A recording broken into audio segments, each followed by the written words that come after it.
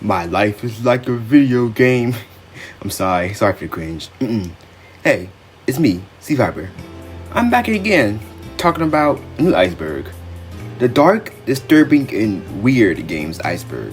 I'm pretty sure everybody knows how iceberg works, so I'm just gonna skip that. I added many games that I and many others have recognized as dark, disturbing, and even weird. Some may be surprises, some may not, and some are gonna be very disturbing as we get down. So I'm gonna add a disclaimer warning, as we go. I'll be also covering some mods too, because some mods can change the whole gameplay and stuff. Also spoilers for a lot of games, so if you care about spoilers. Also, sorry if I get some game information wrong, because most of these games, I think 90% of these games I've listed here, I either never even heard of or I never even played. So if this is a game that and you're more interested about, don't attack me, okay? Try my best. So enough yapping, so grab some snacks, a blanket, a FNAF plush, get your friends and family, if you have them, and something to drink, because this is going to be a long video. And let's get started.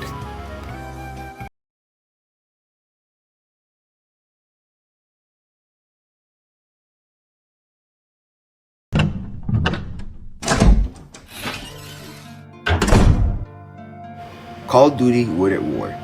Call of Duty World at War is the 2008 fifth installment of the Call of Duty franchise. Delivered by Treyarch, it will be their last World War II setting game for a while. And this is a fan favorite, Call of Duty.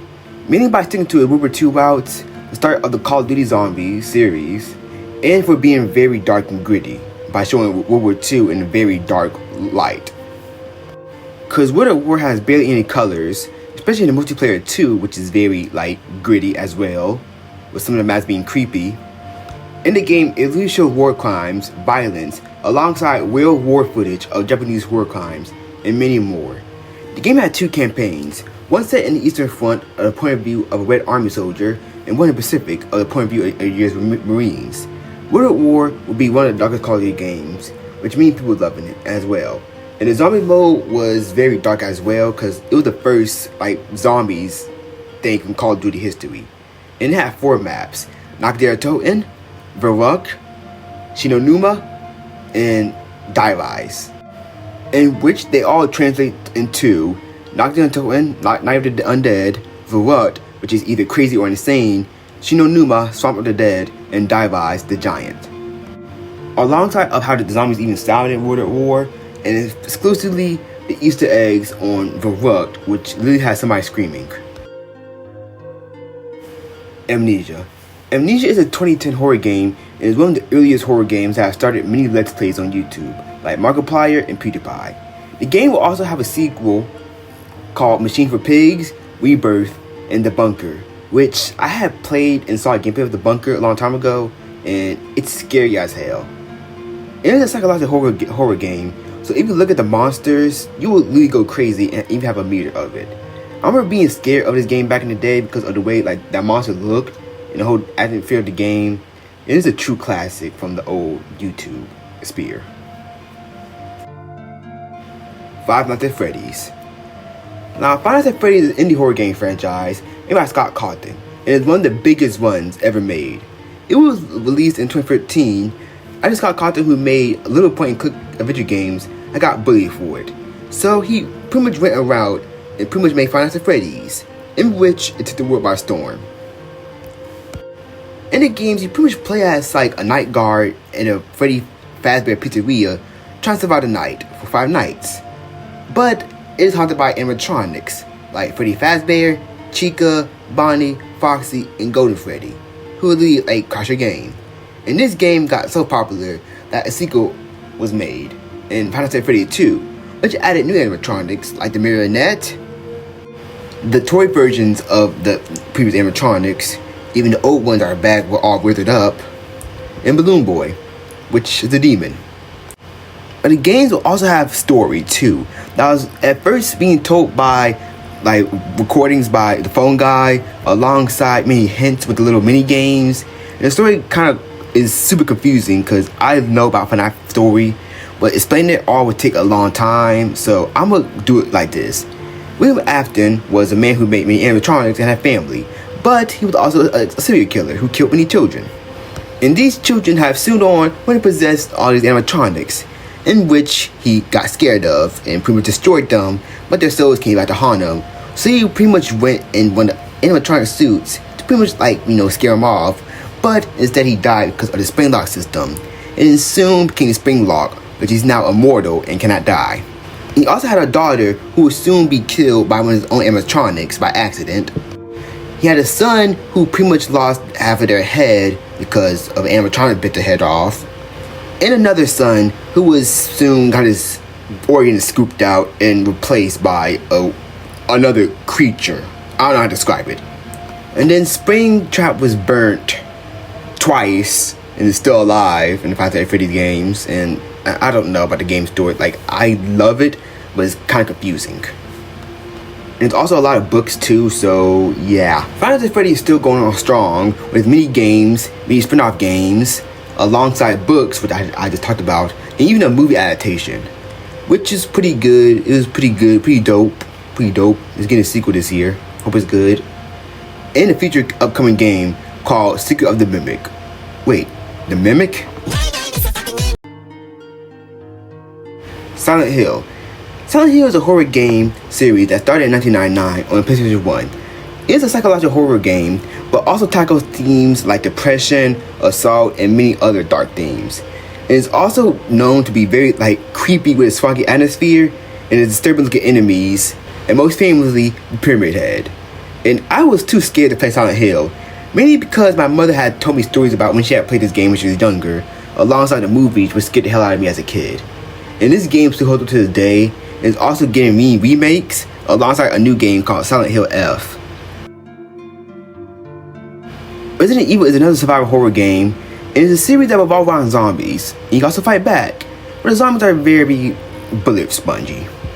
The game series started out in 1996 as a horror game, but was soon built into the action series in the fifth game. And the games are mostly renowned for it's pretty much how the camera is mainly focused on your character, alongside very bit challenging, and the fact that you are being mainly pursued by an unstoppable force in many of these games, like Nemesis, that big lady who I keep forgetting her name wrong, and Mr. X.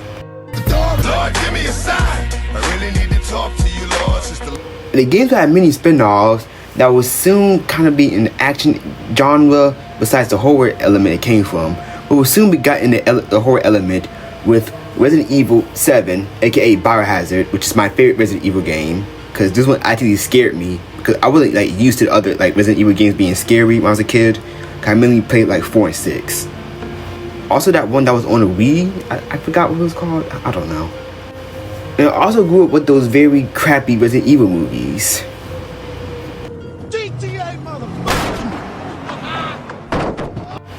And there was also a terrible Resident Evil show. And apparently at the time I'm actually writing this video, I just found out that they're making another Resident Evil movie. Great. But nevertheless, Resident Evil is still one of the most iconic video games franchise of all time.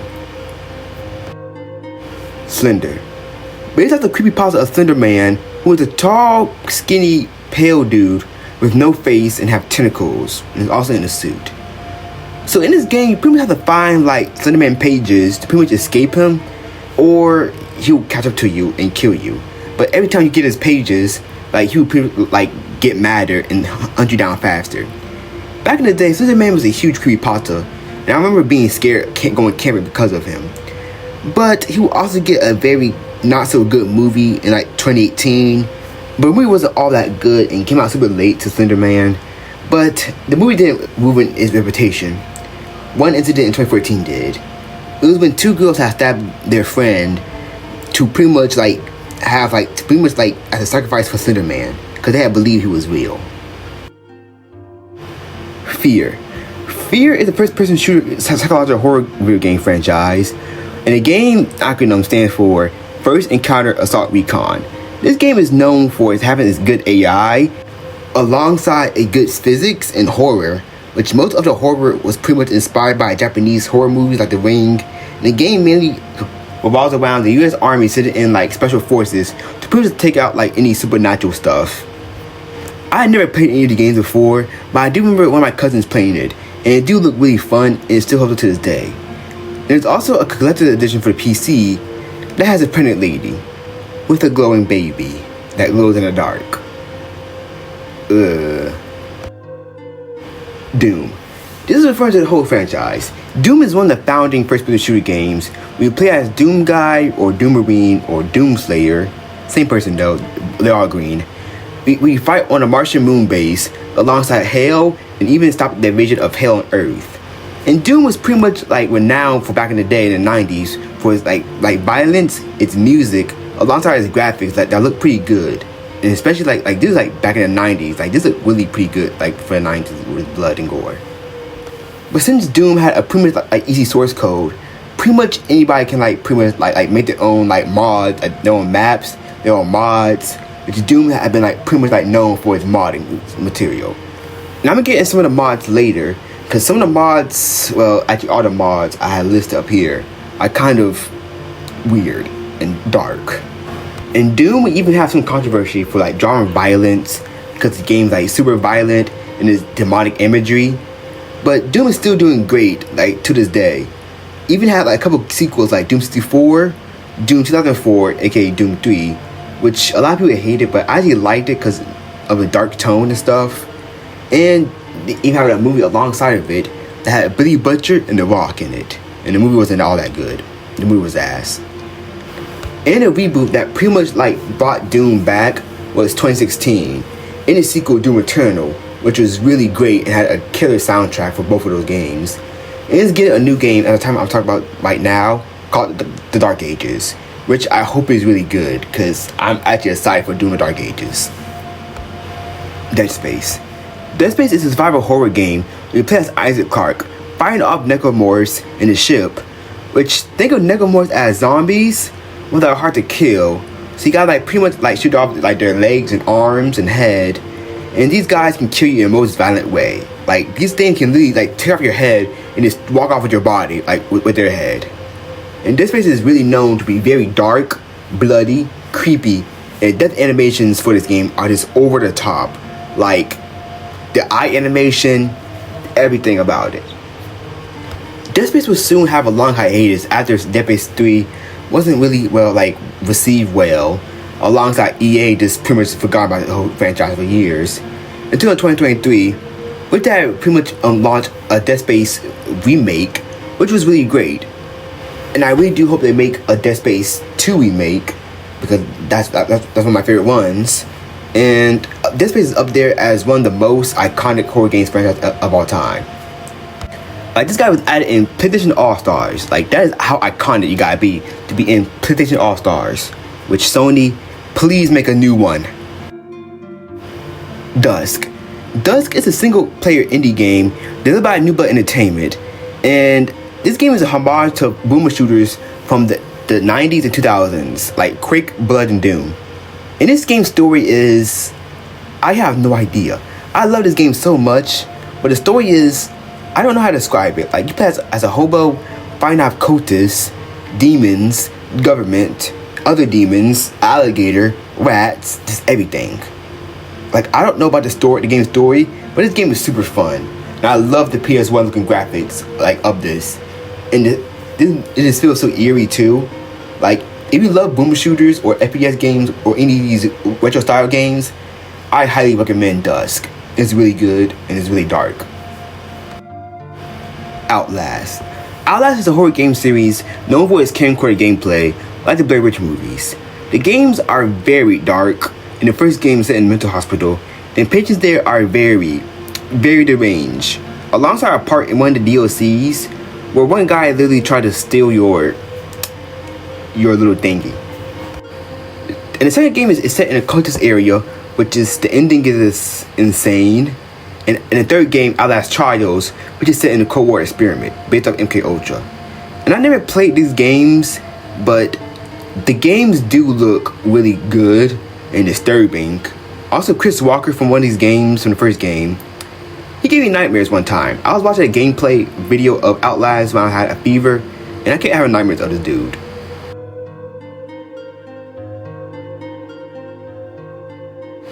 Until Dawn.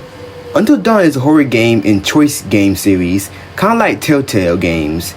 It is set in a cabin where 8 people have to survive a serial killer and Wendigos, which you don't know what a Wendigo is. In Native American folklore, Wendigos are people who pretty much like became cannibals, and it pretty much like turned them into like a twisted monster, like a twisted pale monster. And I love how this game got an accurate depiction of Wendigos, because I'm tired of seeing that antler thing in all media. Like, this right here is a real Wendigo.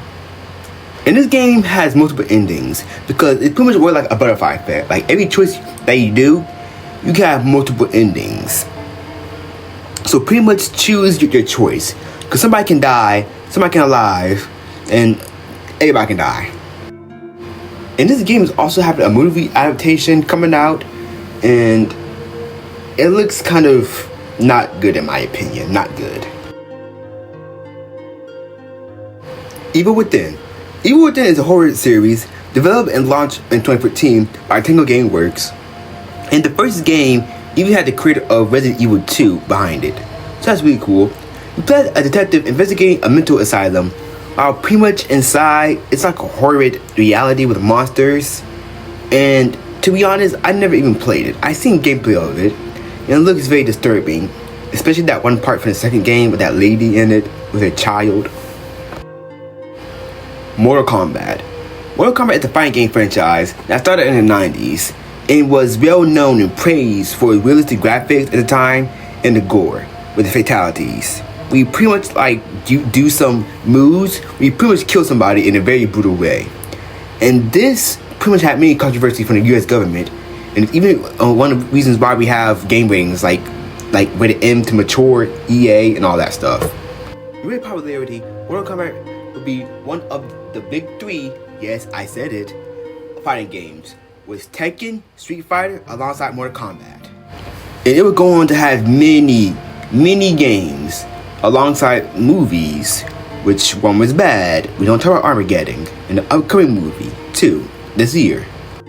Alongside our cartoon for kids, okay, comics, animated movies, and it's still going strong with many new games. And the fatalities are even more brutal now, and people used to go crazy over this back in the day. Like, if they saw this now, they will go insane. And it is a bit crazy rumors that the devs at NetherRealm had to watch gore videos, like actual gore videos of people getting killed in order to make the fatalities, which I hope is not true. I hope they just like looked at like, you know, like body references and just and movie references, but ugh. And Mortal Kombat is also popular because of one thing: it's crossovers. Like many crossovers from movies and games, like creators from God of War, Jason from Friday the 13th, Spawn from Spawn, and Omni-Man. Afraid to die for Outworld. You sure?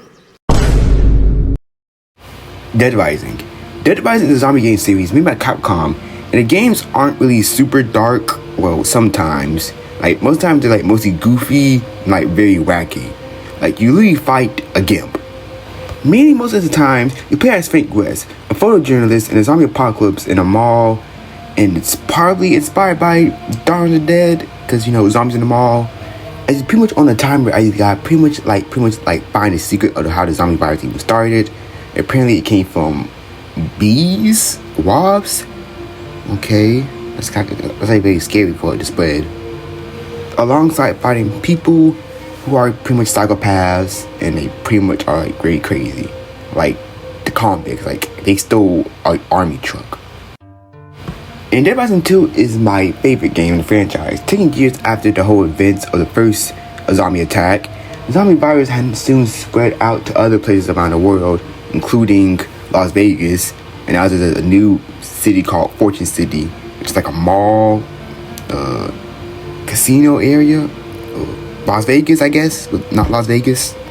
And you play as Chuck Green, survivor in not Las Vegas, with his daughter, who's infected. And if you don't give her Zombrex, which is like a zombie immune blocker pretty much in the game series, she will pretty much die, and it really suck. Dead Rising 3 take place in a bootleg version of Los Angeles, literally, and you pretty much gotta escape before the whole city gets blown up. And I really like this one, even though a lot of people don't really like it, but it's really cool. And the fourth game takes place in the first game original setting in Colorado, but in a new town. But a lot of people did not like Dead Rising 4, and me included.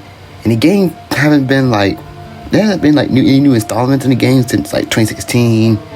Well, unless you count that remake, remaster, reboot, was it? I don't know, but that was pretty cool, I guess. And Dead Rising is really fun because you can make your own weapons.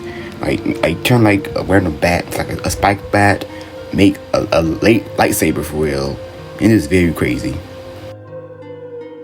Heavy Rain. Heavy Rain is a drama game about a father trying to find his son from a killer known as the Origami Killer, who kills his victims whenever there's rainwater and he pretty much drown them. And the game is an interactive game with around 18 epilogues too. Some is good, some is just even straight up sad. And the game is really dark because the beginning of the game, one of the main character's sons, like one of his sons just dies. I remember I used to play this when I was younger and kept choosing the bad choices. Like I just kept choosing the bad choices and always get the bad ending, which always made me sad. Also, I was kind of creeped out, and still a bit is, by the motion capture, because this game motion capture, it's look alright, but the faces just kind of throw me off a little bit, just saying. Also, this game did span some memes, like the press X for Jason, the facial animations, and the Sean glitch. Succeed. You're the father that I have been looking for all these years. The man capable of giving his own life to save his son.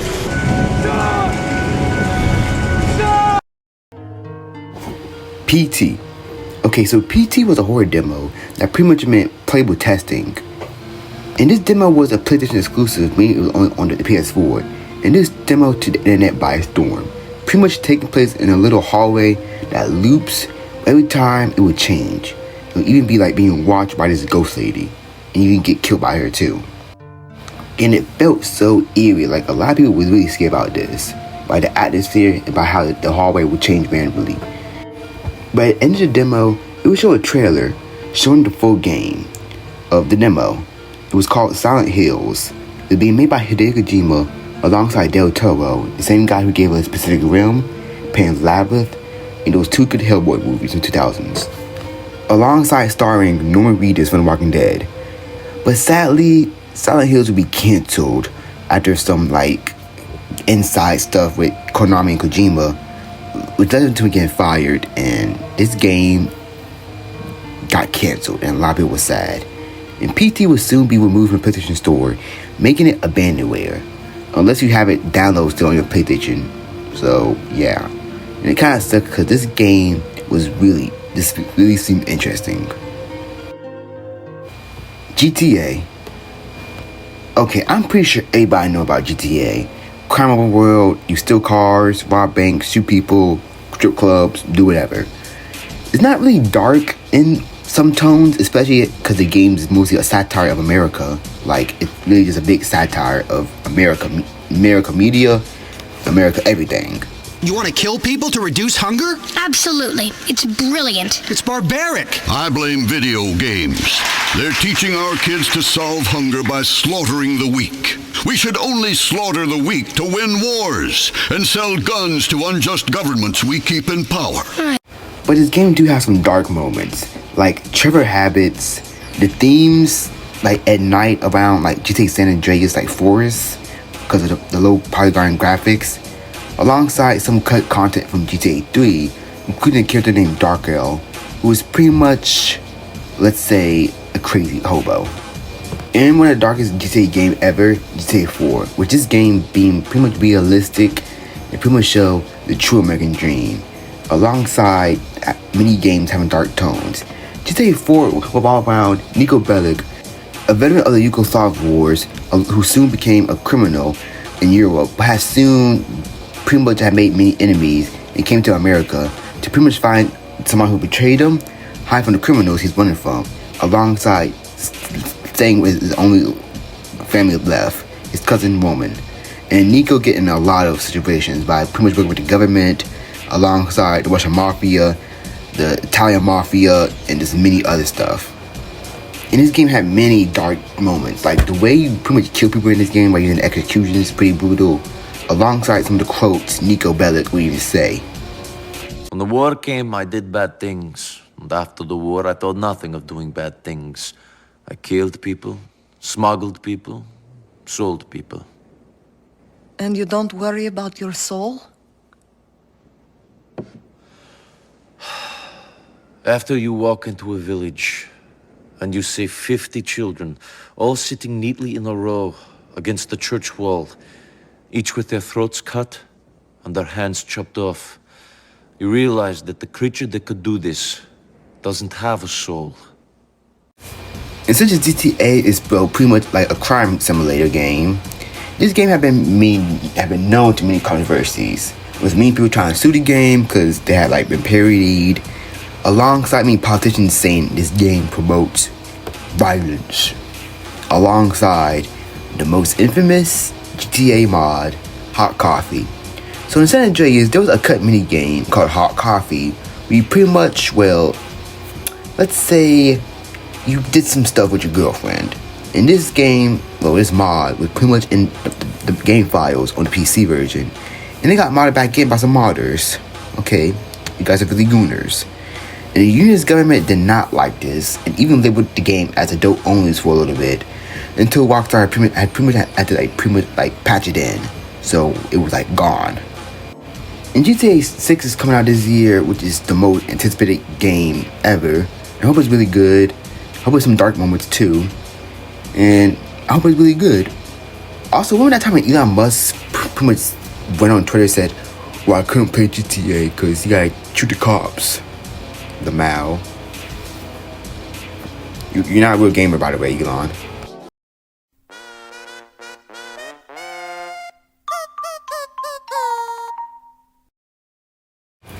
Undertale. Undertale is an indie RPG game by Toby Fox in 2015. You play as a human child who falls into a hole and go underground with a world full of monsters. You can either befriend them and be a pacifist, or cause a massive genocide and kill them all. And the bosses of this game have been known to be very hard, creepy, alongside the game having pretty much good music too. I gotta say that. And one of the most popular characters, Sans, his boss fight is just insane. Undertale was massive back in the day, with many let's plays, animations, music, even a sequel called Deltarune, which is coming out soon. Well, it was in early access, but all the chapters are coming out soon, so that's cool.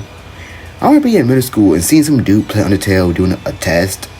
I gotta say, mad lad, just mad lad.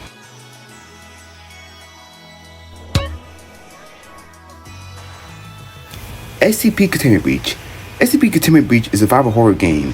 We pretty much have to escape the SCP Foundation after a breach had happened. Now, I know some of y'all are saying, what is the SCP? Well, think of creepypastas that can literally end the world and destroy everybody. So the government pretty much founded a group called SCP, aka Secure, Contain, Protect, which pretty much monitor and study them, while using prisoners as test dummies, scientists who are cannon fodder, and soldiers who are soldiers, duh.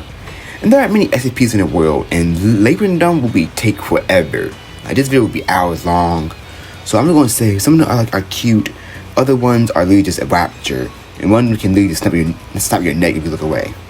And to be honest, I'm not really well informed by the SCP series, but it is very creepy and very disturbing, alongside the fear breaking scream, which haven't memed to death, but that sound is just super disturbing. I just want to leave. Please.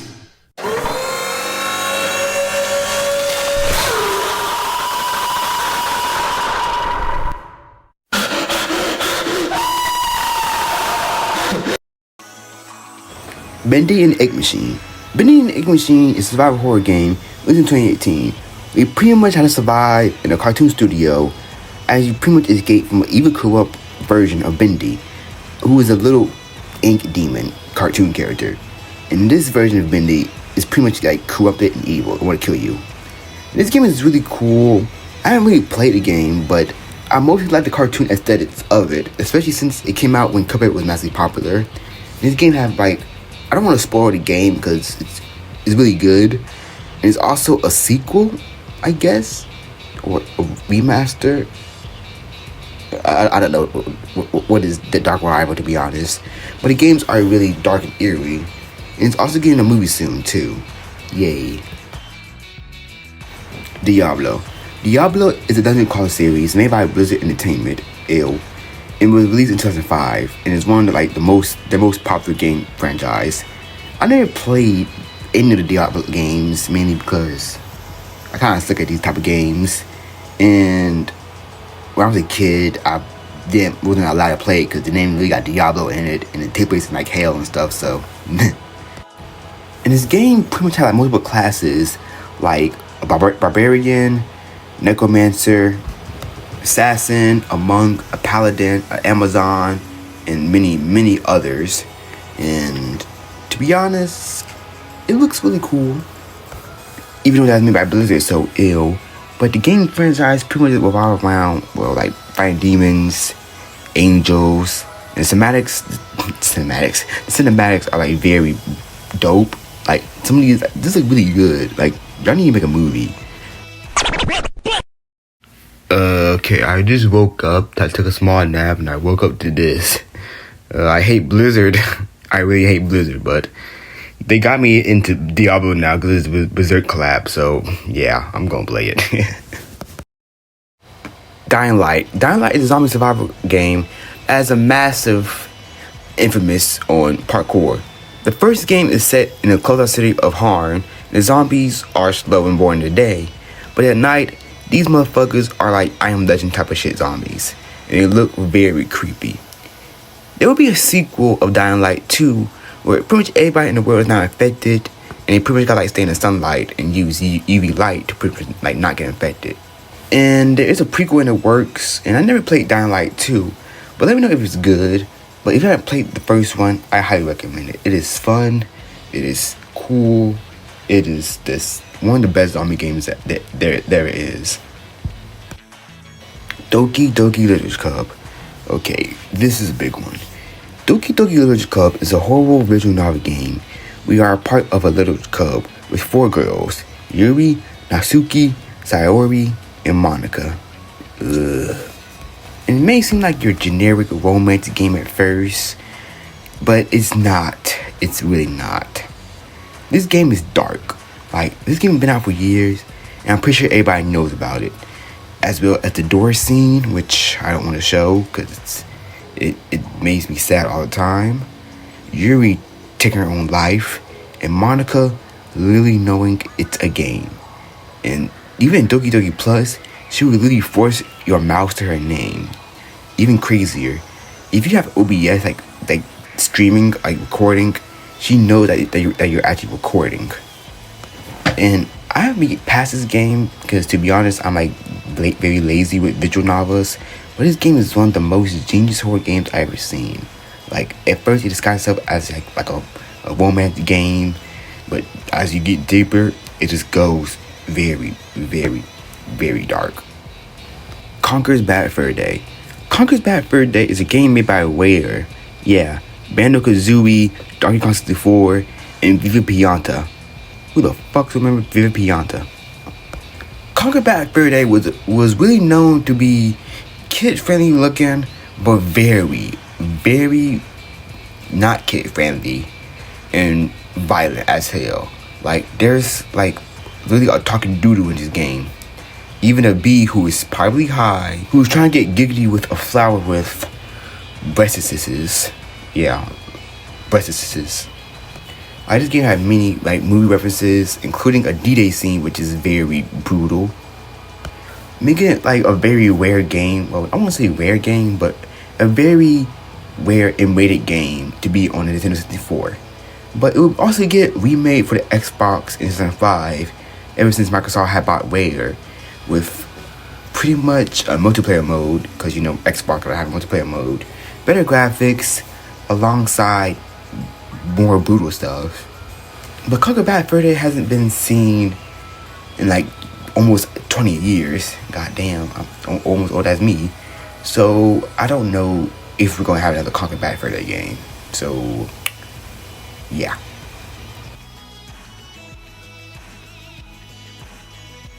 Annie, listen. It's a manhunt. Oh boy, this is a well-known game. Manhunt is a game series made by the legends Rockstars, and this is their most controversial game series, with Manhunt being banned in many countries. And the first game follows James Earl Cash, who is a death row aimer who pretty much been killed by lethal injection.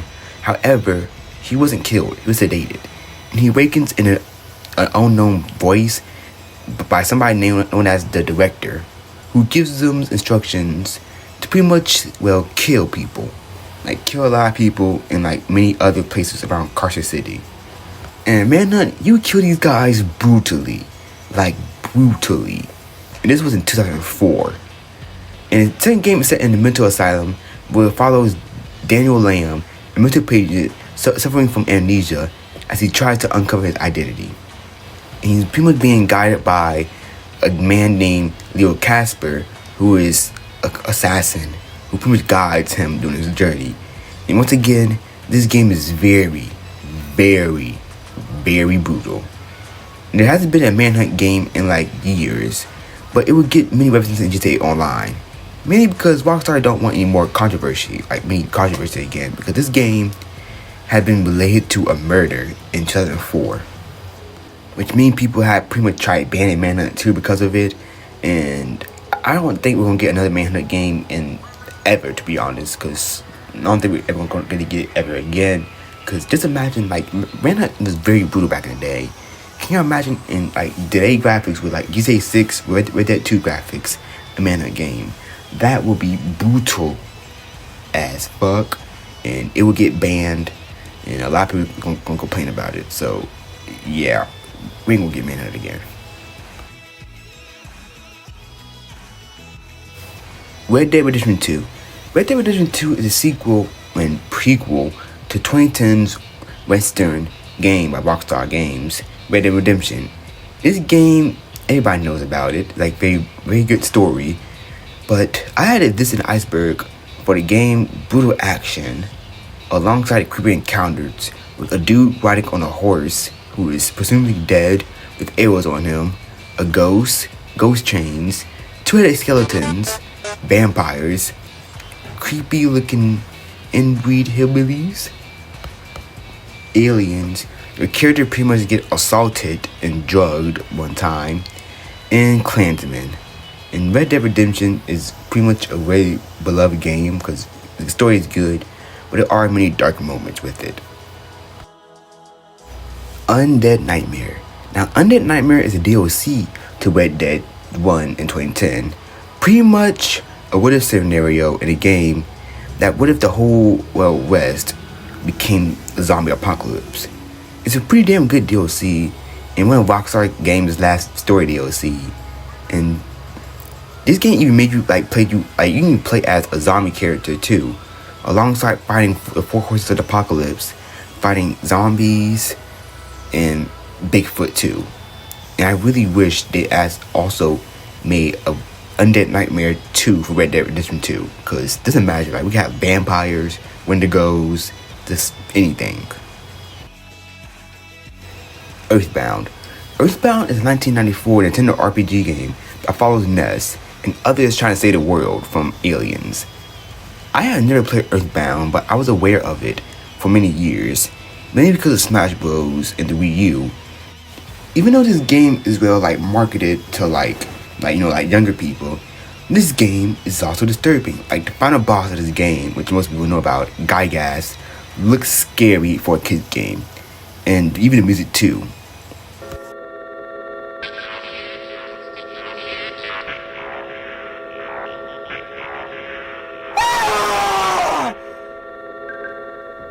And Gygas was also inspired by the creator of the game, because when he was a child, he pretty much saw like a movie scene, and he was pretty much like scarred for life for it.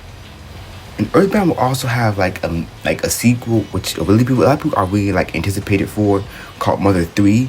And people wanted to come to the West so badly, but it never really did. And that's where Lucas came from, I guess.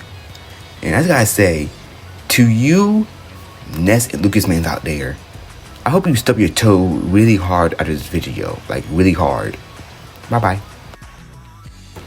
Alan Wake. Alan Wake is a psychological horror thriller game where you pretty much play as Alan Wake, a novelist trying to find his missing wife by using a flashlight against a dark presence. And this game had won many awards, even have a sequel too, which they did a cool dance at the Game Awards a few years back. I didn't play Alan Wake, but I do like the tone of the game, and the voice acting too. It was also made by the same people who made Max Payne, which I love Max Payne.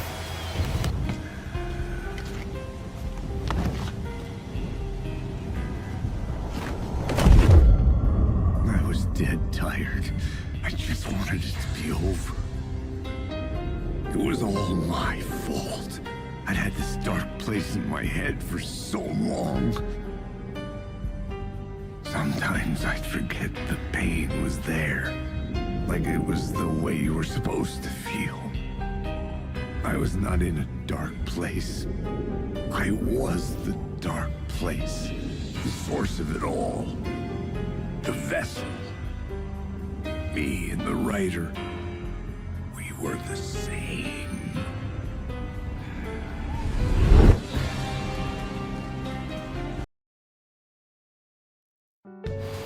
Catherine.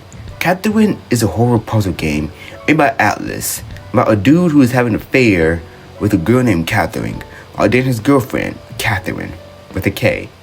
But every time he dreams and goes to sleep, he has nightmares. And his nightmare is dream world, which is inhabited by other men who are pretty much like represented as sheep.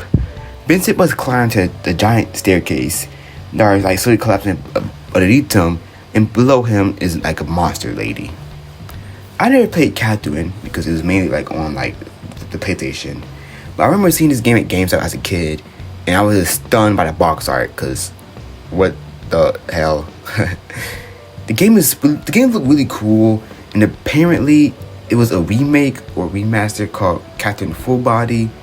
As a cross-dresser in a game named Win. And it's sort of connected to Persona, I think, because the dude was mentioned, he was seen in Persona game. So I guess kind of canon to Persona, I don't know. Shin Megami Tenshin / Persona. I had a Persona part because it's a spin-off of it and some of the characters are in it, so yeah. The Shin Megami Tensei and Persona games are a series of JRPGs made by Atlas. You fight out demons in Shin Megami Tensei, and demons pretty much take a role of an unnamed protagonist who is a teenage boy who communicates with demons by using a computer. I never played the Shin Megami games before, but I did play Persona, which is kind of connected, but isn't really connected. But has some monsters from the game, and the gameplay is similar, and yeah. Persona is a game franchise where you play as a high school most of the time, finding out monsters, making connections with others, and finding your true selves.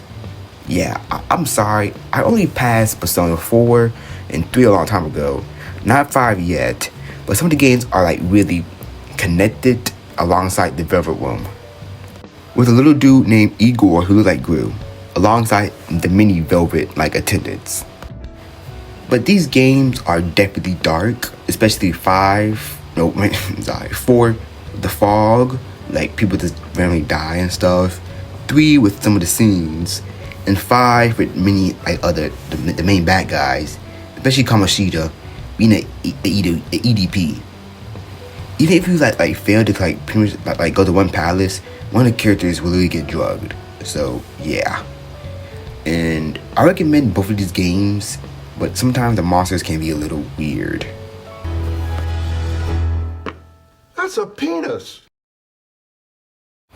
Lollipop Chainsaw. Lollipop Chainsaw is a zombie hack and slash game made by Capcom. You play as Juliet Starling, a cheerleader who belonged to a family of zombie slayers, with her boyfriend head on her hip, and Mimir from God of War. This game is very wild for being over the top, fan service as hell, Even this game was written by James Gunn. Yeah, Guardians of the Galaxy James Gunn, Superman's James Gunn, DC movies James Gunn. Like, this game just took seriousness out the window and just like shoot it out. Just shoot it out. It's very crazy, wacky, wild. It just feels like, I don't know, like one of those crazy animes. Which, I don't know, it kind of reminds me of that one manga, Princess Resurrection. If anybody recognized that, I don't know. I read it a lot in school. And this game would have a remaster, but many of the music was cut because of copyright. And I remember people going insane like on the internet because of this remaster. Because they literally thought this game was going to get censored, but it didn't. You gooners. But yeah, this is a crazy game. What color, Nick? Blue? No, green. Awesome. I love learning about you. I fucked up. It's yellow. Little Nightmares. Little Nightmares is a platform horror game we play as 6, a little girl who is trying to escape the mall, which is an unknown horrific place with monsters. This game is very creepy, like that chef dude and those people eating in those towers, which is just ugh. And the game will also have a sequel where you play as 6 and Mono as they pretty much like discover the secrets of the Dark Citadel Tower and 6 from her terrible fate. Now, I won't spoil none of the games because they are really good. I recommend you play them. They are very creepy too. Like, this game's like rated T-13. Like, I thought this game was like rated M at first, but it's not. That's really impressive. And I cannot wait for the third one. Death Stranding. Now, Death Stranding is a weird game. It's a game where you're pretty much like, it's pretty much like, so think of you're pretty much a delivery man who is pretty much exploring what's left of the United States, which look like Greenland for some reason, with a fetus. Yeah, I don't know what the hell is going on in this game. I do not know what this game is even about. I watched many videos on it. I'm still confused. The game is made by Hideo Kojima and stars Norman Reedus and Troy Baker in a post-apocalyptic world with shadows of people and monsters. That's called the Death Stranding. And I'll be real with y'all, I never played this game. Mainly because it was on like PlayStation for a while. It's now on PC and Xbox, but I never got a chance to play it. And I'm super confused of this game, but the game music is beautiful. The game looks really well made. And the art style is also cool. Also, those tactical soldiers look dope. And the acting is great. But this game is just, I don't know, it's weird. And it's cool because it's getting a sequel this year with Metal Gears and Snake. Oh, that is not Solid Snake. Also, I wonder what happened to that one Hideo Kojima game that's supposed to be like a nightmare. Not a nightmare game, a horror game. I was going to have Jordan Peele in it. Like, where is it? I'm Slendy Tubby. Left 4 Dead. Left 4 Dead is a co-op zombie game series made by Valve and Telerock Studios, kind of. Left 4 Dead 1 came out in 2008, and this game was very creepy. Like, the game was very dark. It's pretty much inspired by many horror movies too, with like many like unexpected horror events. And you pretty much play as 4 survivors: Louis, Francis, Zoe, and Bill, all trying to survive the horde of zombies. And these zombies aren't really zombies because technically in lore, they're like 28 days later zombies. They're pretty much people who are just enraged and sick. And the virus also mutates and turns people into like horrible versions of themselves. Like the hunter that pounces on people, the smoker that grabs you, the boomer that blows up and gets bio on you, and the tank, which is a guy on steroids, alongside the witch, which is a crying lady, and if you pretty much promote her, she'll chase you around and hit you in one hit and claw you till you die. The game will be followed up by a sequel in 2009, where Tip is in the southern United States with a new crew, making from Savannah, Georgia to New Orleans, which Coach, Nick, Rochelle, and Ellis. Whirly bird left without us. Helicopter. It is a helicopter. You call that thing a whirly bird one more time, I'll beat you so bad, your sister's gonna wish she never gave birth to you. And the game tone will soon switch from horror to pretty much an action movie type of vibe, but it still has its horror events, but with like around like the sounds of the special infected, and also new special infected, like the jockey that grabs you, the spitter that spit acid, and the charger that charges you and crushes you till you die. Left 4 Dead 2 will be pretty much one of the most played games on Steam, alongside having a Steam workshop with many mods, alongside pretty much porting other maps from Left 4 Dead, like Left 4 Dead 1 maps to be ported over to.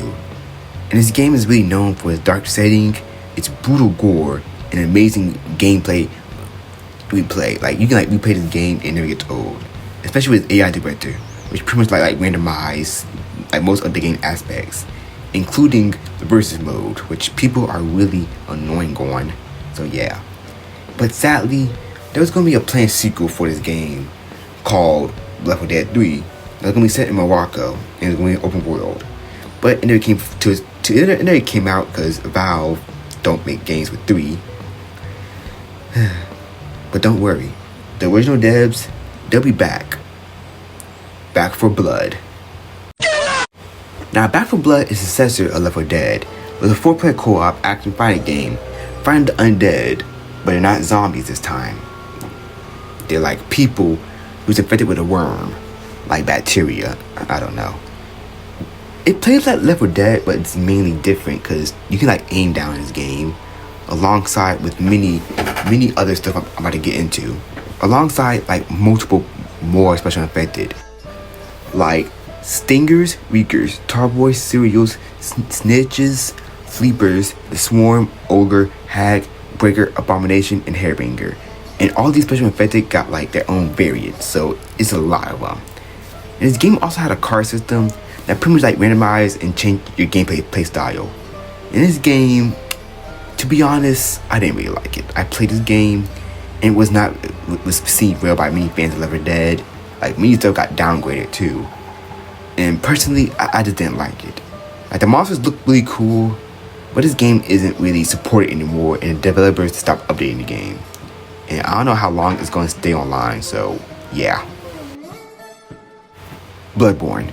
Bloodborne is a Souls-like game, meaning it is very challenging. Also, it is made by the original devs of Dark Souls and Demon Souls.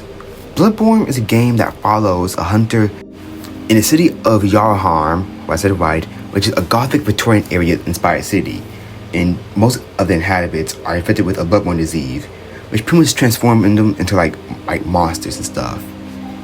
As you discover the whole city mysteries alongside fighting many bosses, which are really hard.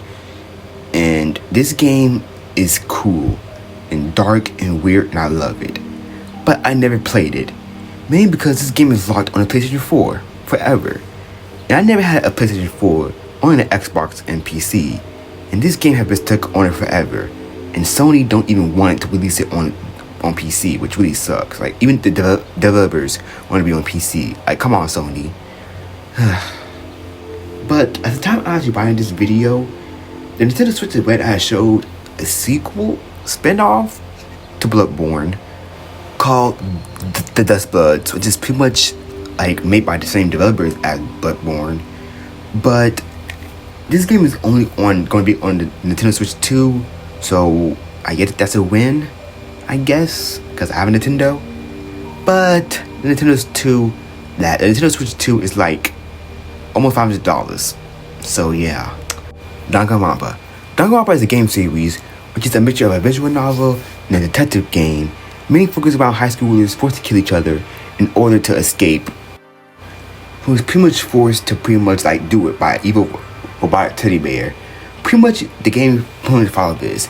You gotta kill somebody to escape the school, but if you get caught by the whole people, then you pretty much get killed in a very crazy way. And there are many games in this series alongside an anime, a manga, and it's very, very popular. And I love Danganronpa, but y'all people in the fan base are just crazy, especially you Junko Ikishima fans. Games are really crazy, and they are dark at many times. And something interesting I find about the game franchise is, and even in the manga too, in anime, the blood is pink, mainly because of censorship. Because this game almost got made because of that. Telltale The Walking Dead. The Walking Dead is an interactive game series based off the comic book and TV show of the same name, The Walking Dead, which is why the game has a comic book art style and literally came out around at the same time as the show was popular. The game's story is interactive, meaning like your choices pretty much like will affect everybody, including the outcome of the story. The first game followed Lee, who was on his way to prison after killing somebody on accident in a fight, but will soon get in a car accident and meet a little girl named Clementine, as he pretty much protects as her parents are in Savannah and they go look for her, while meeting friends and enemies along the way. And this game series, the first game is just sad and really dark. Like there's actually cannibals in the game. But after the first game, it mainly focuses around Clementine, as she pretty much like survived on the pockets on her own, making friends and enemies along the way, while also take care of a little baby boy, AJ.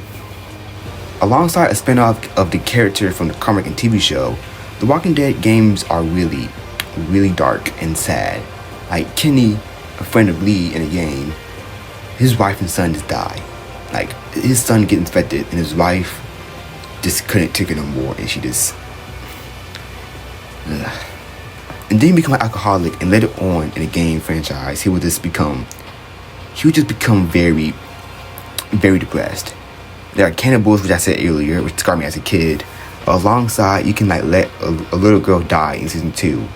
And hell, season 2 was supposed to be dark. Like Clementine and AJ was planned to die in a blizzard at the end of the game. At the end of the game of season 2, there's a blizzard. She was gonna die. Her and AJ were just gonna die. But it cut it out because it's too dark. That's another thing I want to say, because the Walking Dead games, they had a lot of cut content that was very dark and disturbing. Because in season 3, Kenny wasn't going to die by a car crash. She was going to die because he drowned himself in the river. The Walking Dead game series will even have 5 games, including a spin-off with the woman from the show. But the ending was kind of rushed, maybe because the company Telltale Games will be shut down. But it ended greatly with a happy ending, and I recommend these games. But grab a lot of boxes of tissues too. Also, I remember this game really means a lot to me, because this was the only M-rated game that my mother would allow me and my sister to play, because when we were younger, like, we loved the Walking Dead show and zombies. So yeah, play Walking Dead games, I recommend. Caught in a bear trap! Damn! Looks like I'm gonna have to chop that leg off, son. What? Are you crazy? No, I'm Sam Jackson. Come on, Pulp Fiction, Sakes on the Plane. I know you know me. But you don't have to chop my leg. You can see there's a release button. Just push that, and I'll be totally free. I can see it. It's just out of my reach. Walkers! See, okay. The Binding of Isaac. The Binding of Isaac is a 2011 worldwide adventure game, and the title and the game is inspired by the biblical story of the Binding of Isaac. In the game, Isaac's mother receives a message from God demanding the life of her son as a proof of her faith. And Isaac got so scared he just fled into her basement of their home, which is filled with monsters, where he got to fight to survive by using anything necessary, even using his tears to fight. And the model designs is just very creepy, and the story is like very dark, and the endings too, because this game has multiple endings. And by the Isaac will have many expansions like Wrath of the Lamb, Rebirth, Afterbirth Plus, and Receptance. A true classic indie game role like that is very good and I recommend, but beware if you don't like dark stuff. Postal. This will be covering the whole entire Postal game franchise. Okay, Postal game is a franchise that revolves around Postal Dude, who's this nice looking fella. The first game is a top-down shooter released in the 90s, where you pretty much have to play as Postal Dudes who commits mass murder around a town in Arizona. And I mean, you shoot anything. But Postal 2 is mostly well known for pretty much causing a lot of chaos, a lot of dark humor, peeing on people, getting people to sign petitions. Even Osama bin Laden's in this. I'm not joking. Pretty much in Postal 2, all you gotta do is just mainly carry out many Monday tasks throughout in the game week, with the player, your character, computer do whatever you want, shoot up people, pee on people, cause massive mayhem. It's just crazy situations. You even come across a giant, how can I say it, peanut sack. Yeah. And the puzzle games are very like out there, dark, humorous, and there's even a new one called Brain Damage, which plays like a boomer shooter a lot because it has a lot of boomer shooter aspects. But man, and this game will be very popular by many memes, alongside having a movie in the 2000s made by Uwe Ball. Yeah, Uwe Ball, the same guy who gave us that booty Far Cry movie. And I'm surprised that there even was a poster movie too. You fired? I want your fucking boss fired. This is on flame. Go Hitler too. Copy. Ja. What'd you say, bitch?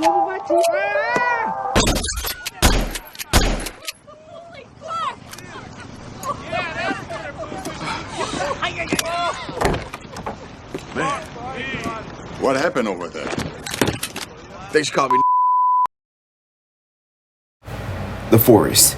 The Forest is a survival horror game set on an island that is mainly a forest, well, duh, but having many secrets alongside cannibals, mutants, and a secret government facility that pretty much have like a lot of stuff.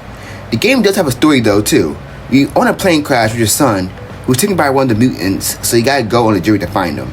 Or stay on an island like when you do find them and just like stay here forever. The game is cool, but most creepy thing about it is the mutant designs. Like some of these things look like, I don't know, like a tater tot. Some of them look like deformed, and the cannibal aspect is really creepy too because it reminds me of a movie called Green Inferno, which if you ever saw that movie, ugh, it's this, ugh. And the Forest will also have a sequel too called Sons of the Forest. You pretty much have to find a billionaire who's on this same island. And this one looks really creepier too, and I never really played Sons of the Forest, but I'll get a try one day. Far Cry 5. Far Cry 5 is the 7th kind of entry in the Far Cry series. Where you pretty much go to some place in the world and save people. That's literally the whole part of every single Far Cry game. But Far Cry 5 is set in Hope County, Montana, where a doomsday religious cult has set up shop, led by Joseph Seed and his siblings, who are, let's say, mentally unwell and just deranged and crazy. Now, Far Cry 5 may not seem all dark because you got American freedom in this, a game, a bear, guns, freedom, America stuff. But the cult is actually crazy. Like, these guys burn people, drug people, give people like tattoos, and sometimes even like scarring them of one of the 7 deadly sins they have. Like, because the main character, Joseph Seed, has like numerous like sins like carved on his skin. And all his siblings are just very like insane because his sister pretty much like drugged like one portion of the whole county. His brother tortures people like to pretty much make him say yes, and his older brother pretty much is mentally unwell, drug people, and make them like fight like innocent people too.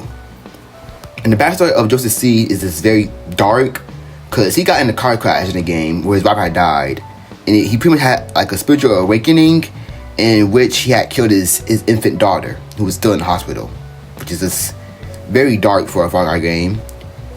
And the nuke ending too, alongside the fact that Eden's Gate from Far Cry 5 is based off many religious cult in America, like the Branch Davidians that had led to the Waco siege. And not to say most of the marketing of this game was like kind of like dark and a little gloomy and eerie, but overall, it's a Far Cry game, so they're all kind of like, you know, a little generic, but this one was like really dark, and it's my favorite one, so yeah.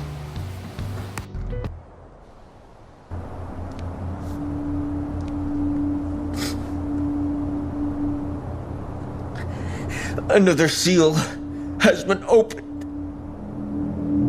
My family, my brothers, my sisters, they've been taken from me by a snake in the garden.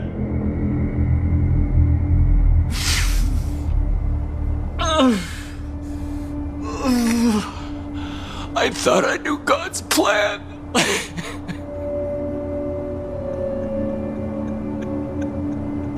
But I was wrong. I was blind.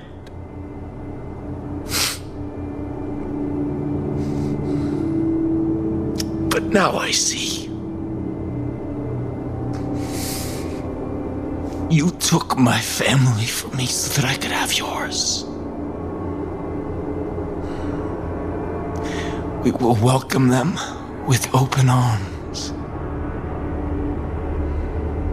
Just as we will welcome you. We will be waiting for you. Where it all began.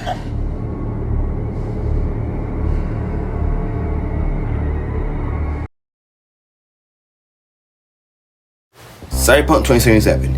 Cyberpunk 2077 is an action-adventure game made by CG Projekt Red, set in the Cyberpunk universe in Night City, alongside many tabletop games that came way before this, books, and even an anime.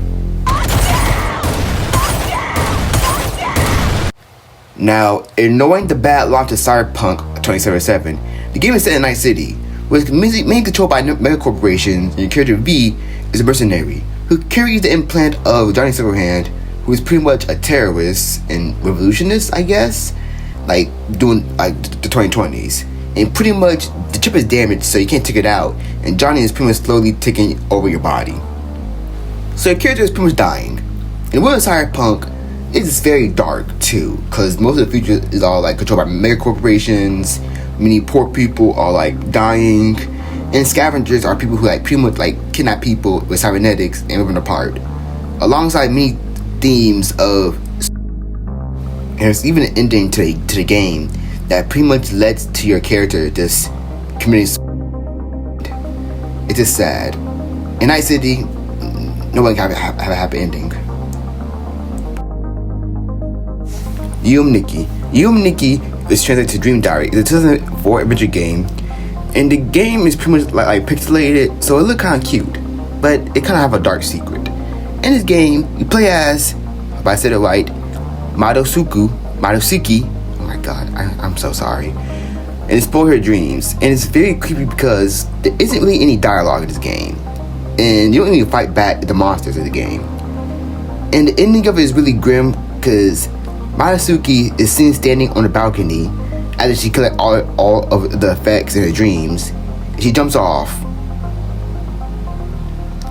So she pretty much is dead. Now, one of the reasons why I think she did this, because in the game, she lived by herself, and she probably just felt isolation, and just went into depression because of it. It's very sad. Wolfenstein Reboot. Wolfenstein is a game series mainly revolving a U.S. soldier named BJ Blazkowicz in World War II, as he goes inside a castle called Castle Wolfenstein, which is a secret Nazi castle with magic, zombies, and robots. But in the reboot, the new one takes a new turn. The reboot was made by Machine Games in 2014 and pretty much features an alternate universe where in World War II, technology is more a bit advanced, and well, Germany has now like new tech like super soldiers, robots, mechs, robot hounds, and the nuke, which I used to nuke America and will soon take over the world. We play as BJ Blazkowicz, who woke up in a coma in 1961, as he's trying to pretty much free the whole world from Nazi rule. In the prequel game, Old Blood, he goes on a castle in Castle Wolfenstein to pretty much kill a German scientist. In the sequel, New Colossus, he arrives in America during the 60s and liberates the whole country, starting a new American Revolution. Also, Ronald Reagan dies in this game. I'm not joking, like he's actually in this game and he actually dies. And then there's another sequel where you pretty much take place in Paris during the 80s. We play as BJ twin daughters, but everybody hated that game for some reason, and I don't know why, but it was okay. Wolfenstein games are dark for how it shows how horrible the Nazi was, and like that death camp mission, in the part where they literally rip one of his friends' brains and eyes out in front of him. And there hasn't really been another Wolfenstein game in a while now, and since Machine Games stopped working on Indiana Jones, we can probably hope that Wolfenstein may come back soon. And I cannot wait till the next Wolfenstein game.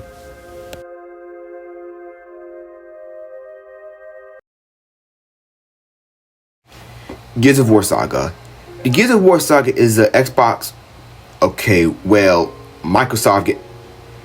okay, well, game series that is a third-person shooter, and the Gears of War first trilogy is mostly focused on Marcus Phoenix, who's a soldier in a cog, aka Coalition of Order Governments, as him and his brothers in arms, Dom, fight against a mutant subterranean species known as the Locust. And Gears of War is known to be very brutal. Like, when you die sometimes, like you really just explode. Alongside his iconic weapon, the Lancer, which is a assault rifle that has a chainsaw bayonet, which is very brutal. But the games are like very dark, especially in the lore, because pretty much humanity in Gears of War have been fighting for thousands of years, then stopped, then fought a bloody war for 80 years, and then went on to a new war, the Locust War, which after the war in Gears of War 3, 90% of humanity died during the Locust War, and only like a couple thousand, like a couple 10,000 are still alive. Also, this in Gears of War is a female Locust. Yeah, this is the female Locust, and they gotta chain it up, that pretty much like so they won't die. Alongside other dark moments, like one character Ty, at first who we see, who's a very tough as nail soldier, especially in the comics too. But in the game, he was captured and tortured for days, and it broke him. He was blinded, he was deaf, and he just committed. And one part that actually made me still sad to this day, sorry, is when one character, Dom, finds his wife who was captured, but soon realized that had put her in a horrible state, in which he had no choice but to put out her misery. And Dom will soon sacrifice himself later on. And Gears of War will soon enter a new saga with Marcus Phoenix' son and his friends, JD Phoenix, who instead of fighting a Locust, will instead fight a new breed of them called the Hive. No, the Swarm, sorry. I haven't really played the new Gears of War games, I'm sorry. But a lot of people would not like the new saga because many people would say that it's less dark and brutal, but it's still brutal in some many aspects. And they even removed the word wars from Gears 5 and Gears Tactics. I get to make it shorter, I guess. I don't know. But by the looks of it, I hope that the next game, E-Day, keeps a dark tone.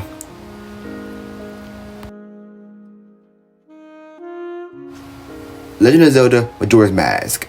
Now, I'm gonna get a little hate. I never grew up with most Legend of Zelda games. Like, I never played Breath of the Wild, I never played Ocarina of Time, I never played them. I mainly grew up with Wind Waker and Link Between Worlds, you know, the Tomb Link games. So, sorry if I get some stuff wrong, okay? Legend of Zelda Majora's Mask is one of the darkest Legend of Zelda games. Majora's Mask is set in Termina, alternate version of Hyrule, which is the main setting of most Legend of Zelda games. Termina is more darker, more unsettling of Hyrule, in which landmarks are familiar but are really twisted. In Link in the game, meet Skull Kid, which in Legend of Zelda lore are pretty much like kids who wander off in the forest and get turned into this. And Skull Kid wears the Majora Mask, which pretty much had like mini power and other stuff. And he also turned Link into a Deku Scrub, which is a very useless creature. And in the scene showing it, it feels very eerie and hopeless, the feeling of Link. Also, the world that Link is in is going to end in 3 days, because the moon, which is this beautiful face right here, is going to, crash into the whole world. If you fail to pretty much, save the world in 3 days, it's over. Like, the whole world is gone. Alongside the Redead, which are pretty much like zombies, but this design, ugh. Detroit Become Human. Detroit Become Human is a PlayStation, an interactive drama game that is set in 2038 in Detroit. Well, duh. The game started out as a tech demo by Sony in 2008, showing an android female pretty much gaining awareness, and would soon go into the game. It followed 3 androids. Marcus, who becomes leader of the android resistance in Detroit. Kara, another android who is a housekeeper, but wants to save a little girl, Alice, because her father is abusive. And finally, Connor, who is the android detective, and the game had many dark moments, like even a damn prison camp for the androids, alongside many endings which I don't want to spoil because this game is so good. It's like the acting in this game is really good. The story is really great. Also, Mr. Krabs is in this. I'm not joking. Mr. Krabs' voice actor is in this. No fucking way. I don't need a partner, and certainly not this plastic prick. Jeffrey, Jesus Christ, why are you doing this to me? You know how much I hate these fucking things? Plague Inc. Plague Inc. is a strategy game where your main goal is to pretty much create a virus, evolve it, and wipe out humanity. That's really it. And you gotta try to do it fast before, they make a cure in the game. In Plague Inc., there are many viruses in Plague to choose from, such as bacteria, a virus, fungus, parasite, a prion, what the hell is that? A nanovirus, a bioweapon, a Neurax worm, which mind control people, a zombie virus, because this was 2012, so the zombie boom, a vampire virus, and a simian flu from Planet of the Apes. Humans get dumber, monkeys get smarter. And this game is very eerie and kind of dark because you pretty much wipe out humanity. And the sound design with the alerts, the news alerts of the virus, the captions, an image showing the country's stable status, because some of these countries can look all normal before pretty much just being 0% population in the next country. And the little London Bridge quote, which actually creeped me out to this day. Ring around the rose, pocket full of roses, ashes, y'all down. Poppy Playtime. Poppy Playtime is a horror game in a mascot horror scene, which is an episodic game 2 where you explore a toy factory called Playtime Co. Now, I'll be honest, these games are just... I do not like Poppy Playtime. It is dark, I will say that, but the whole mascot horror genre is just very old and fast. How y'all scared of this? Because pretty much in this game, you pretty much got explore a toy factory, which Huggy Wuggy, I think it's called that, pretty much chase you down. I don't really know about the whole lore. I'm not really familiar with it. One thing I mainly know about it because those weird content farms that milk the hell out of this game series. And some of these content farms are really weird because what the hell, YouTube? Five Nights at Candy's. Five Nights at Candy's is a FNAF horror game made by Emil Mako, if I said it right, and it's kind of canon to FNAF with some of the Easter eggs that we have. I don't know. The game is set in a different restaurant chain where you pretty much have to survive the night with animatronics and work similar to FNAF, but I have new animatronics like Candy the cat, Cindy the cat, Chester the monkey, Penguin, Blank, Old Candy, and Rat. His name is Rat. The second game is we pretty much stay at the old animatronic factory, but they're all busted up. And there's a new animatronic, Cat. And the third one, which expands the lore, takes place in the 60s, we play as Mary, as you see a murder in the Rat and Cat theater, where one actor who played a mime accidentally killed one of the actors, and then killed another actor to save his career, so he won't go to jail. But Mary has seen all of it and to have many nightmares of it, in which we see them nightmares at night. And it's similar to FNAF 4 gameplay. You guys shine a light on the enemy's face. And it's one of the most popular FNAF fan games, and there has been a new entry in the Five Nights at Candy's franchise in a while, but I like to see a new one. Also, props to this creator for staying out of drama. The creator of this game, he is cool. Octodad. Octodad is a 2014 indie game where you play as Octodad, who is an octopus disguised as a human and have a wife and kids. Wait, what? So you pretty much got play as Octodad, working around the house, grocery shopping, and accompanying his family. But they go on a local aquarium trip with his wife. But there's one evil chef there who pretty much know Octodad is an octopus, and pretty much want to expose him and cook him. So you pretty much gotta play as Octodad trying to stop this evil cook and save your family. And then the whole family pretty much know their whole truth of their father being an octopus. The game is really cute and really weird sometimes, but I still want to know how the fuck anyone did not know he was an octopus this whole time. Also, how the hell did he... Never mind. This mom is freaky. Then where Where did me and Stacy come from?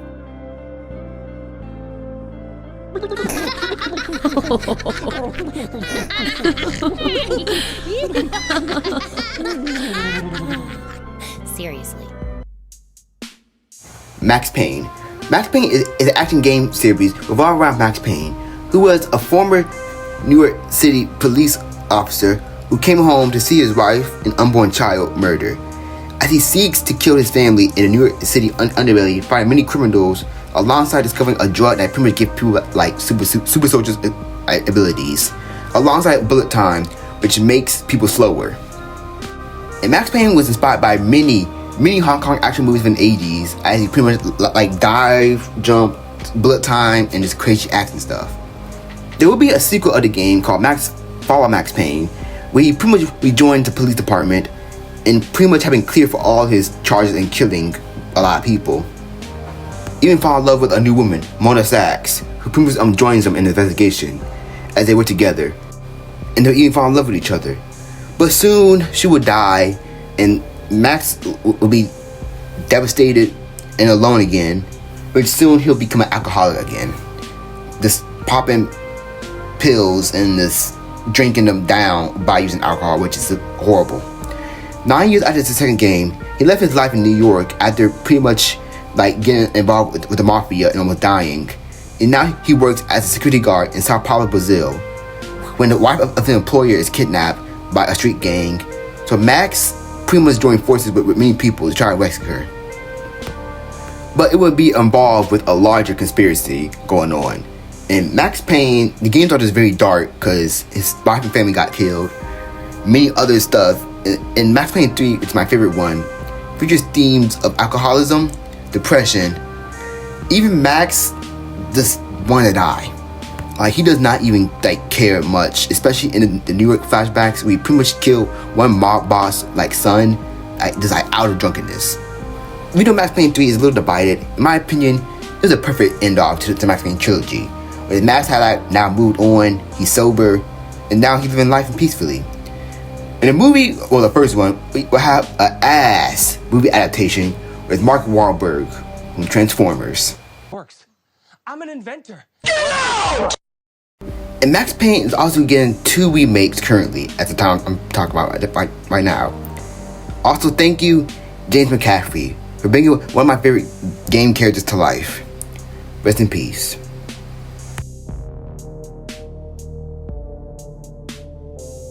Alien Isolation.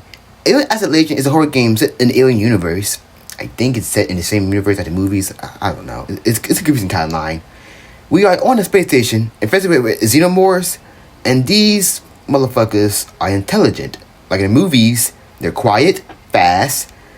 They can also fight back sometimes, and it's also the occasional androids in the movies too.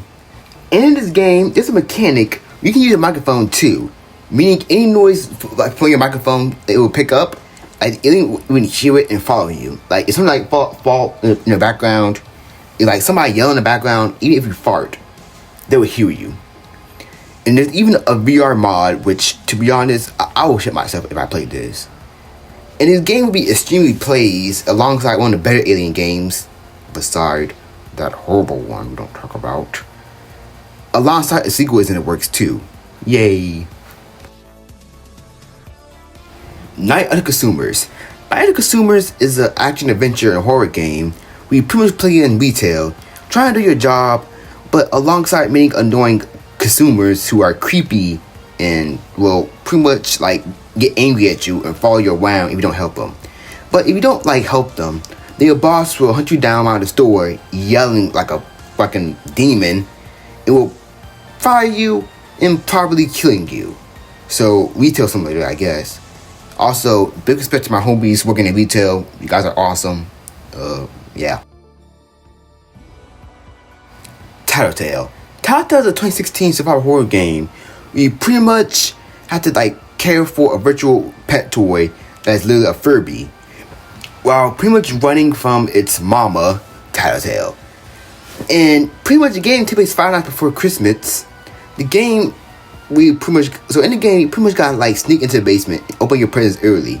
But the gifts are like these annoying talking tattletales, which are like Furby things, and they are annoying because you gotta pretty much feed them or they won't shut up, groom it, charge its batteries, and these motherfuckers are loud as hell, and they can be hard to silence too. Before you get caught by their mama. In the last night of the game, your character and all these little tattletales do a little seance, I guess, and pretty much send the mama to hell. Then of the day, it's all good. Like, everything's all good. It's like, nah, she don't scare you. I remember seeing this game being a lot big back in the day on YouTube and stuff. Hell, even Disney XD had some dude I never even heard of play it on their gaming blog, playing it.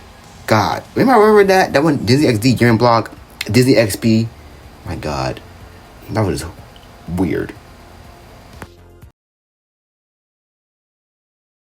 Modern Warfare reboot. I'm talking about the campaign here, people, not the multiplayer. Modern Warfare 2019 is a reboot of the original Modern Warfare game series.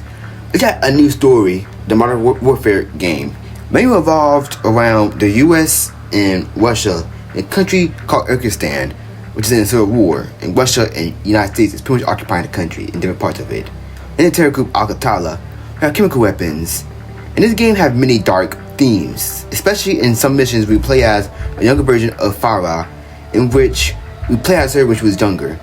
And she was a little girl in a war zone, and she see her mother killed in a bombing, her father killed in front of her by a soldier, and seeing how everybody she knows is killed in a chemical attack, while her and her brother are pretty much kidnapped by a Russian dude, and alongside being tortured too.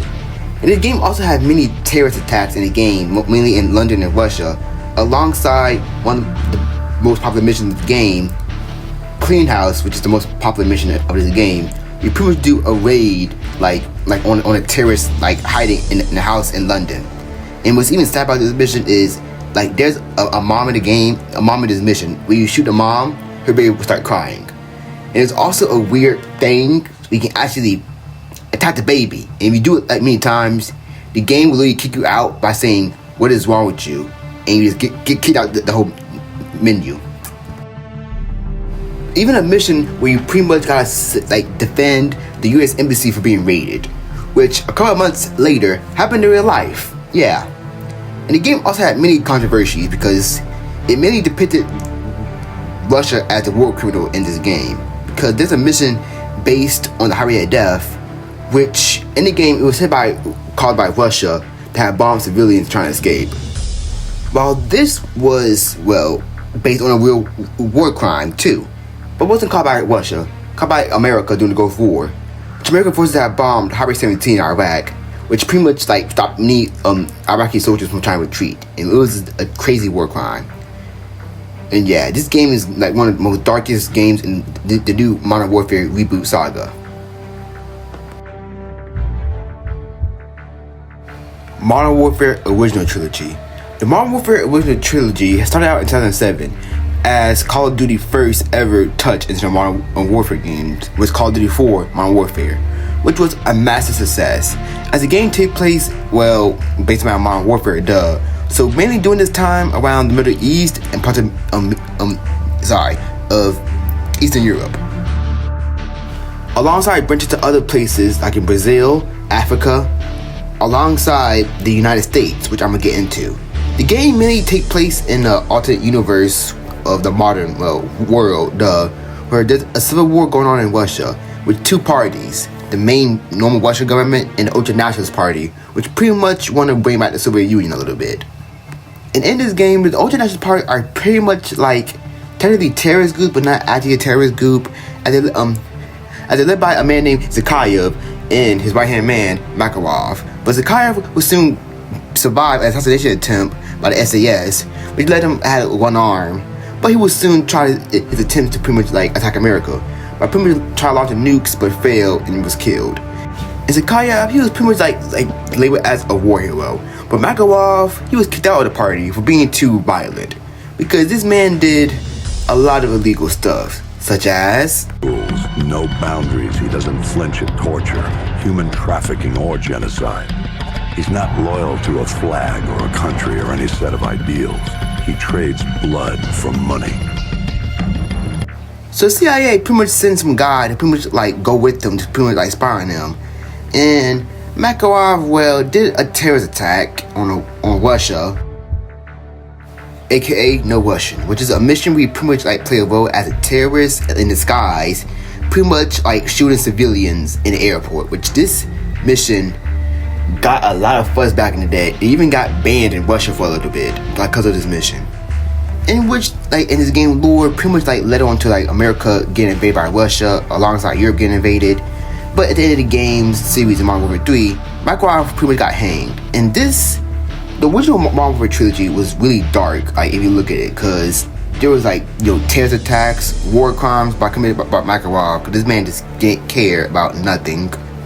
General Shepard betrayal, alongside many like dark scenes, like the family vacation scene where there was literally like a bomb killed a girl, and the Modern Warfare 1 nuke scene, which have your character and 3,000 other US troops die in a nuclear explosion in the Middle East, which is very like insane that a game did this like back in the day, because during this time in 2007 it was the most deadly year in Iraq for US soldiers. And this game is mainly based around, well, set in Iraq because of the maps it show. So yeah, it's kind of a little dark.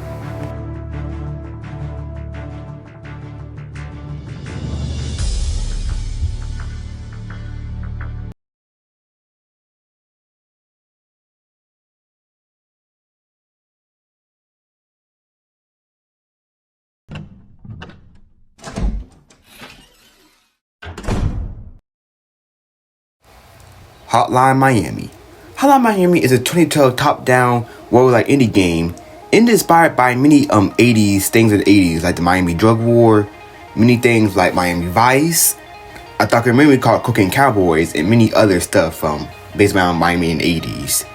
And the game also takes place in an alternate universe in America, where the Russian mob pretty much take large control of Miami. And you play as Jacket, who is stopping the Russian mob are wearing many animal masks, mainly a rooster mask. And some of these animal masks give you like different abilities, like it make you like pretty much kill enemies in one hit, make you like have like a double life and others.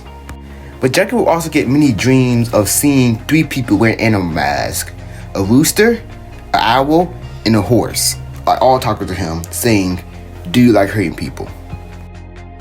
But not just Jacket wearing an animal mask. Around the game, you can see many dead bodies of people who was people trying to fight the Russian mob, but who's wearing animal masks but end up getting killed. So it's a larger conspiracy going on, like in this game. Also, another character who's trying to find out this whole conspiracy thing is Biker, who's pretty much trying to find the whole truth of what's going on. These games are known to be very brutal. Like, even though it's an 8-bit like graphics, it's very brutal too, like good. And it's also very challenging because it's role-like. So like if you die in one hit, you start all the way at the beginning at the little level. It also have a very great soundtrack. Hotline Miami game is known to have a very great soundtrack. Like, listen.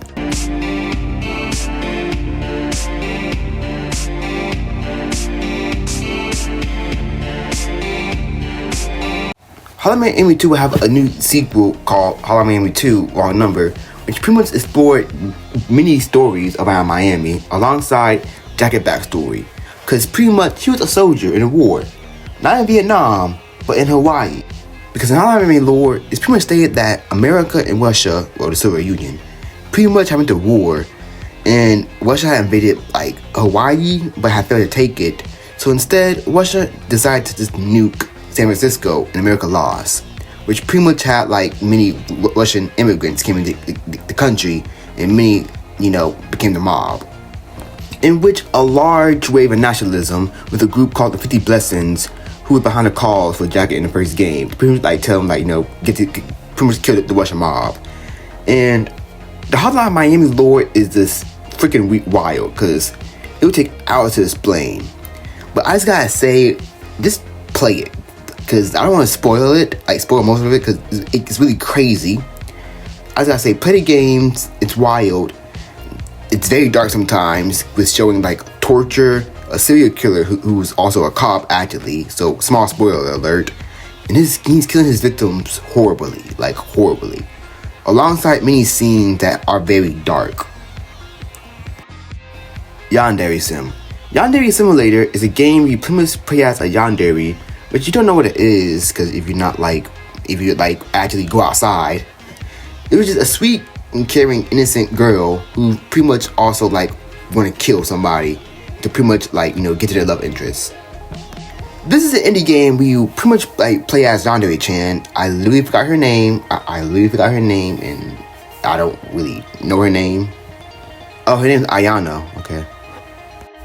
So in this game, you pretty much got a romantic guy, aka Senpai, are pretty much getting rid of all of his rivals who are trying to date him, which is a lot, including a teacher. Oh my god, bro. Oh, hell no, man. What the fuck, man? Okay. So you gotta pretty much get with them by, doing anything necessary, by killing them, persuading them. But you gotta be careful or you won't get caught by, a police, senpai, and you'll pretty much, hate you and you just die in sadness. And this game was very popular a long time ago, alongside being a little notorious for being a bit weird, because what the hell, alongside the creator of this game being very known to not making the damn game. So Yandere Dev is the creator of this game, and he have been making it on this game since 2013, because he started pretty much started on the 4chan post. Hey, I'll make a game about yanderes and stuff. He been working on this game since 2013 all by himself. And hell, the first rival, Osaka, she was done in 2021 if I recall. And Yandere Dev, what was he doing instead of working on the game in his messy code? He was streaming on Twitch and sipping for Zero Suit Samus. Yeah. Alongside, this guy used to also have many requests from many other indie game developers Tiny Build actually help him. And he said, "Oh, cool, yeah, that's cool." He didn't even want to help. He just kept doing whatever. Alongside being weird with some fans, and many people did speak ones on a Discord server to get banned too. It was hilarious. And in 2023, he would get into drama because information came out that he was talking weird to a girl who was not of age. And Yandere Dev was 40, almost 40, which is insane. And some of the voice actors had left the project too because of it. He made a terrible apology video, which he deleted, and I hadn't kept up with the progress of this game in a long time, so I don't know if it's still being worked on. I think it's probably still being worked on, so I don't know. And to be honest, Yandere Simulator is boring as hell. And most of the stuff is just Unity assets too. You just find it on the Unity store and make it your own. Which people did try to make their own Yandere game, but drama happened. Y'all remember Lovesick? That game just, ooh. Okay, sorry for the yapping, but just a boring game. Psycho no Sukuta. Psycho no Sukuta, which pretty much means Psycho Stalker in Japanese. In this game, it's pretty much Yandere Simulator, but reversed. As you pretty much escape from a yandere who likes you, but is trying to kill you. So you pretty much have to do anything to escape her, find her diaries, to give it to her. And this game is very dark too, and very mysterious, because there's many endings where you can pretty much romance the girl, leave her, or just even leave her to die. In which you have nightmares of her and her evil doppelganger pretty much chasing you, trying to kill you. I never played this game, but this game looks way better than Yandere Simulator. Mother Russia Bleeds. Mother Russia Bleeds is an indie game beat-up game that is set in an alternate version of the USSR in the 1980s, which in this universe, the USSR is pretty much ruled by the rich, corrupt people, the mafia, and other evil corrupt people. So it's pretty much just if the USSR became America. And pretty much the rest of the whole country is pretty much super poor, and many people will do anything to even make money. And the game stars 4 street fighters, Sergei, Natasha, Ivan, and Boris, as they fight their way to start a new Russian revolution, while also being addicted to a drug that made them stronger, called Necro. And this drug can make them see hallucinations of a skeleton in a punk outfit. Now this game is bloody and dark because spoiler alert for like a little second. There's an ending where if you like use Neko to the final boss fight, which the game literally tells you either use Neko or don't use it. If you use it, all your characters literally just vomit their own organs and they just die. And this game is also developed by the same people that made Hotline Miami. And there's even a little Easter egg of it. High on Life. Okay, I'm still covering some weird games, and this game do kind of have some little dark moments, so bear with me. High on Life is a first-person shooter game made in 2022. It is made by Squanch Games, the same people who made that one other game. I really forgot what it's called. Something to say the universe? I don't know. And this game is pretty much about a shuddering gamer who pretty much got to save humanity from an alien cartel that has turned people into drugs, which I don't know how you turn humans into drug. Like they literally smoke humans. In this game, you pretty much have talking guns. Like these guns literally talk. And one of them is voiced by a Rick and Morty voice actor. And the game is very trippy looking, funny, weird, and even some jokes I like. How you doing? Need some motivation to keep going? How about an award? Here, take this one that says you spent all your in-game playtime at an alien strip club. Oh, that's permanent, by the way. Everyone on your friends list can see that forever now. But there is a bit drama covering the game with Justin Roiland, who is the creator of Rick and Morty and creator of this game. He was doing some weird stuff and got fired from it. So he pretty much just changed him up with somebody else on the DLCs, but everybody forgot about this game, so Then I won't harm the two people you love most in this world. Fuck, he's got your parents. Hey, it's me, Jack Black. The Oddworld games. The Oddworld games series is a platform game series and kind of a first-person shooter at that one time, set on an alien planet called Oddworld. And the games revolves around, well, most of the games revolves around Abe, who is a Moodok, which is a race of aliens who are enslaved by two other species that live on the planet. The Sligs and the boss, the Gluckins. In lore, it is said that the Gluckins got enraged after one day they saw the moon of their planet, Mudos, pretty much had a handprint shape of the Moodokan hand, which made them seem like the true species of the planet. In which the Gluckins got so mad that they pretty much turned all the Oddworld planet into an industrial hellscape. And then soon enslaved the Gluckins since birth by pretty much tricking the Gluckins queen by taking all their eggs and just forcing them into the mines, which is very, very dark for a game that looked like it was made for kids. And then once out there, the Gluckins will also pretty much turn many Oddworld native species, native animals, into processed foods, which pretty much made a whole bunch of them extinct. And our main character Abe, he will go on pretty much being nosy in one of their meetings and see that since all their stocks are going low, they're now deciding to use a species, the Moodokans, as food, which he sees and gets scared of, and now he's pretty much wanted for pretty much knowing the truth. So now you gotta play as him as he's try saving his people, alongside saving other animal species on the planet. And this game series is have been known to be many dark humor too.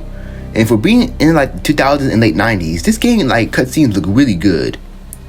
And this game have many themes of allegories of industrialism, capitalism, nature preservation, and other stuff. It even dwells into the controversy of animal experiments, because there's a part in the game, in the second game, you gotta see these little creatures who are pretty much being experimented on by these doctors called the Bikers. And in the game, these Vikers are really disturbing. They even made their assistants have they had their mouths sewed up. And the second game, in my opinion, Munchie's Odyssey, gotta be the most scariest game in the series for me, because the game overseen is really dark. I'm sitting right here. We can do the transplant as soon as you're available. Wonderful. See you then. Surprise!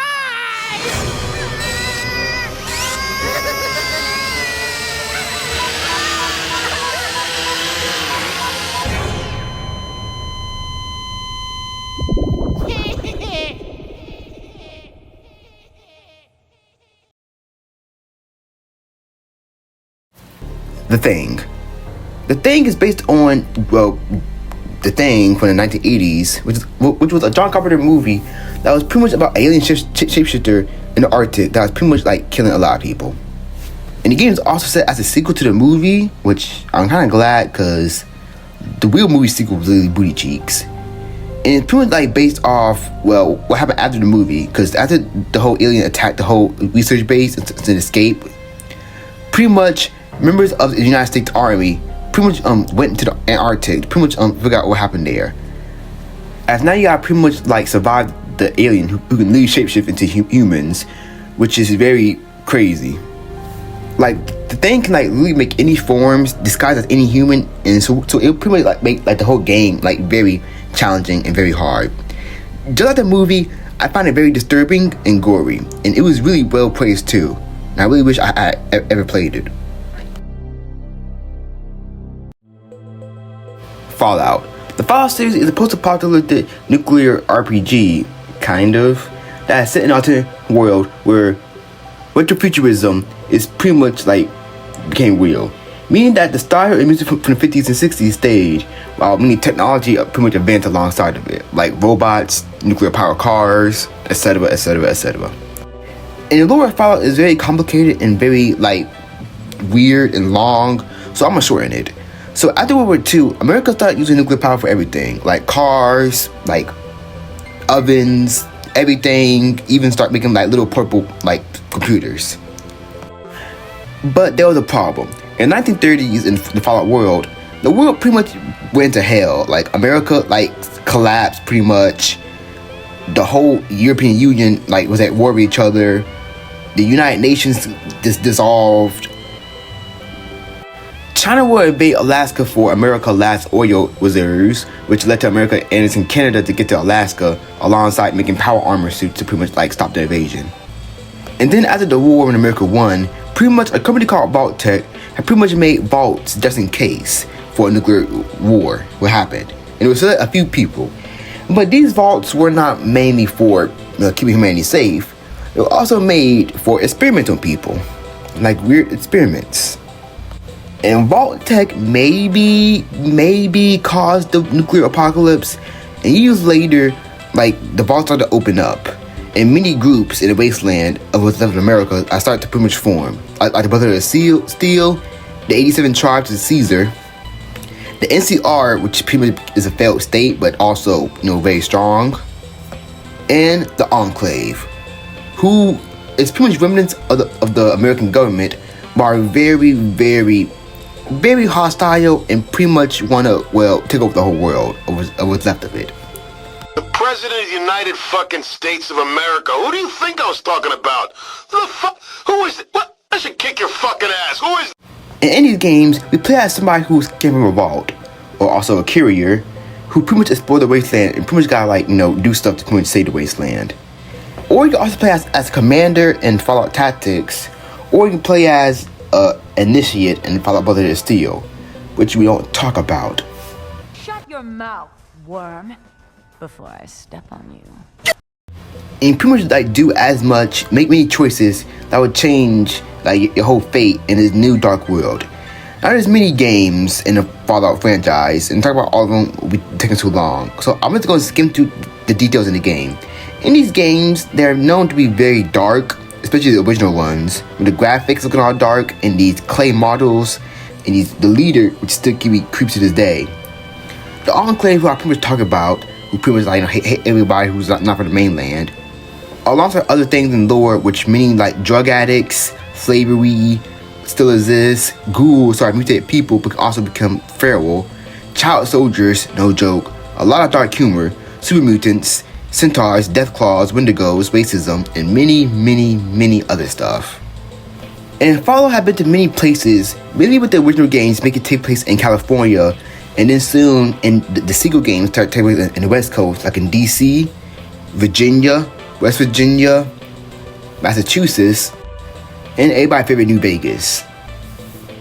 And our style did change a lot because of it, because we get to new locations, and the fanbase are a bit about it, but overall it's still a pretty dark humor franchise that had many dark themes. Also, it had a TV show which is getting a second season soon, and it's really good. And it's probably one of the best video game adaptations. But yeah, Fallout is a really great franchise. It's really dark in some points, but overall, it's still fun. The Last of Us. The Last of Us is a survival horror adventure game that was a PlayStation exclusive. I say it was because now on PC. And it follows Joel, a man who will change when the cordyceps virus started, and he lost his daughter. And years later, America is now divided into safe zones, and he takes a job to escort Ellie, a girl who is immune to the virus, as he develops a father and daughter bond with her, and becomes her new guardian, as they both survive the whole new wasteland. And the virus, the cordyceps virus, is a zombie-like virus that pretty much mutate people into like fungus stuff. And it's divided into different types of like zombies, which I'm gonna call them zombies because they're like whatever. Runners, who are people are newly infected, who are pretty much run and look closer to human. Stalkers, who are people who've been infected for a month, like 1 month or 2 months, and they are very quiet. Clickers, which is the most favorite ones, are pretty much people who've been infected for like a year or so, and are pretty much like their whole head is like made like a fungus. And they have very good sense, and they're very known called clickers because of their clicking sounds. Bloaters, who are heavy zombies who pretty much like been infected for like many years, and are pretty much have their own armor because of it, and are very, very strong. And this game will be very dark at many points by showing like literally a kid dying, many cults in this game, which are like cannibals. And the game combat is very brutal, and death scenes too, and And The Last of Us was quickly acclaimed, which even having a part 2, as you play as Ellie and the new character Abby in the game, who both follow vengeance. Now, I won't get into spoilers for the game for most people, but I'm gonna say this. This game did not deserve the ultimate hate it got. The whole drama surrounding it was just insane. I remember people like literally like getting mad about this game. Even people who never even played the first Last of Us game got like super like enraged, like start going on a crusade trying to like hate this game. And people literally sent death threats to a voice actress. Like, what the hell is wrong with you for doing that? Like, what the hell? But I do gotta say, I am kind of a little annoyed that Sony keep re-releasing the games like a million times. Like we get it. It's a good game. Also, fun fact, the virus from the game is actually real. The cordyceps virus is real. But it only affects ants, so we are good for now. Dead by Daylight. Dead by Daylight is a multiplayer game revolving around pretty much 4 groups of survivors trying to escape a killer. Or you can play as the killer and pretty much kill all the survivors. Now, the lore in Dead by Daylight is very, very wild. It would take hours, and I played this game for like a couple hours, and I'm still confused of the lore. But the original killer's designs, they look very creepy, especially their finishers, too. Also, Dead by Daylight is known to collab with many horror franchises, like add their characters in, like Halloween, Nightmare on Elm Street, Tokyo Ghoul, Alien, Five Nights at Freddy's, and Evil Dead. Which is the best DLC, don't at me. But they are known, since they pretty much like using like, copyrighted characters, some of these guys get taken away forever. Like, Hellraiser just got removed, and the Demogorgon got like removed and came back, so somebody else can probably get removed.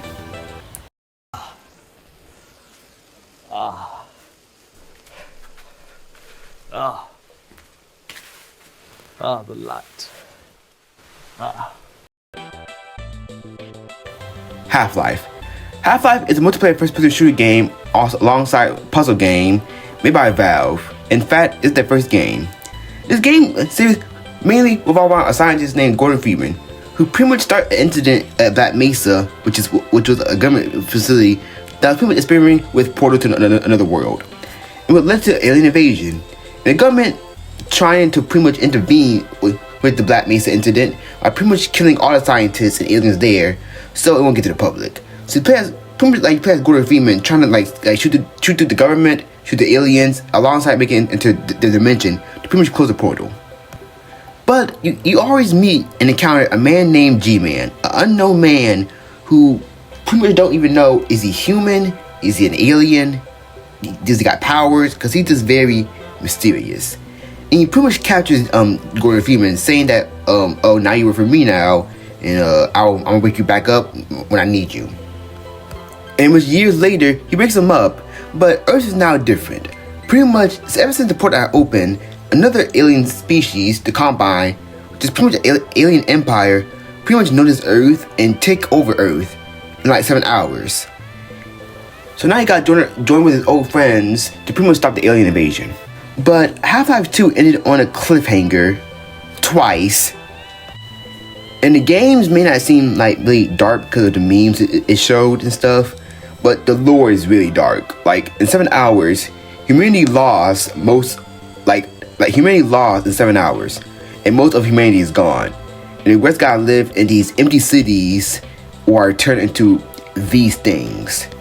Also, there's no kids left in the Half-Life world because the Combine pretty much put up a barrier which pretty much wiped out the new generation, like alongside making humans infertile.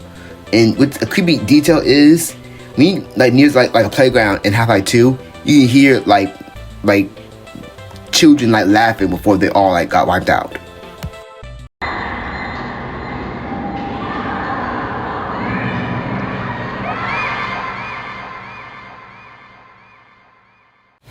And one of my favorite levels of this game is Ravenholm, which is a town infested by headcrab zombies. And the headcrab zombies are pretty much like aliens, pop on people head and turn them into zombies. It was really scary. The victims are still alive, and well, when you embrace the sound, you get this. God, help me!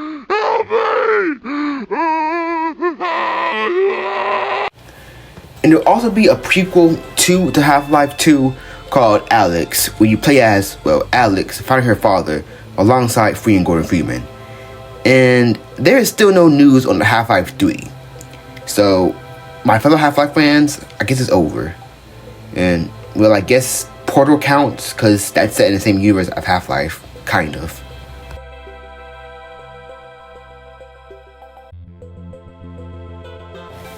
Omori. Omori is a 2020 role-playing game that was heavily based on Earthbound. As you play in this game, a teenage boy, Sunny, in his dream world alter ego, Omori, as you pretty much explore his real world and his dreams, and overcoming his fears. Now this game is very known for pretty much talking about subjects like anxiety, depression, trauma, self-harm, and it plays similarly to Earthbound and other RPG games. And you can make many choices in this game that will pretty much change everybody around you, and alongside Sunny overcoming his fears. And I won't spoil this game because this game deserves to be played, but the art style is beautiful, but man, this game is just dark.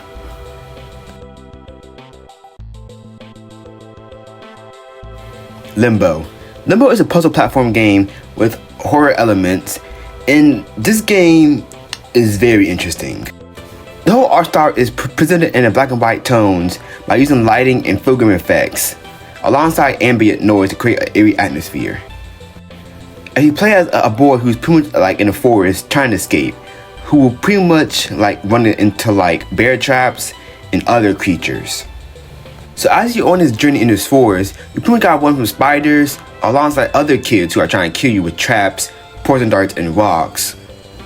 Alongside other environments like an industrial area, a small city, and even a flooded water area.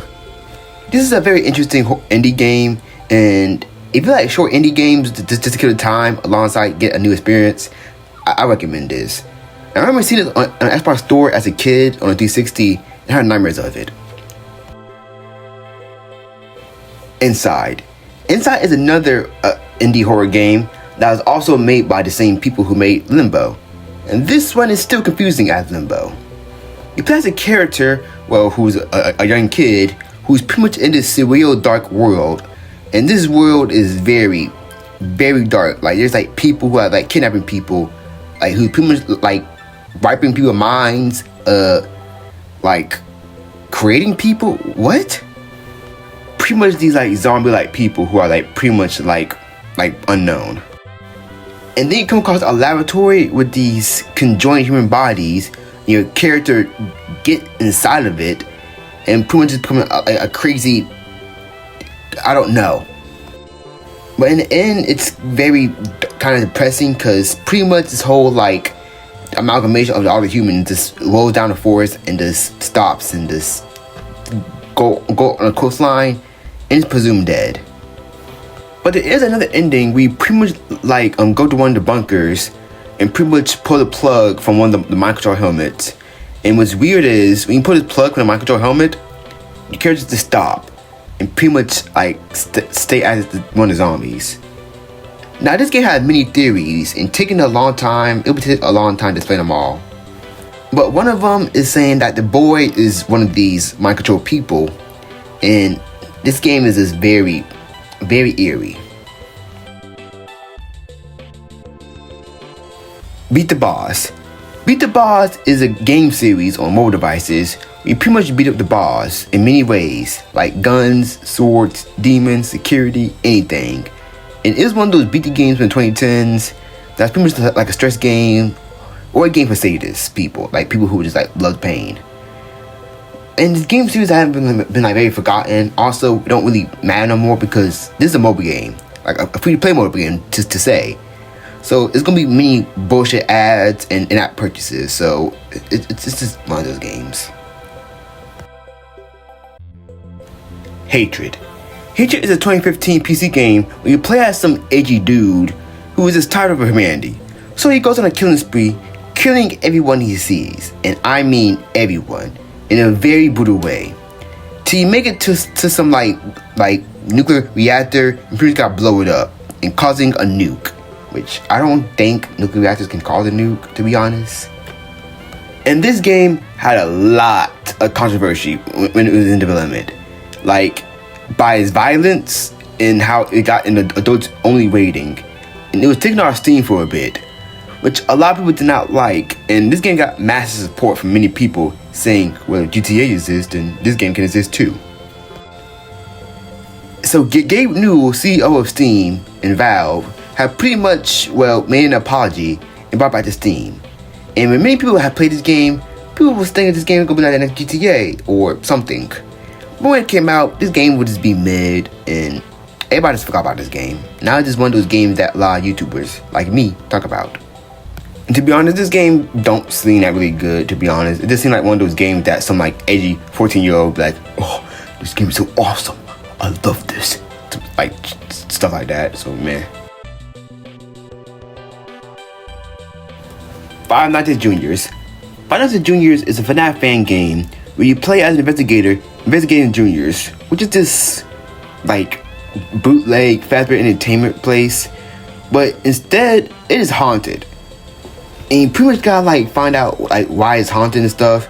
But when we get there, a character will pretty much be in a limbo space where you meet a white bear called Paw Bear, who's a passive bear. So you pretty much gotta help him like move to the afterlife, and he'll help us investigate the whole area. And it plays similar to FNAF, but a bit different because we pretty much gotta see who's haunted and who's not. And this game animatronic designs are just ugh. Like they look like they got flesh. Bonnie looks like an old man. Chica looks Chica. Freddy looks and Balloon Boy, he looks like a grown ass man. Also, Mango can war in this game. Like she can war.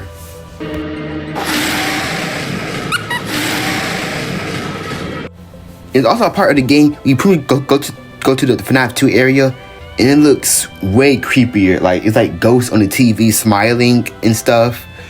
Alongside that, all the animatronics are pretty much withered, and they look more creepy.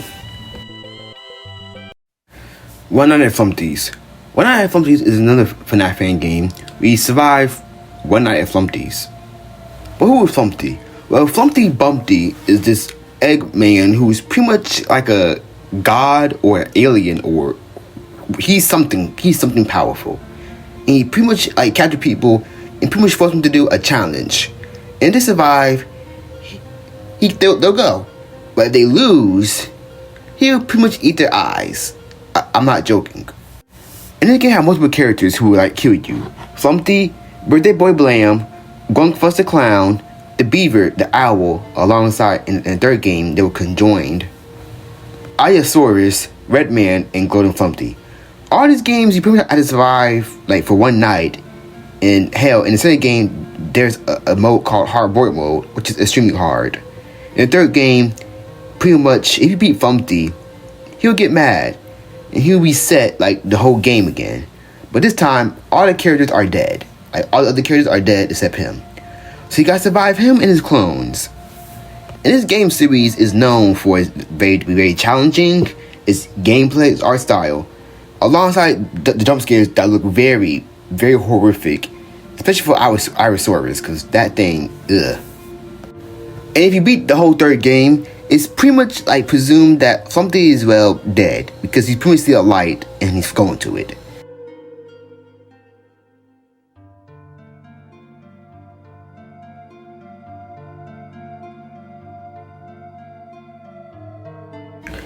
Baldi's Basics.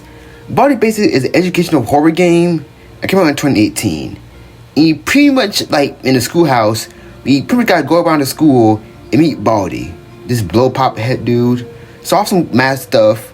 And then he give you this unknown answer. And you fail, of course, because there's no way passing this. So you get mad and he start chasing you. And he's gonna whip you with a ruler. I'm sorry, this sounds so wacky, but it's actually kind of creepy because the way he just stares at you and when he catches up to you, it's just like your screen just froze and have a weird loud noise. So you gotta get all these math books done. If you fail, he gets faster and smarter. And here every door you open, he pretty much like catches up to you quick. And there's many obstacles in this game. Like this girl who wanna play jumper rope with you, where you can use a scissor to cut. This principal or teacher dude, I don't know, he's ugly as hell, who catches you if you won and puts you in detention. This bully who blocks you, like in a way, unless you give him candy or that other teacher sees you. The broom who pushes you back. After you get all the craziness done, you gotta escape Baldi as he in a crazy rage. And the way he yells at you is funny, but also scary at the same time. Congratulations, you found all 7 notebooks. Now all you need to do is get out while you still can. It's a crazy game, and there's another version of it was in the forest, and then there's the sequel remaster plus thing, which I don't know what's going on because the story is I don't know what is Baldi Basics story, to be honest. Like it's confusing, weird, and I love it. Iron Lung. Iron Lung is a game where you travel in a submarine on the alien moon, which has a blood ocean. So you pretty much gotta explore it to see what's underneath this ocean of blood by going deeper, taking pictures, which is your only way of vision, and try not to break it, the whole submarine. And this game vibe is very creepy, mainly because of the fear of the unknown, because there are many things unknown like in this ocean, kind of like our ocean, because we have no idea what's down there. What's really creepy is you can see like skeletons are massive, even an unknown creature that will literally stare at you back, and this.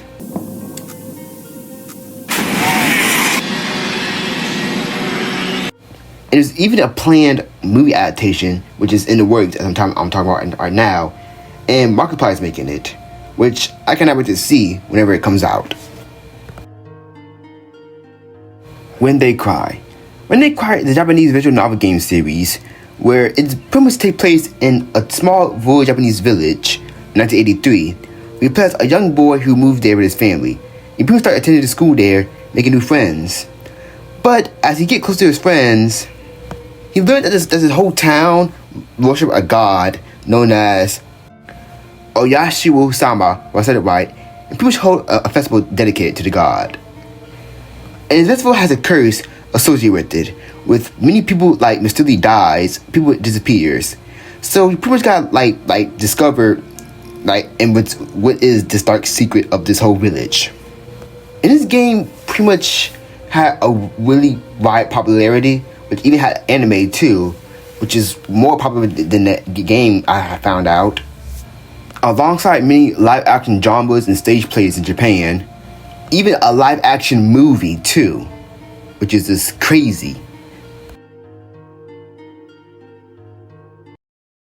get much worse than this. Hello, neighbor. Hello Neighbor is a stealth horror game where you pretty much do a break and entering into your neighbor's house, who is hiding something in the basement.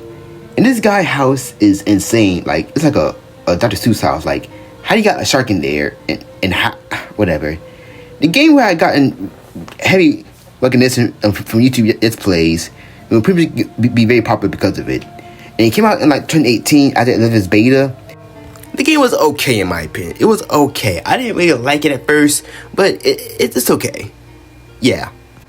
And Hello Neighbor will also get many other sequels, like a sequel game, a game called Secret Neighbor, Hello Engineer, Hide and Seek, which is like Dead by Daylight, I think.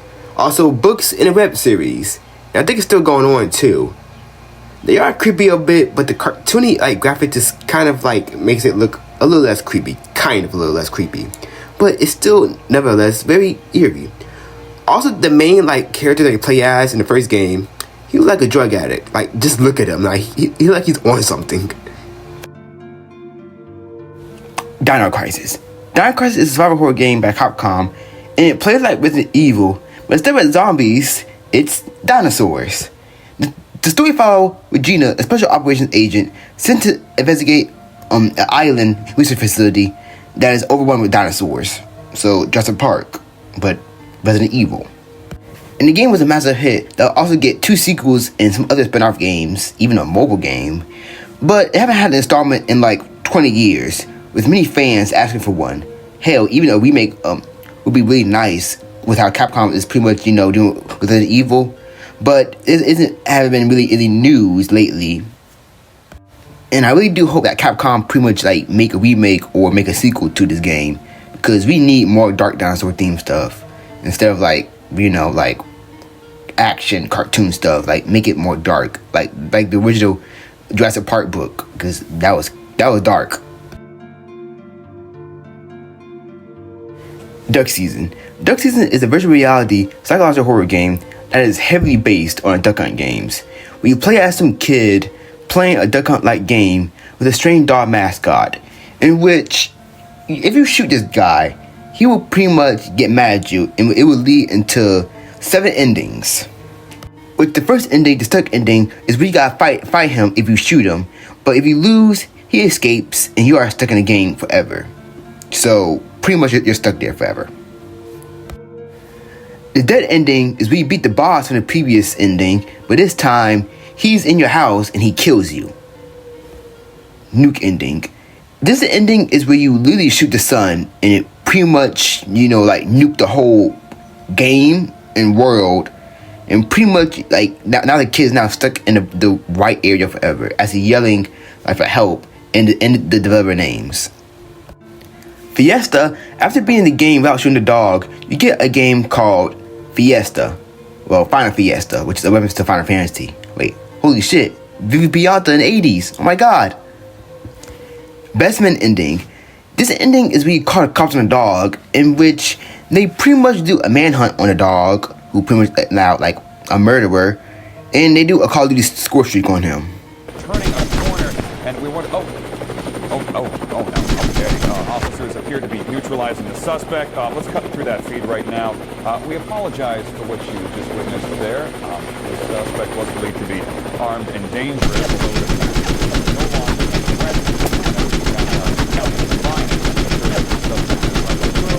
And safe. We are getting word now that a press conference is right about to start. The chief of police is going to be speaking out about this matter. Let's take you to him live. He's at the podium. A nice execution. I'm gonna give that an 8. The canon ending is where you defeat the dog when he comes in real life, and you pretty much like shoot him with your little toy gun, and he turns into Minecraft blocks, and he drops a baseball card. But sadly, the mom is dead, and the kid buries her and runs away, thinking that he'll be blamed for the murder of his mom, which is really sad. Dog ending.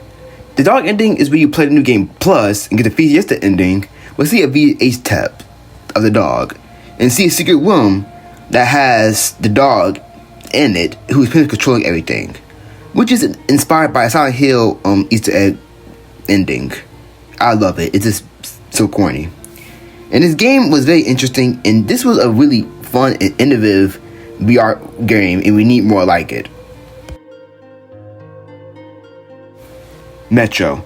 Metro is the first-person shooting series based on a book by the same name. And in this world, it's pretty much survivors of a nuclear war had taken refuge in the metro tunnels of Moscow. The first game in 2033 took place in the city of Moscow, Russia, after 20 years after a global nuclear war in 2013, where Moscow had pretty much became like a wasteland with killer mutants and invaded air. But pretty much, it's very deadly for humans without, protective gear. And there are many factions who are inside the Metro trying to survive. The Hansa, Red Line, and Rangers of the Order. And it's very dangerous because the whole world is very dangerous because the mutants in Metro are very crazy. Like the anomalies areas can really cause like psychic damage to people, make them go crazy. The games are very unique and there's like a whole lot of them. And I do recommend to play them because they are more darker than Fallout. Because those fans who want like a dark Fallout game, I recommend you play Metro, because it's really good. Stalker. Stalker is a first-person shooter survival horror game that is based in Ukraine. It took place in an alternate universe where in 2006, another Chernobyl disaster happened, which pretty much made the whole area, pretty much like changing it like completely, with new like mutants, anomalies, and artifacts. As you play as somebody of a stalker, we pretty much trespassed in the area and pretty much explored this whole exclusion zone. And there are multiple games, so I'm gonna speed run this. Shout out Chernobyl. Shout out Chernobyl pretty much have you trying to hunt down another stalker who is from Russia, but as you uncover clues of your past and true identity while encountering other stalkers and encountering dangerous mutants. Clear Sky. Clear Sky is where you play as a mercenary who was saved by a group called Clear Sky, who are dedicated of researching and understanding the nature of the zone. You can either choose to have Scar join them, or join other factions to pretty much get rid of them. Call of Pripyat, which is the third game, takes place after showers of Chernobyl. Having discovered the open path to the center of the zone, the government decides to establish control of the situation by sending in a number of helicopters and troops into the zone. But the whole operation failed, with all the helicopters mysteriously crashing, so pretty much the security service of Ukraine deploys a former stalker turned military operator into the zone to investigate. And these games are known for this dark setting and have similar setting to Metro with the, being close areas of radiation. Also, the games have that vibe. I just like this disturbing, hopeless, post-apocalyptic world vibe. And then in 2010, there was planned for a sequel of Stalker called Stalker 2. It was planned for a 2012 release date. But this game was in development hell. It was canceled in 2011, then came back, then it was canceled in 2012. And then it came back again for 2018 on a Facebook post by pretty much saying it would come out soon. It was announced that it will be on the Xbox Series X and PC in 2020, and making it the first time it'll be on consoles. And this game was super hyped at first. But on February 2022, the game would have massive pushback, mainly because of the invasion of Ukraine by Russia. Because the game studio that was making Stalker 2, their studio was literally right in Kiev, the capital of Ukraine, and they pretty much had to move it all the way to another country to pretty much like finish the game. And this game was pushed back multiple times before coming out in November 20th, 2024. And it was a massive hit too, as the game pretty much had more detail and was more faster since it was on next-gen consoles. Valiant Hearts. Valiant Hearts is a 2014 puzzle adventure game and is set in the First World War, and you play as 4 characters. Emile, who's a French soldier who is searching for his son-in-law, Carl, who is a German-French immigrant, but was soon deported and taken back to Germany when the war started. And and was forced to fight in the German army. And we play as him as well. Freddy, who's an American who's living in France, who joined the French Foreign Legion. Anna, who is a Belgian nurse, tending to wounded soldiers on the battlefield to search for her father. Even though the game is 2D and there are some fictional characters, the game is actually very close and kind of accurate to World War I. Mainly because most of the stories were inspired by World War I veterans' letters. But this game is very, very sad because, massive spoiler alert right here, the main character, Emil, he will soon kill one of his commanding officers, in which he was executed for it. And this is very sad because he pretty much, like on his last day of his death, he pretty much wrote a note to his daughter, his son-in-law, and his friend Freddy. And it's just very sad because it shows him walking to his death and getting ready to be executed.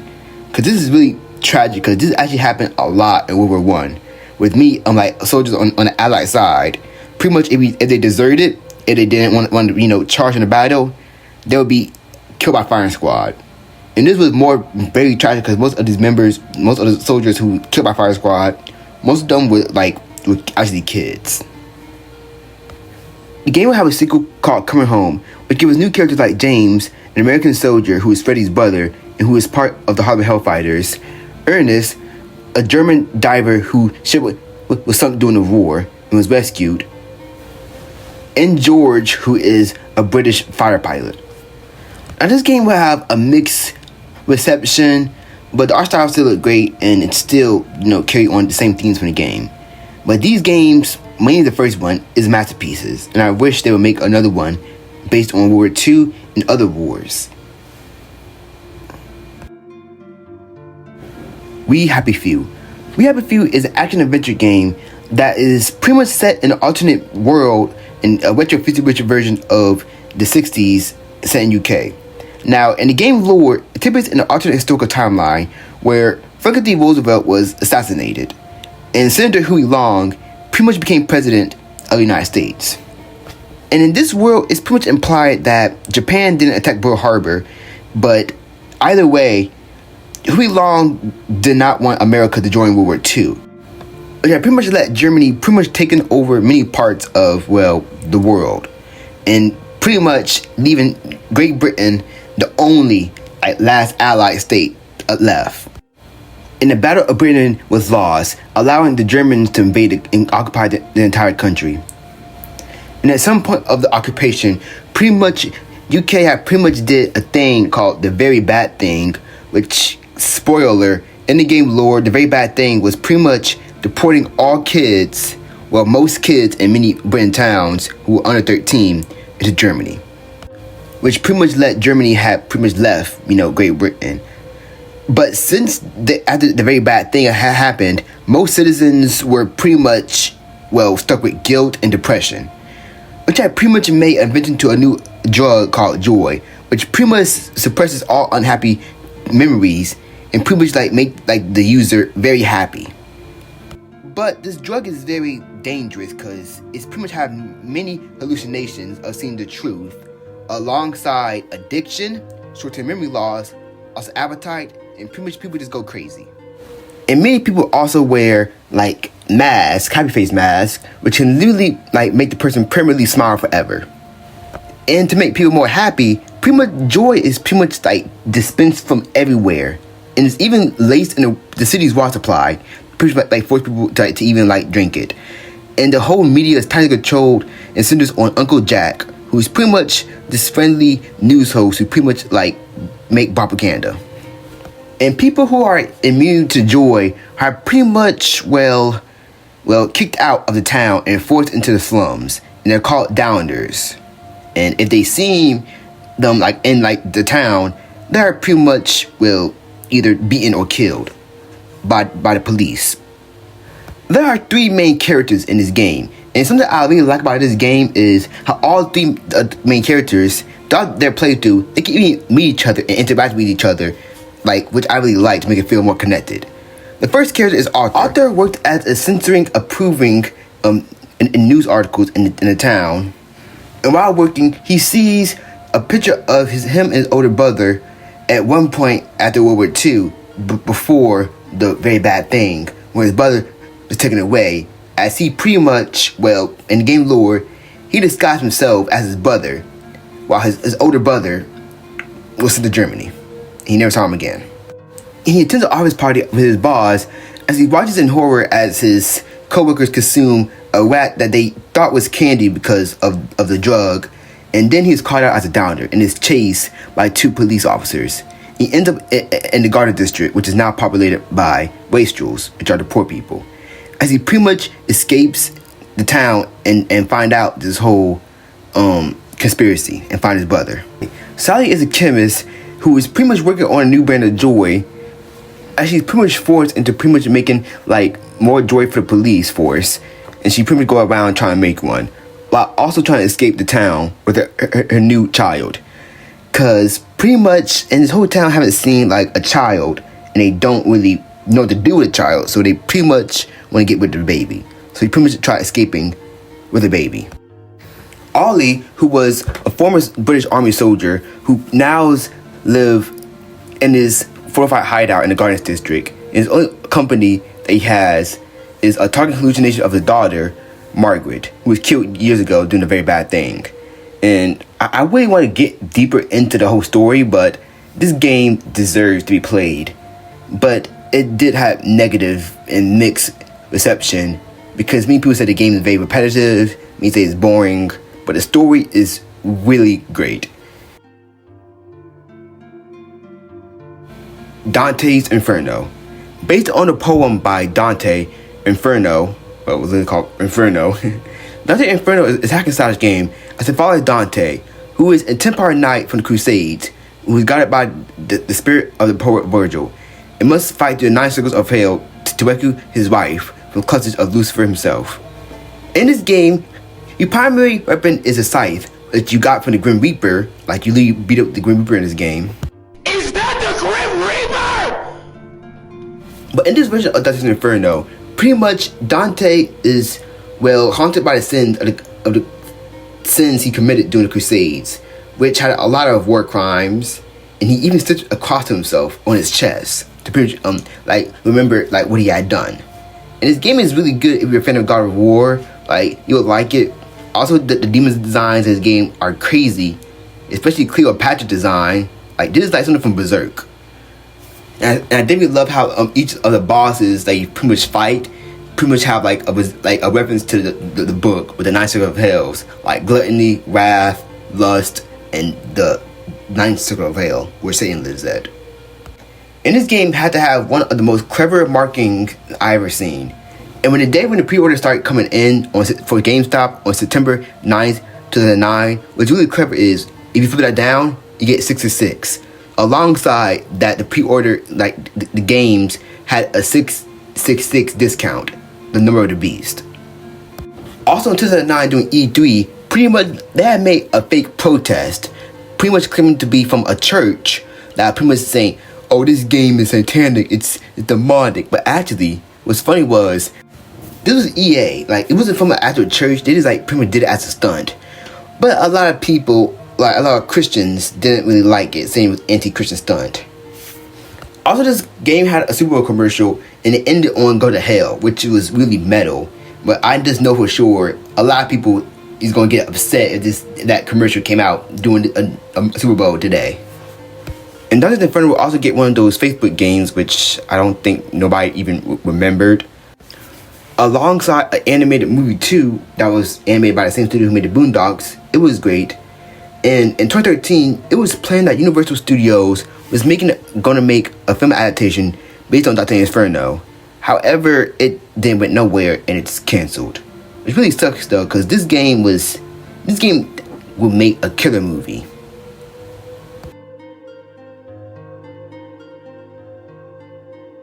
Twisted Metal Black. Now, Twisted Metal Black is a vehicle combat game set in the Twisted Metal franchise, which, if you don't know, is pretty much a whole franchise where you play as crazy cars, just destroy each other. And the whole lore of this game is pretty much a man named Calypso wants a card-based contest called Twisted Metal. Pretty much whoever wins get to have their prize have a single wish granted.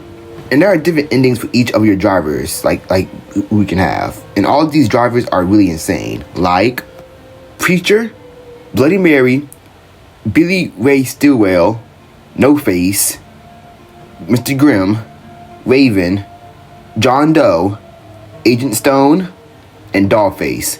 And who can forget the most iconic character of the whole franchise, Sweet Tooth, a murderous psychopath clown who pretty much wanted to kill his whole family.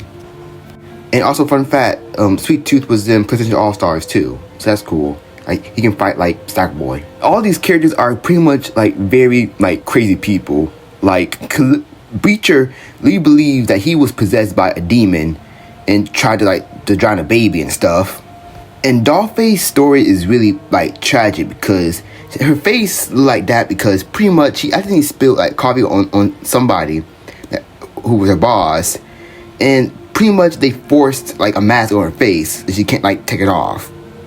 And Twisted Metal will also get a TV show which I haven't really watched because it looks kind of mid, to be honest, but it got Clarence in it, so yeah, he's in it. Blood and Bacon. Blood and Bacon is a first-person shooter game on Steam for like 99 cents. In the game, you pretty much gotta play as any one of these dudes, even the skeleton guy. And you gotta help out a farmer who is impaled and missing a leg. Who did this, you ask? Killer pigs and hogs, pork, evil pork. So you gotta pretty much kill them all. And this game is strange. It's fun, but strange, but can get a little repetitive. But it's still, I don't even know what's going on in this game. Like, it's a pig that poop, it's zombie pigs, skeleton pigs, I don't know what's going on. But you can edit your crosshair in this game. Like, look at mine, it's better than Chung's, so that's something. So if you just want like a random free game, just get it like right now. Like, it's 99 cents, guys, it's 99 cents. Also, it can run on anything. Like, if you got a current PC, like, it can run on it. Honey Pop. Editor's note, it's pronounced Honey Pop. Sorry. Okay, I did say weird games are coming up here, so just start with it. Okay. Honey Pop is a romance game. You go on dates with girls and crazy stuff. And you make them happy by like doing some Candy Crush like stuff, like some gifts, like go on dates with them, kiss them. And your final date, you do it's a gooner game, guys. It is a gooner game, but it is a little funny sometimes.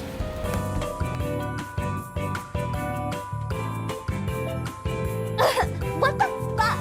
Of course you screwed it up. Again?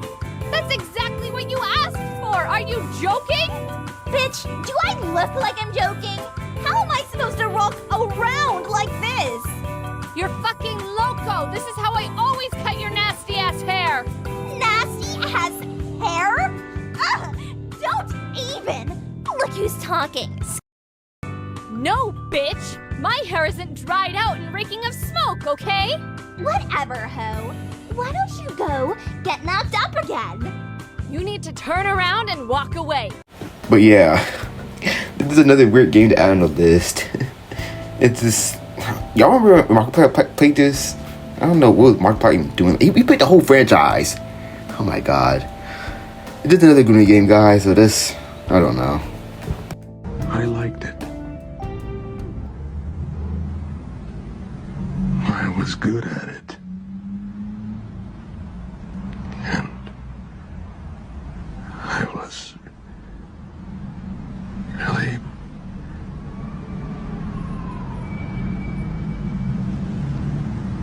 I was alive. Mouthwashing. Mouthwashing is an indie horror game that came out like recently in 2024. It follows a crew on a cargo ship in space, and they're stranded after they had crashed into something. And the characters in the game are Swansea, the mechanic, his assistant and newcomer to the job, Daisuke, Anya, the ship nurse, Jimmy, the co-pilot, and who was our main character, and Curly, the ship captain, who was horrifically injured in the crash after. In the game, it is a psychological horror game. I receive many hallucinations of the company mascot, the crew members going insane, Mostly happened after they had found, well, mouthwashing, which they had used to drink to survive. And they're carrying a whole lot of mouthwashing. Like a lot. Visually, this game looked very unique, especially with its like PS1's graphics designs and the whole aesthetic, feeling like it came from like a movie from like Aliens and other horror movies from the 70s. Alongside many disturbing things I found in this game is Curly. Curly is horrifically injured in the game, and he cries a lot and yells. Because he's in pain because of his injuries that he had this stain, and he can't even swallow painkillers on his own, and Anya had to like pretty much like force feed it to him. So in some parts of the game, she asks Jimmy to do it, and when Jimmy does it, it sounds like horrific.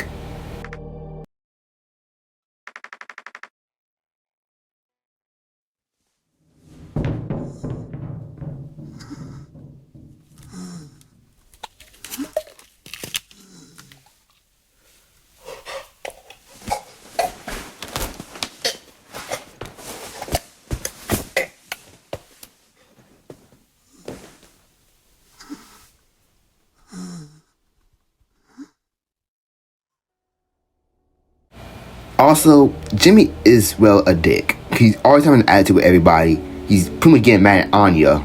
Also, in the game, it's stated that he's being, like, a bit, like, weird a bit. Like, having a thing for horses. Also, in some parts of the game, we pretty much, like, feed Curly his, like, pills. There's a point where you hear, like, Jimmy hitting on him. Like, actually beating him while he's injured.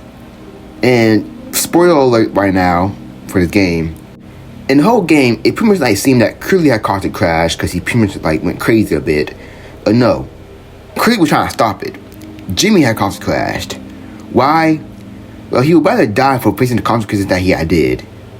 And everyone else, I thought Curly did it. But why did Jimmy do it? Well, it's many hints that Jimmy had been very creepy to Anya and possibly drugging her and assaulting her. Because later on, it's revealed that she is pregnant. But she would soon take her own life. And we know from the hints after, well, he was pretty much like being like a little bit weird to Anya. Alongside knowing how to like drug and like drug somebody. Because in the game, you gotta drug one of the characters, Swansea. So it's heavily implied that he had assaulted her. And many other characters will soon die after. Because Daisuke, who Jimmy like told to like go to the vents, would soon be horribly injured and be part of his misery. And Jimmy, he would kill Swansea. And soon he would come to his senses and believe that he was like, he redeemed himself at the end. And he put Curly in a pod, making Curly the only surviving member of the game. And we don't know what happened to Jimmy after, but there's a high chance that he probably took his own life. And it is sad. Also, screw Jimmy. This is like one of the most messed up indie games I've seen lately. And the big breath of fresh air from those other generic horror games. Buckshot Roulette. Buckshot Roulette is an eerie game. It pretty much like revolve around you playing a modified version of Russian Roulette in a nightclub with a dude named the Dealer. Instead of using a revolver like Russian Roulette, you use a shotgun. So pretty much you gotta do like Russian Roulette and stuff alongside pretty much, surviving. And if you like win in this game, like pretty much like to beat the whole like Dealer, you're pretty much like displayed driving home with a shotgun and some money. So yeah, money.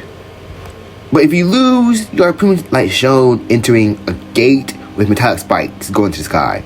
Pretty much you're in heaven. And it's also a multiplayer mode too, so that's neat. Darkest Dungeon. Darkest Dungeon is an RPG and role-like playing game. You pretty much have to like make a party of heroes to explore dungeons below a mansion. And these games pretty much have like, well, a stress level of your heroes. Because pretty much if they're super stressed, they will pretty much like go weak or just straight up leave.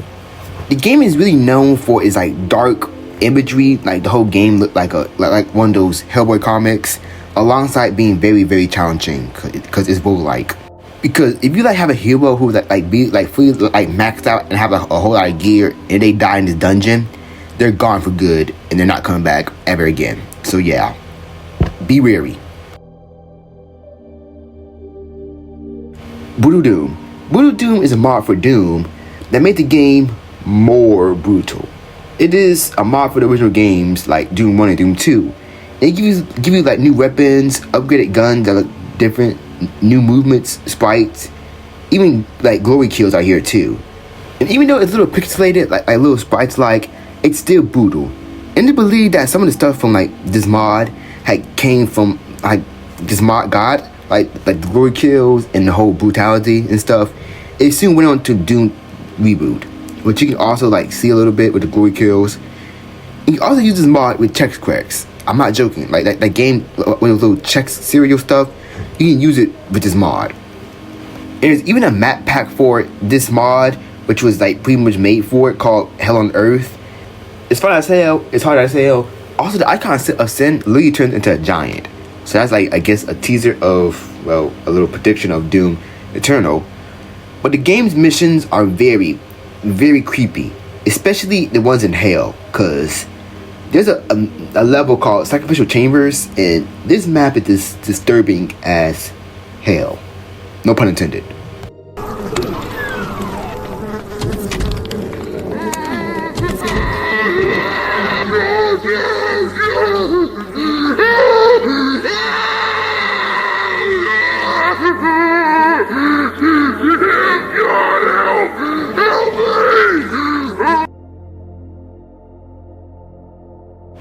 Fallout Whispering Hills. Whispering Hills is a Fallout 4 mod that turns the whole Commonwealth into Silent Hills. And it's all foggy. Like, all you hear is sirens. You'll see monsters from the game, like nurses and other creatures. The Wendigo, which isn't in the game. Even Siren Head too. Like, he would be in this game. And it's one of the most creepiest Fallout 4 mods. But too bad this mod can't work on Xbox no more, because the space is too huge. Thanks, Todd Howard. But if you're on PC, it should work. So yeah, try it if you're on PC.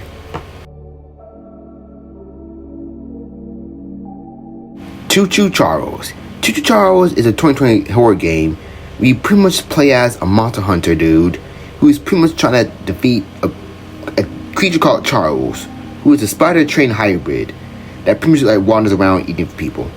So you pretty much explore this whole world, mainly using a map, performing tasks with other people, collecting loot, alongside like using like a machine gun on your train to pretty much defeat them. Alongside finding like glowing eggs that will summon Charles, and you got to defeat him, and he dies. Like it's a very short game, to be honest, and the whole game you like pretty much run away from him, find him, kill him, and he dies. Oh wait, never mind, he got babies. So yeah. But soon the whole game will become a whole content farm flop hell. So yeah, it may be creepy a bit, but it's still, well, you know, content farm flop now. So yeah. You look like a monkey climbing those towers.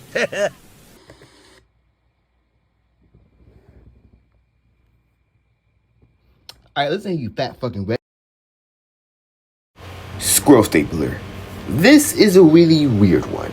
It was made by the same guy who made Dusk. And what you pretty much gotta do is hunt squirrels. Why you gotta hunt squirrels? Well, pretty much, you're a lonely man who live in a cabin, trying to revive the corpse of your wife by using squirrels.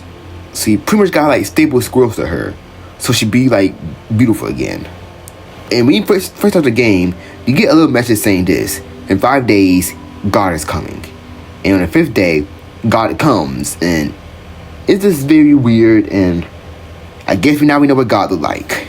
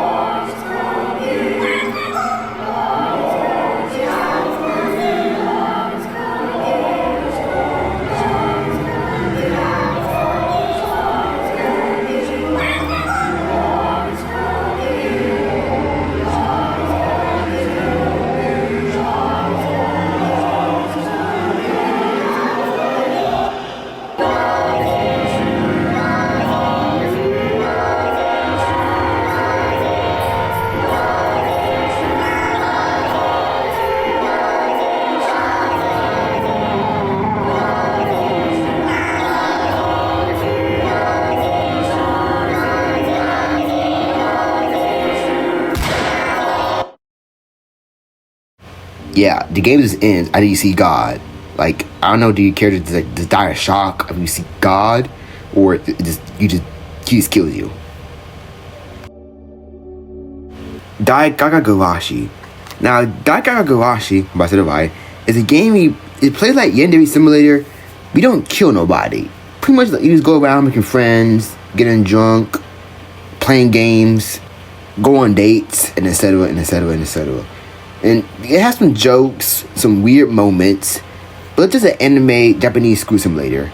Also, it's messed up too, because if your character, like, depression is like 100, like over 100, like if they're like percent is over 100 of depression, when they go to sleep, they will literally commit suicide the next day, which actually shocked me when I first played this game.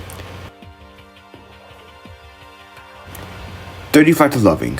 35 to Loving is a first-person adventure game, which is this game is a sequel to the other game, Gravity Bone, which is a very weird game. You play as a spy, and this one you play as the same spy who's pretty much trying to prepare for alcohol heist, and then it showed the aftermath of the whole situation.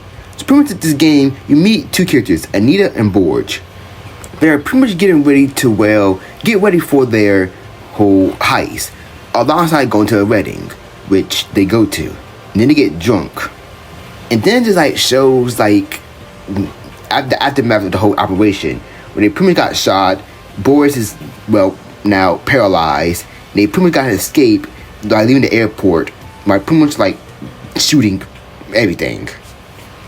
And then a motorcycle ride happens in which they crash, but actually you didn't really crash. It's like a hallucination thing, and then you go into a museum, and then your character is back on the motorcycle, so pretty much all is well.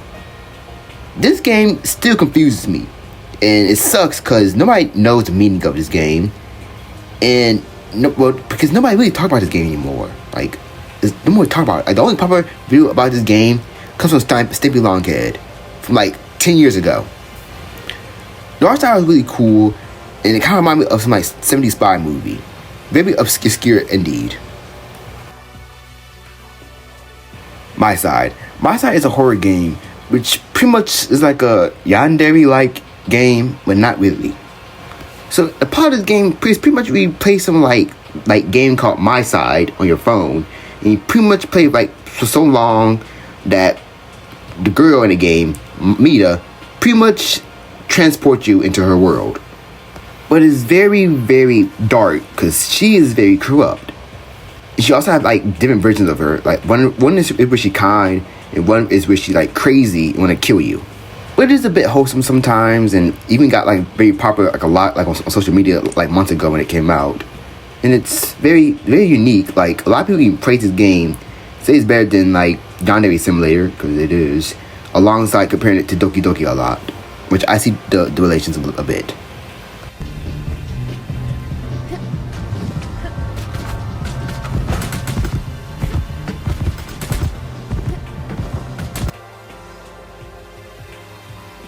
The Coffin of Andy and Lele.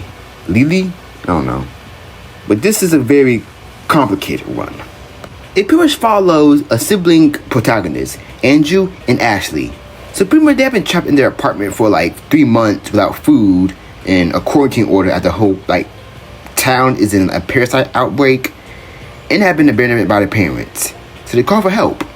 And that help is a cultist neighbor who is attempting to summon a demon. And while he succeeds, demons steals his souls. And Andrew and Ashley decides to, since they see his dead body, eats it. Yeah, it gets crazier. But actually, it was no parasite at all. It was just like fake news as a part of an illegal organ harvesting operation. So they pretty much escape by killing like 2 guards and then sacrifices them to the devil. And then they go see their parents, in which they will pretty much, I can't believe I'm saying this, but they actually do parasite and even eat them.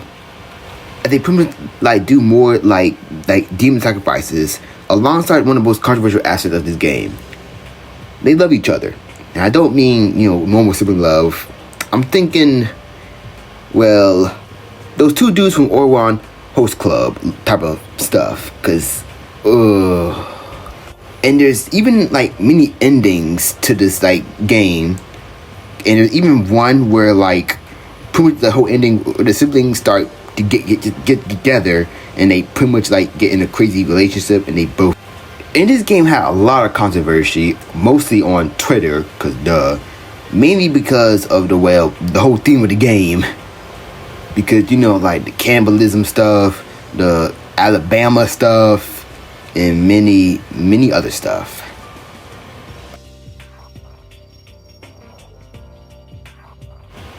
Little Misfortune. Little Misfortune is an adventure game alongside a dark humor game where you play as a little girl named Misfortune. As she's guided by a voice in her head who's telling her that she's gonna die. And this game may have like, you know, like dark humor stuff, but it is very, very disturbing for having like many themes of alcoholism, substance abuse, family abuse, and even. It's a very, very dark game, alongside one of the endings where she dies. Pretty much meaning that in one of these endings, she was a ghost for most of her journey. My Friendly Neighborhood.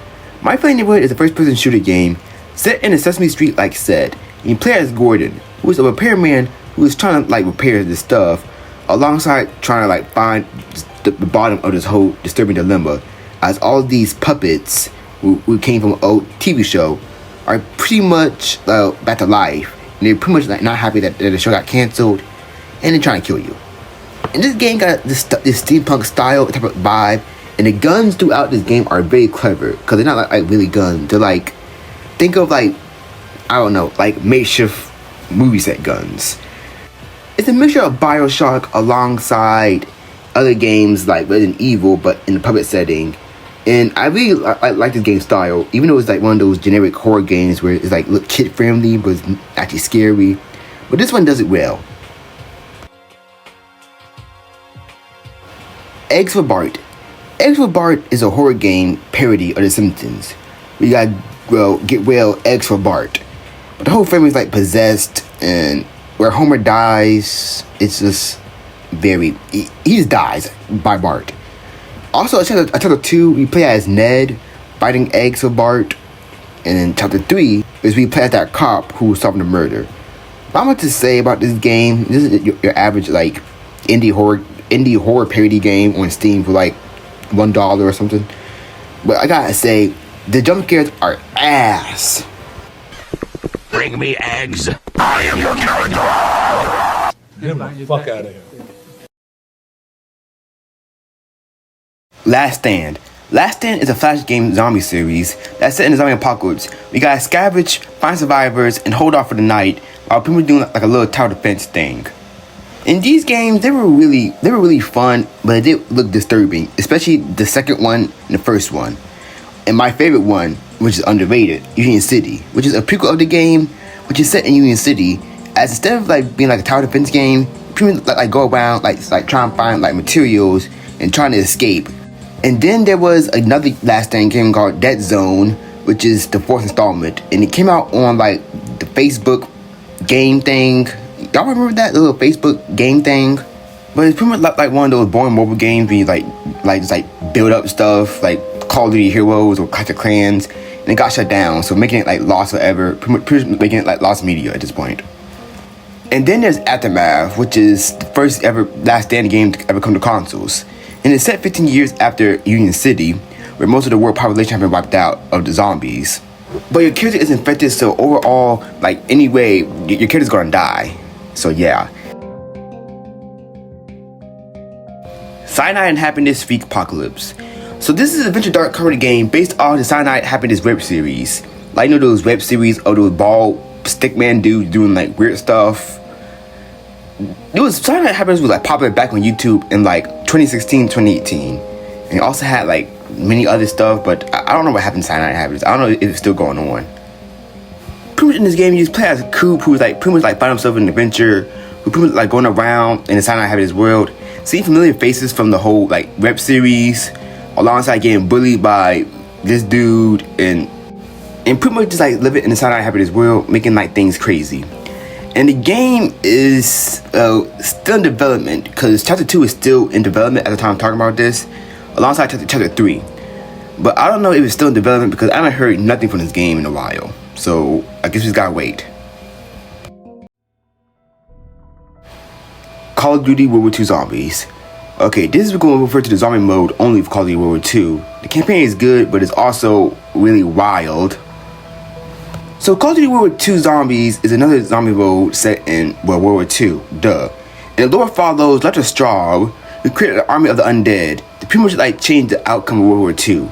By using corpses of undead German troops alongside other people, and pretty much like creating them into like a horrific zombie amalgamation. And the zombies in this game are very disturbing because their eyes don't glow, but their eyes just look white, like meaning that they're dead. What's really creepy about these guys, they look all mangled up, and sometimes they even speak German.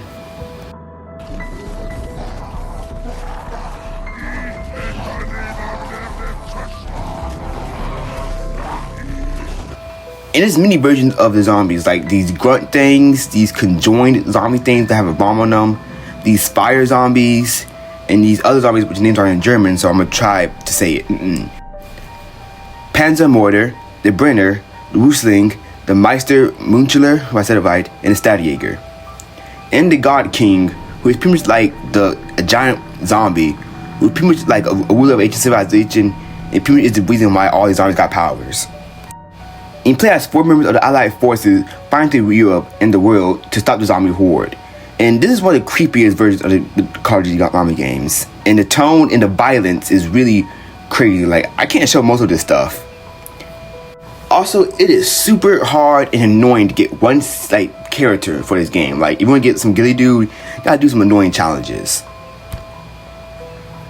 Zombie Army Games. The Zombie Army Games is a spin-off of the Zombie Elite games, where instead of fighting humans, you mainly fight, zombies. German zombies. So pretty much the game follows that after World War II, when the Mustache Man pretty much, used an ancient artifact that pretty much create zombies. So you gotta pretty much like defeat Hitler multiple times in the whole series to stop the whole zombie apocalypse. And the games are really fun. It plays like Zombie Elite but with zombies.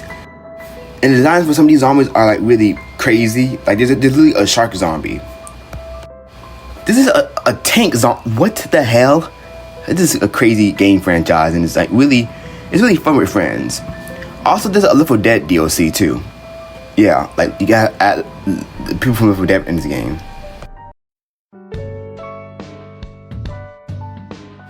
Fear the Spotlight. Fear the Spotlight is a horror game which is in a PS1 style of graphics. Is where you play as a girl who's trying to find one of her friends who pretty much they did like a little seance thing, and they pretty much summoned a spotlight-headed creature who's trying to hunt them down in their school library.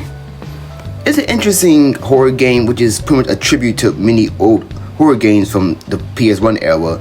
It's very cool. And around 2024, I believe, or 2023, Blumhouse Productions have pretty much became the publisher of rights of it, and pretty much took it, bought it, and then remade it again. It's a pretty short, fun, and surprisingly wholesome game. Spec Ops The Line. Spec Ops The Line is a third-person shooter game where you play as 3 Delta Forces operatives who arrive in Dubai. Where you play as, Captain Martin Walker. In the game lore, pretty much Dubai had been destroyed in a massive sandstorm in which many US troops were sent there. But soon they had met with many resistance alongside many US troops there, pretty much becoming rogue. So your main goal is pretty much go in, find survivors, and evacuate. And this game is very known for its story, mainly because of the twist ending. And this game is also very, very known for just being dark, as it's also, a little bit in response to Call of Duty and Battlefield when we were set in a modern setting and making war seem like a cool action movie. But here, they show us war, like the infamous White Phosphorus scene, in which our characters mistakenly took a refugee camp as an enemy camp, and this scene is really, really disturbing. Mainly because there were actually many cases like this that happened in real life during the Iraq War. In the title screen of the game, it shows a sniper who is pretty much half the American flag with in the background, which is upside down. And which in many cases means upside down flag pretty much means in distress. Alongside playing Jimi Hendrix' Star Spangled Banner, which was an anti-war song. And this game have many anti-war themes, which many people say it doesn't, but it actually does. And it took me inspiration for other war media, like Apocalypse Now, Platoon, from Full Metal Jacket, where it shows its PTSD of soldiers. This game is a dark, brutal, and beautiful game that, okay, that sounds weird saying it, but still. But sadly, it wouldn't get a sequel because of low sales, and it got removed from online stores because it had Jimi Hendrix songs in it, in which the studio didn't feel like, like paying for it, which really sucks. So buy this game for Amazon or eBay or GameStop or somewhere that has this game physical media, because this game is really, really great. This War Mine. This War Mine is a survival game where you could pretty much control a group of civilian survivors who is hiding inside a damaged house from a besieged city. The game is pretty much mainly to stay alive during the whole war by using tools and materials that can make you survive. And most of the characters that you pretty much like control have no military experience or any survival background, so pretty much you gotta keep them alive any means necessary. In the game, many survivors won't go out outside as much during the daytime because snipers are there, but it doesn't mean that nighttime is still dangerous to even explore the city, which mainly shows the point of view of many civilians in war. Especially since this was based on a real siege in real life, the siege of Sarajevo during the Bosnian War, which was a horrific war that happened in the 90s. And it's very sad because stuff like this is currently happening right now in the world, and this game even won many awards too. Carmageddon.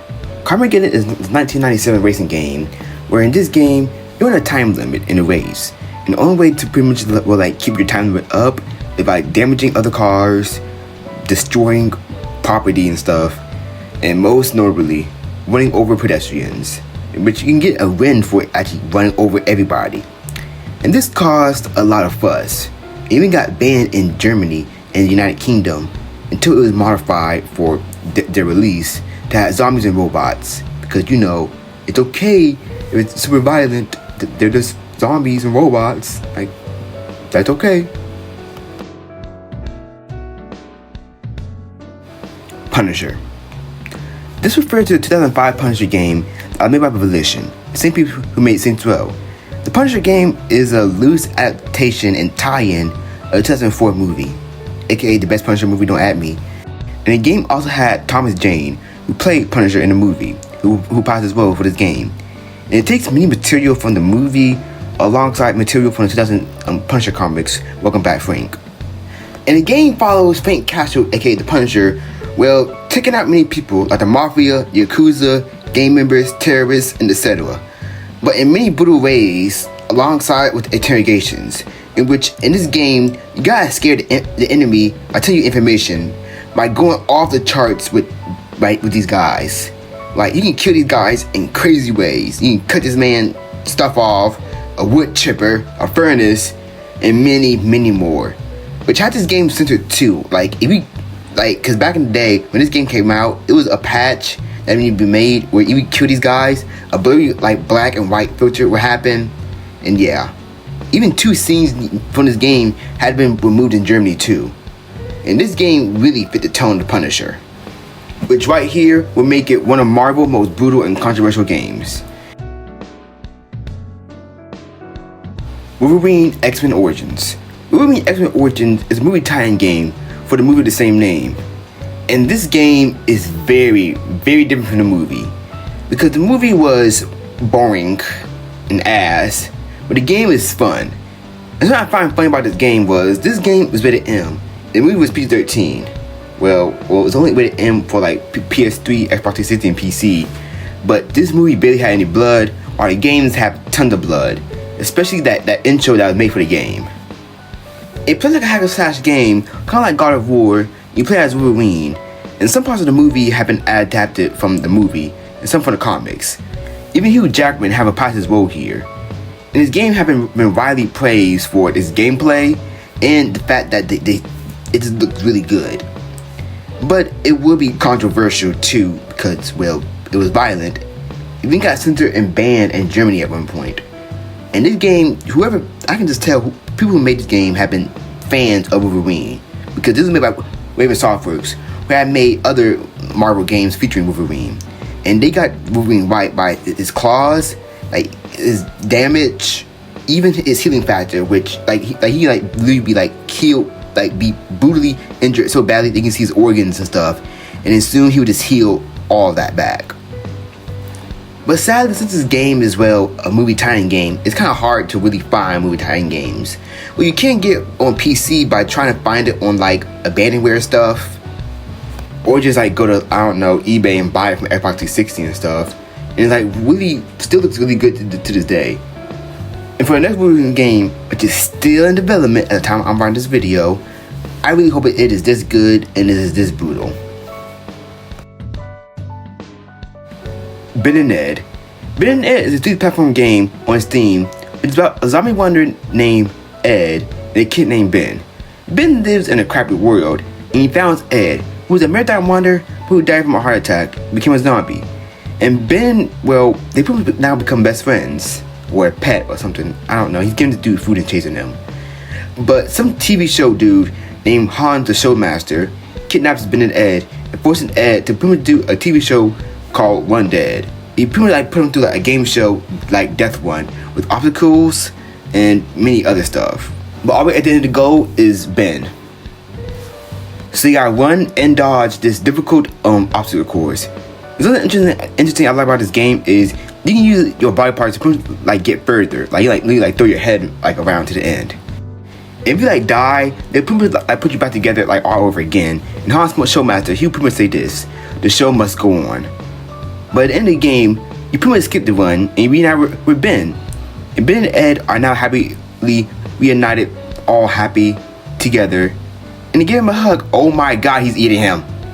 So pretty much Ed just gives Ben a hug and start eating him alive, and the game just ends. Yeah, this would be really dark.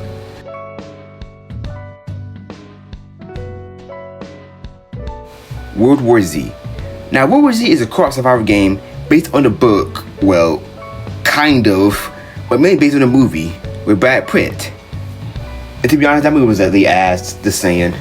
And this game is pretty much like the real World War Z, as it pretty much takes place in many places around the world, like New York City, Tokyo, Kamchatka Peninsula, Moscow, Palestine, Israel, Phoenix, and Marseille. The game will have multiple survivors, even taking inspiration from Left 4 Dead with Special Infected. There's also a class system in this game, which you got grind a lot for, which is boring, and a lot of microtransactions, which is boring. What? I gotta spend money for this little Warhammer chain? It's mainly boring alone, but fun with friends and people. But nobody plays this game, and it's really kind of dead. But it is way better than the movie. And I do like how this game have the revive system that's similar from the movie. Because in the movie, if you get bitten, you got 12 seconds before you turn. And when you turn, you see yourself turning into one of the zombies, and you fight it, which is really cool. Winter. Winter is a short and spooky game where you pretty much play as Umi, a little rabbit girl who pretty much, well, go on a trip with her family and walk into, well, a winter place. And she meet a winter man who pretty much say, oh, this house is haunted, by the way, and he disappears. And you gotta find pictures of Jesus, crosses, and candles to pretty much start an exorcism because it's a haunted house. And which we doing it, we go around the house, the whole she would just freeze, and you see a big shadow figure down the hall looking at you, or even sometimes the shadow of a figure is literally above you, standing down below. And after getting everything in the house, you soon go into some maze area. I don't know what it was, but it gave me motion sickness a lot. And when you do it, the whole exorcism, the shadow figure will emerge, and then Umi snapped back to reality. It was all a dream? I guess. But the Steve achievement, when you do it, says 1-1. So meaning that it's a second outcome. Where the ending is a bit different. Where after she did the exorcism, she's in a car with her family towards the camping. And they are, well, thinking about renting it. So it's very confusing of this whole game, but my hint is she's in a time loop and it's like keep going back and forth. It's a very creepy and eerie game. It's very cute too, and it's also a plushie Umi too. So yeah, that's neat.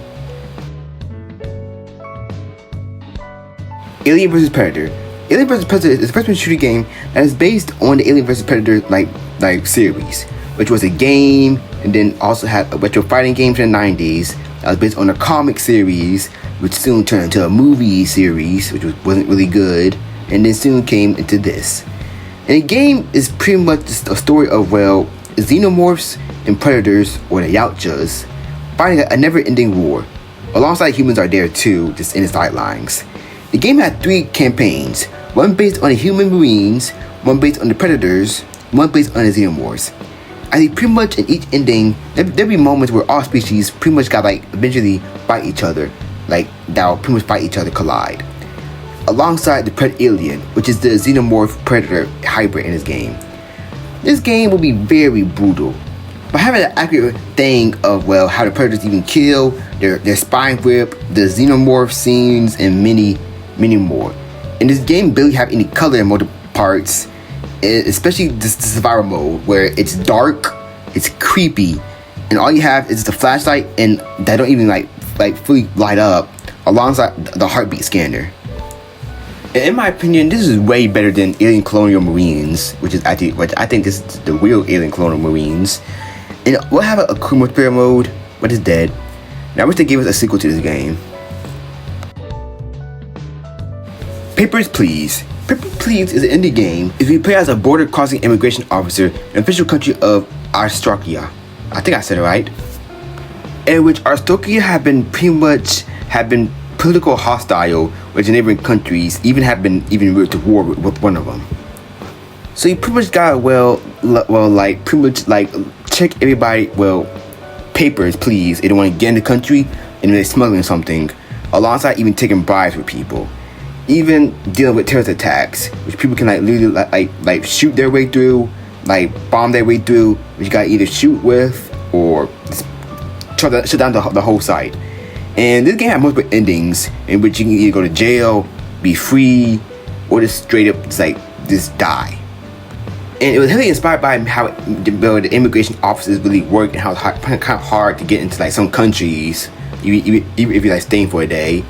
But alongside inspired by the Cold War with many Eastern Bloc countries, with one of the main examples being the Berlin Wall. And this game will even have a very great short film also, alongside being really regarded as one of the best indie games of all time. Also, Georgie's epic. He's cool. Among the Sleep. Among the Sleep is a horror game where you are in the point of view of a toddler. For most of the game, you are accompanied by a sentient teddy bear named Teddy, who is a birthday present from the toddler's father.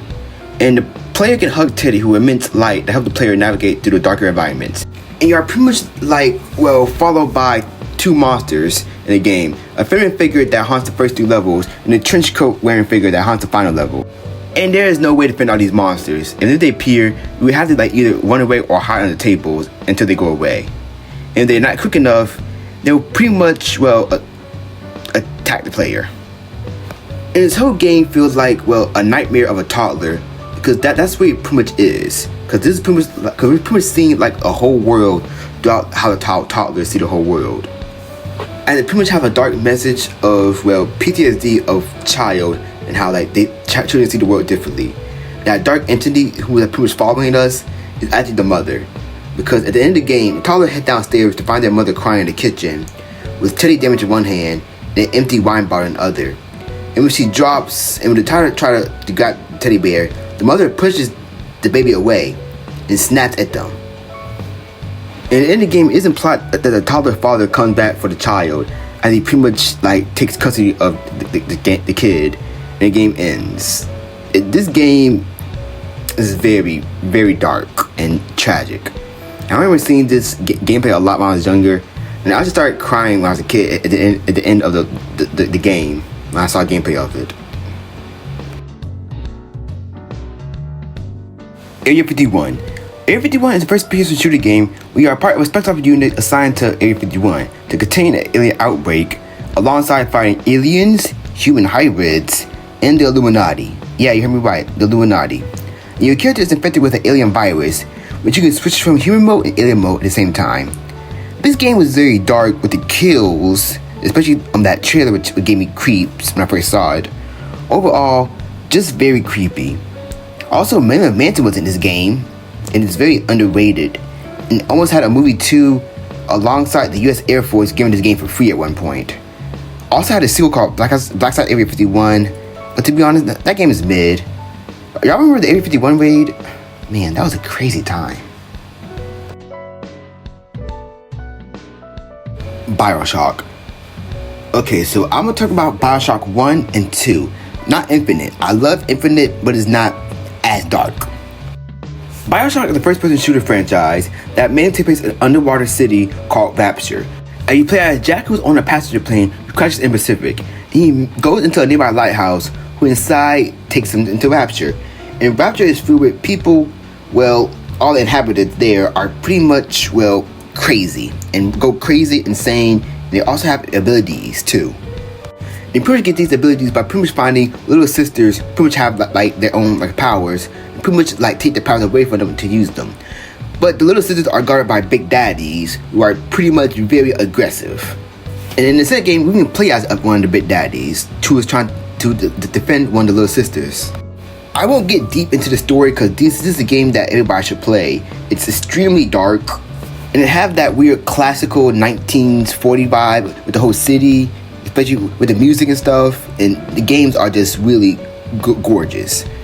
And there's also a movie I think is in development too, which to be honest is may not gonna be good. I'm just saying. So just play BioShock 1 and 2. They're like really great games. Zoocosis. Zoocosis is a horror game. You pretty much play as a dude named Paul, who's a zookeeper who on their first night, things are well, until they discover that the whole zoo animals are mutated with a virus. So you pretty much gotta cure all the animals there, like the giraffes, the zebras, the elephants, the moose. What zoo have mooses? I'm being serious. Alongside hippopotamus, gorillas, and penguins, and wallabies. Well, alongside being infected with some of the mutagen that's inside of you. So you will protect you from being eaten. Alongside trying to save your wife, who was pretty much, well, captured, and trying to get to the bottom of all the zombie stuff. And I remember doing the Game Awards when this game was announced. Everybody was so hyped about it, even I was too. But when this came out, everybody just forgot about it and started hating on it. Like, it looks really disturbing, especially with the monster designs, alongside the cannibalism aspects, and have like 10 freaking endings. But some problem is the gameplay just felt a little meh, alongside the story just kind of felt a little meh as well. And it's a horror game, but you can't die. Like, that just make it the stress of it not even there. So what's the point? Dead or Alive Extreme. Dead or Alive Extreme is a spin-off game of the Dead or Alive games. You know, those cool fighting games, which was known for its movements. And Extreme sounds like it's a fighting game spin-off.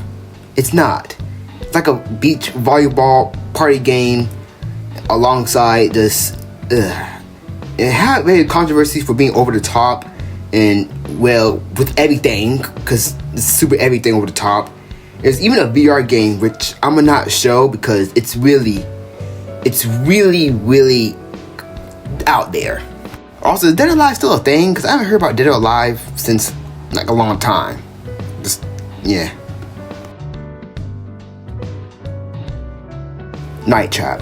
Night Trap is a 1992 interactive movie, which was made for Sega CD, and it's pretty much like have live action scenes, and you pretty much gotta like observe. I'm being serious. Teenage girls having a sleepover in which a house like their end is infested with vampires. So you got pretty much save these girls alongside trigger traps and pretty much capture anybody who's in danger of them. And this you can like pretty much like switch like different cameras to keep watch over the girls and even be creepy to them. I don't know what the hell is this game.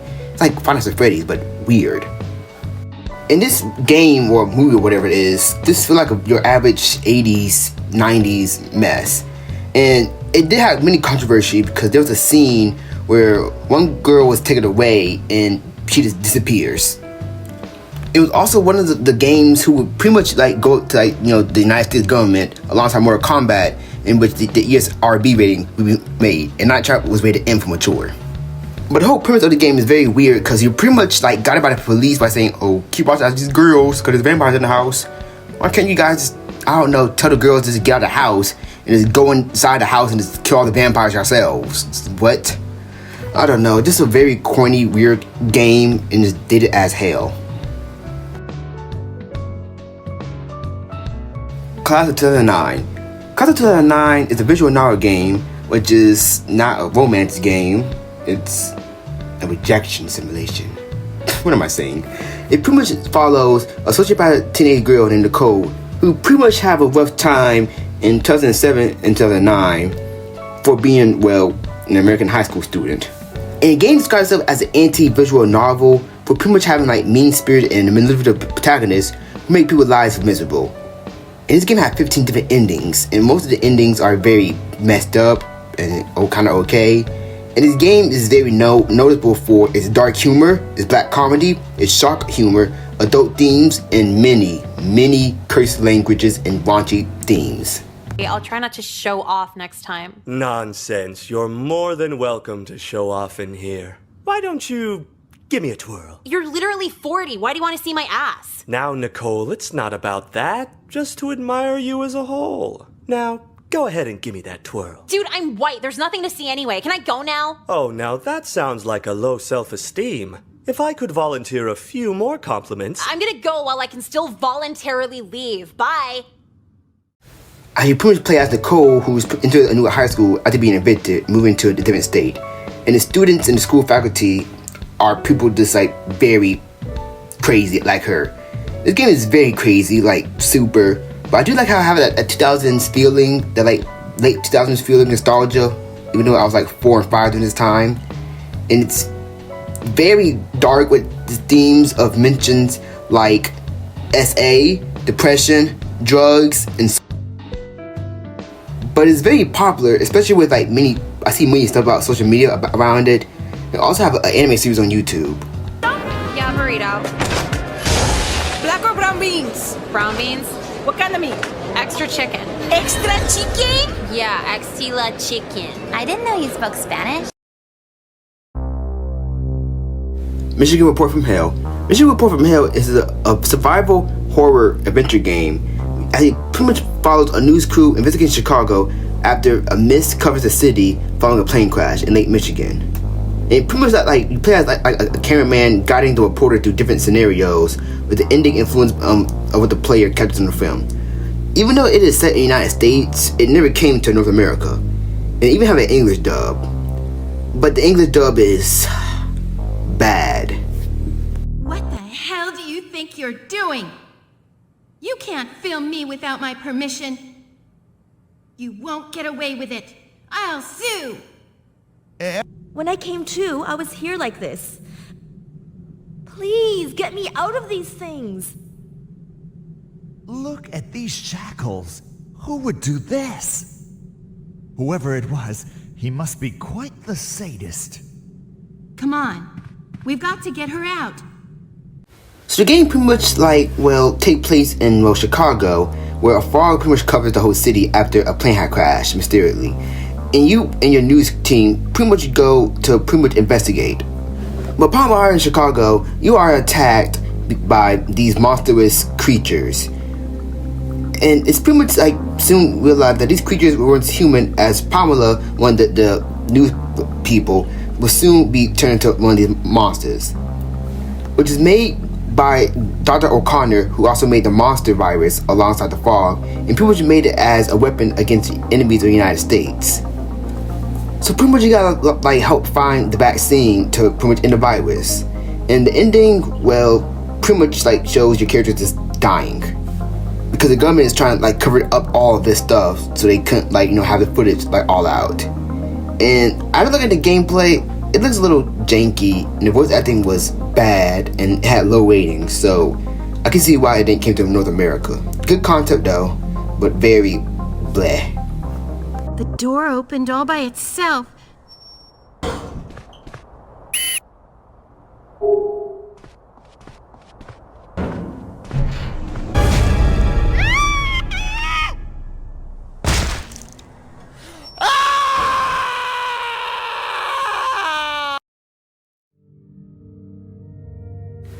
The Callisto Protocol. The Callisto Protocol is a 2022 survival horror game that was developed by the original Dead Space creator and is considered a special successor to the series. It follows Jacob Lee, who was pretty much, well, captured and incarcerated against his will in a high security prison. But his prison is, well, also had most other prisoners are, well, infected. As it was pretty much made as an experiment, like, for them. So you pretty much gotta, well, gather resources and escape. And surprisingly, it's set in the same universe as PUBG. I'm not joking. It's set in this. It was going to be set in the same universe as PUBG until it failed. But yeah, it plays a little differently from like Dead Space, and the enemy types are now new instead of like Necromorphs for finding pathogens. And this game got mixed reviews mainly, even though the game had a cool cast like Karen Fukuhara and Sam Ritter, and that different Transformers, Josh Duhamel. It had just received mixed or average reviews from critics. And the game didn't, when the game came on PC at launch, it ran horribly on PC. But this is a successor to Dead Space, meaning that it was, of course, violent and dark. And this game was, of course, violent and dark. Even more violent than Dead Space, in my opinion. Just look at these. Oh my god.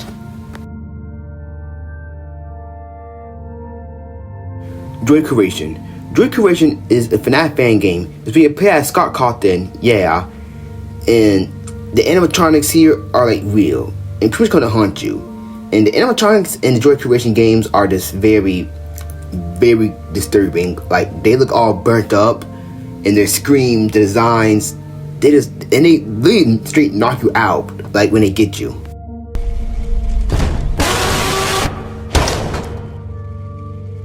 Which kind of fits because Scott Cawthon did have nightmares while making FNAF, and there'll be multiple Droid Curation games. With one time you walk around the house, one of you're in the crib, and one of them is in the office. In my opinion, one of the best FNAF fan game, but also very hard as hell.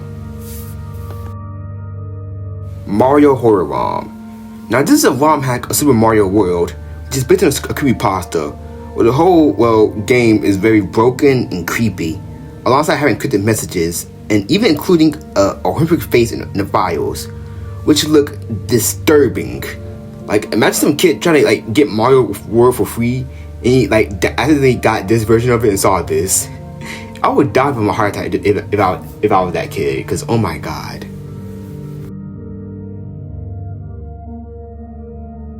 One Last Game. One Last Game is a small itch.io game where you play chess in a dark room with this older gentleman as bombs are going all outside. And they even knock like your lights out, so you gotta lit a candle. Until you hear it bang at your door, where it gets louder and louder, where the old man like holds your hand and smiles. And then it fades to black as we hear the door busting down. Now, there's no dialogue in this game, but it's heavily implied that they're in a war zone, trying to pass the time by playing chess. And the old man is a player's loved one.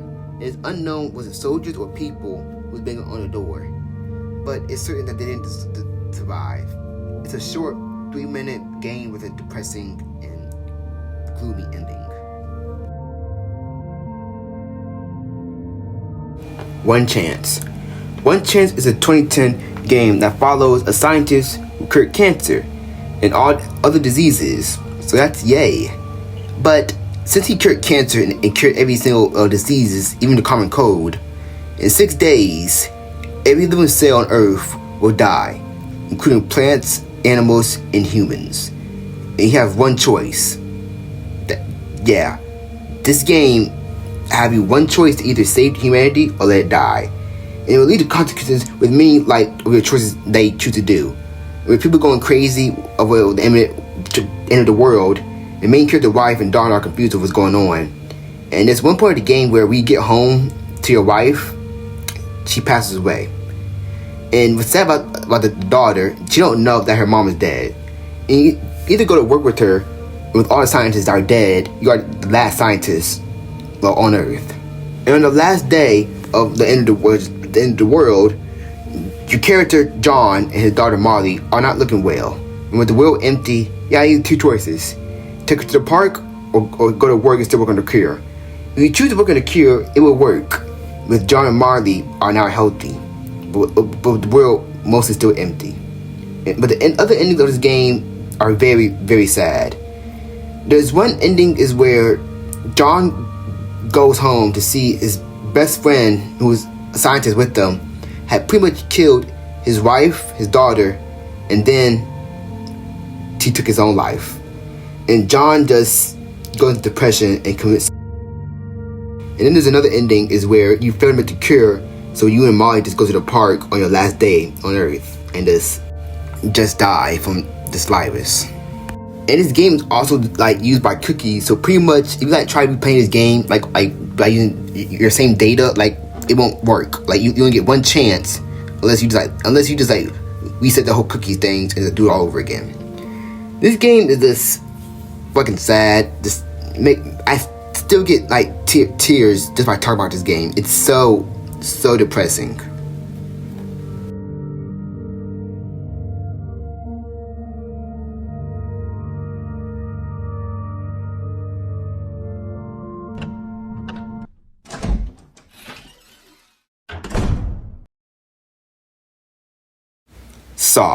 Saw is the game's based on the franchise of the same name. It follows similar to the movies, where you play as a detective trying to find Jigsaw while also trying to save people in his traps. And that this game is taking an interesting twist on the Saw movies. It kind of reminds me of Saw 3, I think it was. We pretty much go around as a detective, trying to do all these traps, trying to save all these people. And if you fail, you will either die by the traps in a very bloody way. And the games are very weird and confusing, just like the movies a little bit. And the second game was just booty cheeks. And I'm gonna say, for a close enough Saw game, just play, I don't know, some Gmod server that has it, or just watch a movie, to be honest. That's the only good thing from Saw that you're ever gonna get. Or just play, I don't know, Dead by Daylight that had Jigsaw in it. Also forgot to say, Wild Trick is in Saw. Yeah, so Diary of the Movie Kid is canon to Saw, I guess. No, Brad! You killed my father, you motherfucker! Faith is a horror game that is pretty much animated in the style of, the Atari games. And it pretty much follows John, who's a priest who pretty much, messed up at an exorcism. And now pretty much gotta, deal with a demon by pretty much shooting anything. And the games also take heavy inspiration from The Exorcist alongside the 1980s Satanic Panic, where everybody across America was pretty much very skeptical on Satanism. People believe anything like Dungeons and Dragons, some metal songs, movies, all led to the worship of Satan. There are 3 chapters in the game, but I'm gonna explain the first one right now because I don't want to spoil most of it. So you play as John, who pretty much got finished a botched exorcism of a 17-year-old girl named Amy. And she pretty much killed her parents. And he finds a gun to have a single bullet. You gotta shoot any targets in a gun. And there's different endings if you whatever you do. If you kill Amy, John will be arrested for murder. If you shoot a deer, another deer will kill you. If you shoot a fox corpse at a ritual site, John will be captured and will probably be sacrificed by cultists. If you shoot a shadowy figure near the shed, you will pretty much be ambushed by a pale monster. And then shooting that pale monster who had jumped you, it will pretty much run away in the road and then get hit by a truck. Even though this game is 2D animated in the style of Atari, it is still very, very disturbing and just Agony. Agony is a horror game which is a first-person action horror game. I don't know. You pretty much play as a person who's in hell, and you travel to hell to meet some goddess lady who can like make you like come back to life. But to be honest, this game is ass. Like, it looks ugly as hell. To be honest, it hurts my eyes just to get looking at footage for this game. Hurts my eyes as well. Alongside the game being hated on launch because it was buggy as hell. Many people said it wasn't fun and it was like very dark, that you couldn't see nothing. But I will give it credit for making this game look disturbing, like making hell like disturbing. And there are versions of this game where it's like fully unrated and got like lots of violence and breasts. But to be honest, you want to see some ugly demon breasts. Doki Doki Nightmare. Now Doki Doki Nightmare is a mod for the game, which is really short. And it pretty much just like plays out where like the whole characters pretty much like know that Sayori is dead, and they pretty much like all realize, oh wait, we're in the game. None of this is real. So just save yourself, guy, and just delete this game. Yeah, delete the whole like mod. And also, to be honest, is a bit weird. It's a bit weird in kind of like the way how they do it. And apparently, creator of this mod is allegedly a EDP. So yeah, you can't find this game no more because it was taken down from like everywhere. And I don't know if you can make this mod, to be honest, because I tried to find who made it and I couldn't find who made it. And I don't know like where you can find this game, this mod. Probably a weird part of the internet that probably has like a virus. So just don't look for this game. Just watch a walkthrough on YouTube for it. Alone in the Dark. Alone in the Dark is a 1992 survival horror game that's pretty much set in a haunted mansion in Louisiana. And you pretty much gotta like solve puzzles while banishing and slaying different type of ghosts. And the game is pretty much like known for being like one of the earliest like 3D horror games. Pretty much the game is pretty much like a puzzle game while also trying to survive ghosts in this mansion, as you pretty much play as, well, either two characters, Edward Carnaby or Emily Hartwood. As you pretty much like explore a mansion that belonged to Jimmy Hartwood, who was pretty much a noted artist and he had died mysteriously. And nobody don't even know like what happened to him. So you pretty much gotta like, well, find out what happened to him. And this game will also have like 2 reboots as well. One in 2001, which was okay, and one in 2024, which was received very well. Too Dark. Too Dark is a stealth game as you play as a detective whose wife was killed in a camping trip and his kid was kidnapped too. And soon after, many kids would be kidnapped as well in the town of Gloomywood. So you investigate the town, and this game actually, the game name actually fits with the tone of this game and the brightness, because many places of this town, the kids are put through horrific stuff. We like find them in the hospitals, in the circus, in these houses. They are either like treated as experiments, circus like pets, and worse. And don't even make it better with the official art of this game too. And you can even like kill the kids too in this game, like, cause sometimes we can like find like one of the bad guys. They can get in the way and you can accidentally kill them and they're just dead. And it pretty much plays a large role in the gameplay, where the player can stay in the dark and tread quietly to hide the location. An enemy can be alerted by the sound the player makes, alongside the sound the children can make when they cry. And supplies are very limited, so you gotta like very be useful. But this game wasn't well received and most people are now just soon forgot about it. It really sucks because this game pulled no punches. Like, it was really too dark. Pico School. Pico School is a flash game. It was one of the earliest games from Newgrounds, being made by the creator of Newgrounds too. And the game followed, well, Pico in school, and you gotta fight off gothic, satanic, Nazi school shooters. Now this was early Newgrounds, so of course it was edgy because they had a whole lot of edgy stuff back then. And you pretty much gotta like kill these guys by using like guns and swords. And the violence of this game will be like very controversial too, mainly with rumors of this game being inspired by the Columbine Massacre, which happened in the same year as this game, which is very kind of messed up. But it was a very like popular and very influential flash game at the time, and still is. And Pico School would be, well, a mascot of the whole site, alongside showing up in Friday Night Funkin', a game which pretty much showed many references to Newgrounds past.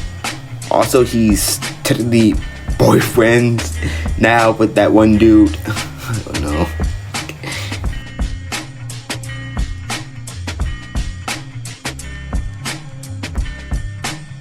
Kanye Quest 3030. Now, Kanye Quest 3030 is a strange game. It's an RPG game that stars Kanye West. And no, he didn't make the game. That'd be very crazy if he did make the game. Okay, so the lore of the game goes like this. The year is 2010. Kanye West took his garbage out before tripping and falling into a portal and bring him to the year 33. The United States had become a dystopian society ruled by a clone of rapper Lil B, who claimed to be a god. A prophecy exists saying that Kanye West will return one day and overthrow Lil B. With this knowledge, Kanye West travels this society and teams up with other musicians like MF Doom, Tupac, The RZA to pretty much fight and free America, alongside being challenged by other rappers like Eminem, Nicki Minaj. I'm being serious. This is actually the description of the game. Dead I Soul and LL Cool J. Oh my god, this game is pretty much like, it's similar to Pokémon alongside Earthbound a bit, but it's just with rappers and stuff. Alongside how each rapper have their own like moving ability based on in-jokes in rapper community. This is just a very, very wild and crazy game. Also, apparently, it was made by a cult. Yeah. So it was revealed that if you like type the word ascend into the dialogue box with the NPC, you pretty much be like taken to a secret section of the game, and the cult name is pretty much called Essentialism. And this cult pretty much have been described to pretty much believe in reincarnation, and they pretty much like use this game to recruit more members with Kanye Quest, even having like connections with record labels such as Essentium Records. But it's just really weird how this game was made by a cult, and the game itself is just really wild itself. But imagine if this game came out like right now, or it made a sequel to this game, explaining what like Kanye West was doing at this time. Like all the stuff he's doing, his new album, and what he's doing right now. Oh my god. This is Kanye, by the way, y'all. This is the same Kanye who did this. Scary Maze. Scary Maze was just a little troll game. We pretty much had to go through a maze without touching the walls. Till some ghost girl pops up screaming at you. It was super popular back in the day, but it did scare like a lot of people of it. It was like very like popular. Even like SNL did a sketch of it. It was just pretty funny and scary. Nostalgia though. Half-Life Cinematic Mod. So this is a mod overhaul for Half-Life 2 made by a dude named Fate Factory. We pretty much want to make Half-Life 2 want to turn into like a American action piece. And by this, I mean making the game look visuals, having like lens flares, new gun models, lighting effects, and the female characters looking, well, hot. And having big breasts. So pretty much a Michael Bay if he made Half-Life. In this game, well, mod, technically a game, because this thing's like 55 gigabytes large. What the hell? So this mod is pretty much notorious for multiple reasons. One, the space size. Two, it's hard to like even get it working sometimes. 3, they changed up the whole facial animations. 4, the guns look very inaccurate to Half-Life. 5, Alex got multiple models, and I can tell the dude who made this probably had been a gooner, because some of these models are just very goonery. Even sucks graffiti, even a fully modeled. Never mind. And the man who made this mod when it came out in like 2005 was like 45. They finished this mod in like 2013. Yeah, so some weird middle-aged man just made this mod made for goonery. And this mod is like even on Steam Workshop, and I tried to get it working, but I just couldn't for this video. I'm sorry guys, it's too hard to get it open. Okay, I downloaded the whole Half-Life mod. Sorry, I'm using my controller. This motherfucker eyes are cock-eyed. God damn. Yee, you guys cocked like the hell? You guys cocked like a pistol. Rack the series. So this is referring to those Rack the games, like those random Rack the games from like the 2010s and 2000s, like Whack Your Neighbor, Whack Your Teacher, Whack the Burglar. Just whack everybody. These games were mostly known for its extremely cartoon violence.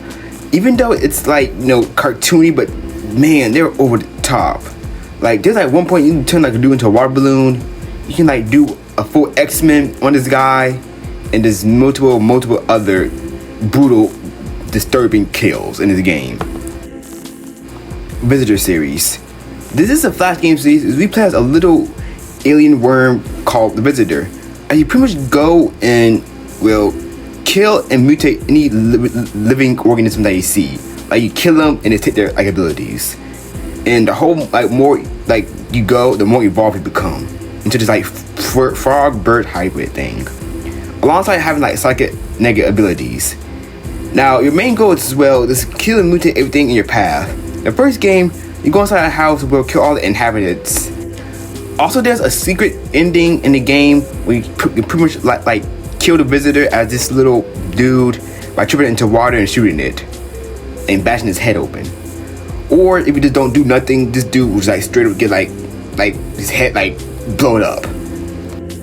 And then there's the sequel where everybody mostly familiar with. If you go into the woods, killing like many animals, becoming like this weird skunk, dog, scorpion, snake, spider hybrid, and killing some old couple.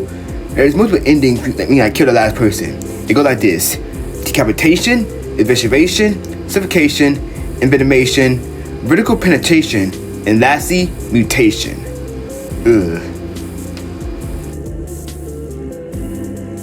VR chat.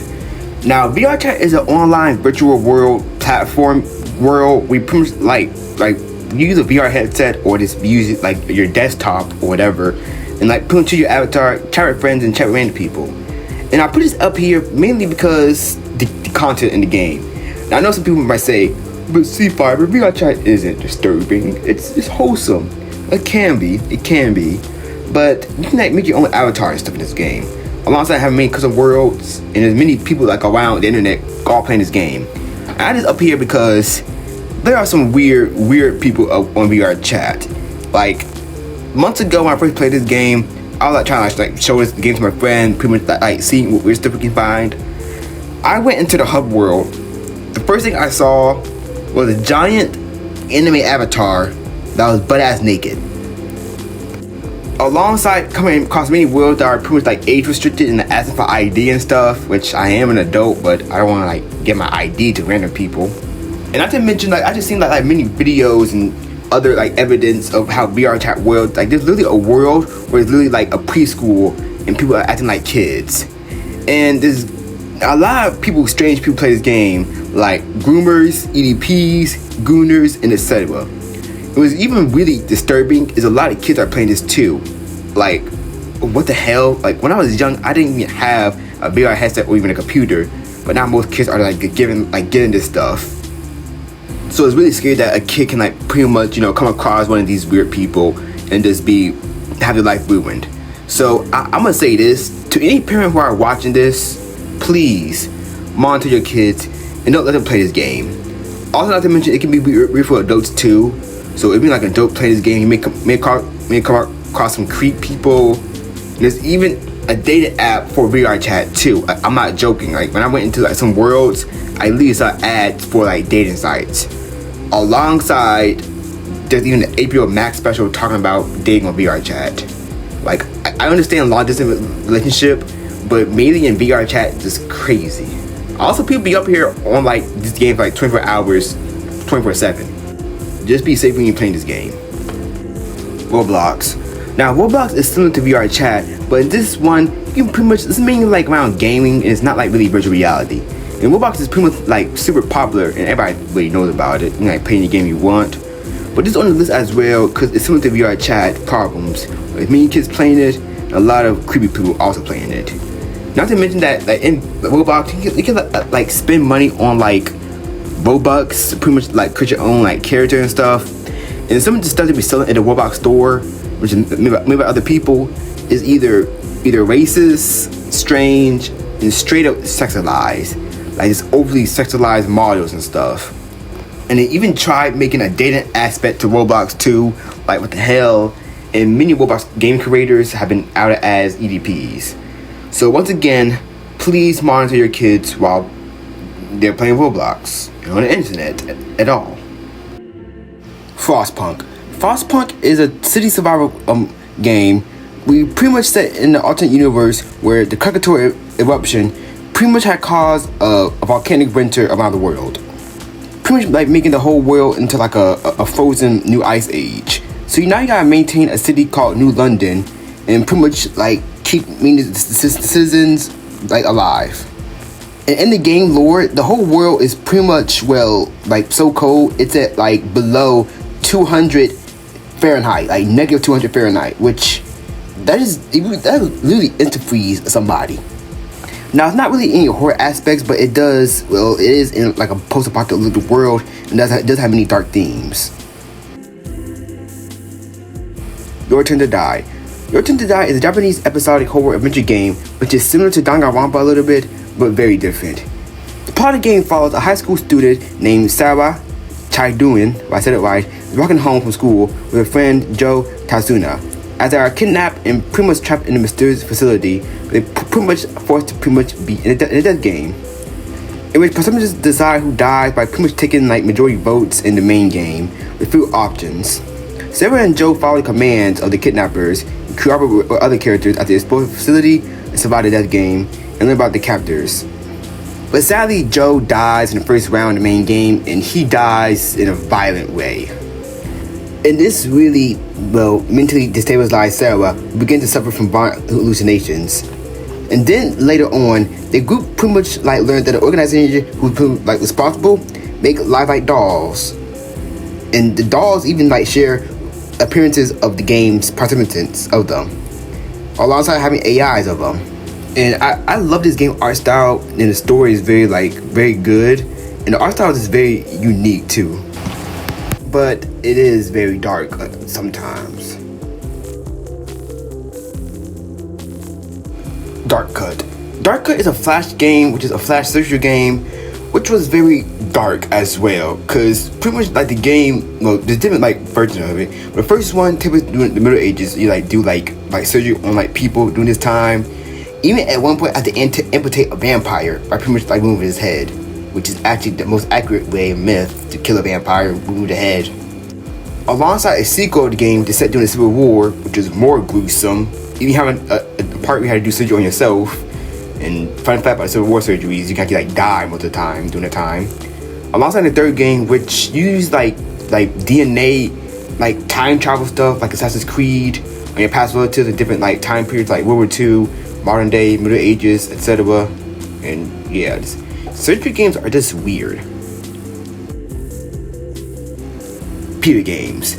So PETA, or People for the Right of Ethical Treatment of Animals, is an American animal rights and non-profit organization based in Norfolk, Virginia, and it is well known to be have many questionable campaigns alongside many like questionable commercials.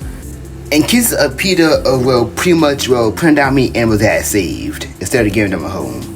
And had made many games, which most of the games were pretty much non experiments on animals alongside pro-vegan. Now listen, I don't care if you're vegan, just don't kill anybody, okay? Just don't kill anyone. And they're mostly like controversial for one of their games. Well, actually all their games. They have made a game parody of Super Meat Boy called Super Tofu Boy. You play as Super Tofu Boy trying to stop Meat Boy, who is shown rotten here. And this game was pretty much ass. It was buggy as hell and just controlled badly. It was even funny. The devs of Super Meat Boy had saw this and had a Super Tofu Boy in the game. But he looked like he's seen better days and he pretty much wanna die. And what's funny is Super Tofu Boy is actually the worst character in the game. Like, he controls badly. Alongside them, I'm making a Cooking Mama game when you pretty much, she's like evil. The graphics are pretty much ugly as hell. And you pretty much like cook turkey. But to be honest, who the hell cook a turkey like this? Like, this is just disgusting. Not even seasoning on it. Ew. It's dry. Even I pretty much made a thing of Mario of we pretty much they say that, oh, he's wearing a skin tanuki. responsible as Nintendo had pretty much had like power up, the Tanuki outfit in the games. In the game, we pretty much in a butcher shop trying to escape a butcher as a pig, and multiple other games like a bat fighting game, and many other Peter games. They are just not that good, to be honest. And I discovered recently they had made a game called about Kitten Crest. I think it was called that. I had played this game a long time ago on my Switch. I didn't even notice it was made by PETA until I saw a YouTube video about it, which is just insane. Well, hopefully these guys don't make a parody of Minecraft. They probably did. Sally Face. Sally Face is an adventure game which pretty much, revolves around psychological horror and mystery. And you pretty much play as Sal Fisher, or Sally Face, who is a boy with a prosthetic face. And you pretty much investigate local murders with his friend. And the game had 5 episodes, and I don't want to spoil most of it, but I am going to speed one half of the story. We begin with Sal, who pretty much wakes up in the hospital, who pretty much his face is wrapped in bandages, and you pretty much walk around the hospital. You start seeing weird stuff going around you, alongside meeting a dog named Dr. Eon. And then soon you move into a new apartment complex with your father, but one of the tenants has soon be murdered, and you pretty much investigate the cause of the murder, while also having many disturbing dreams, alongside encountering a demon, finding out that it's cannibals pretty much in the school cafeteria, and many other stuff, which I don't want to spoil because this game is really deserve to be played. And get it, it's on Xbox, PlayStation, PC, even the Switch. The Darkness. The Darkness is a first-person shooter video game developed by Starbreeze Studios, and is also based on a comic book series too. And the comic book is really good in my opinion. You play as a man named Jackie, who pretty much uses guns and the power of the darkness by summoning 4 imp-like creatures on his arm called Darklings, which attack foes by pretty much ripping them apart and using the tentacles and stuff, alongside breaking down walls. And what's even really interesting about this game is you can't use the darkness powers in light, because darkness, they use them in the dark. You can pretty much walk down walls, ceilings. It's really interesting. As the game pretty much follows Jackie pretty much taking down main crime bosses in New York City alongside in Chicago. And one thing I find very interesting about this game is you can watch The Kill the Mockingbird in this movie. I'm not joking. There's a part in the game where you can watch the entire movie of To Kill a Mockingbird, alongside seeing little clips of the movie, The Man with the Golden Arm, a full episode of Flash Gordon. But yeah, this is one of the games on this little iceberg that I do recommend because it's really good and it's really metal as well. So yeah, check them out. Kingpin Life of Crime. Kingpin Life of Crime is a first-person shooter game that was pretty much launched in 1999, and it pretty much takes many inspiration from Quake. It is set in a retro time period, but not really, because it's a mixture of 1930s art alongside 1950s style and modern technology and ideas. So pretty much a steampunk retro futuristic world. Also, fun fact, Cypress Hill even made music in this game, so that's cool. So pretty much in the whole world, it pretty much takes place in an area of a city called Skid Row, where a dystopia was mainly controlled by criminals. And you play as somebody who is probably part of the mob, but who was soon betrayed by the employer of Nicky Blanco, one of the Kingpin lieutenants. So pretty much what you do is, you pretty much go against Nicky Blanco and the whole criminal underworld by yourself. And this game was very, let's say, very brutal. And it's very detailed for the 90s too, because pretty much if you injure an enemy, they can run away and leave a blood trail, so you can pretty much follow them down and take them out. You can even go to some bars and clubs in the city that pretty much are hubs for the chapters, where you get new guns, alongside even hiring gang members to join you in a fight. There will even be a remastered remake in 2020, which last I heard wasn't really well received, but either way, both of the games look alright to me, and they do have that retro 90s feeling of the game. This shit personally. How far do you want me to go with this? How far? I'm prepared to scour the earth for this mother. He goes back to Skid Row. I want a motherfucker hiding in a dumpster ready to pop a cap in his ass. How do you want it done? I'm prepared to scour the earth for that motherfucker. If Butch goes to Indochina, I want a nigga hiding in a bowl of rice ready to pop a cap in his ass. I will take care of it. I Have No Mouth and I Must Scream. I Have No Mouth and Must Scream is a point-and-click adventure game from the 90s that is based off the book of the same name. Now, I'll be real, I have not read the book, but I do know about it. So the book follows this. Long time ago, three major superpowers, Russia, China, and the United States, have pretty much made like AI called AIM, Allied Master Computers. And they gained sentience and pretty much ended the whole world. And soon this world pretty much became AIM. And AIM hated humanity so much, he kept 5 humans left, 4 men and 1 woman, and bring them to the center of the earth and tortured them for 100 years and kept them alive. And he pretty much get a little tired of torturing them and say, I have a new game for you to play. And these are the humans that are in this game. They're Gorster, Benny, Ellen, Nibdoc, and Ted. And this game is pretty much really dark.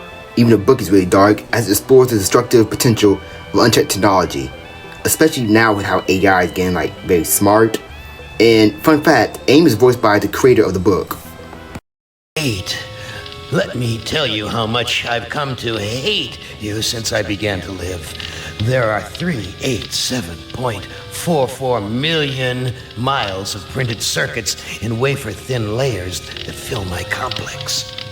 If the word hate was engraved on each nanoangstrom of those hundreds of millions of miles, it would not equal 1/1,000,000,000th of the hate I feel for humans at this micro instant.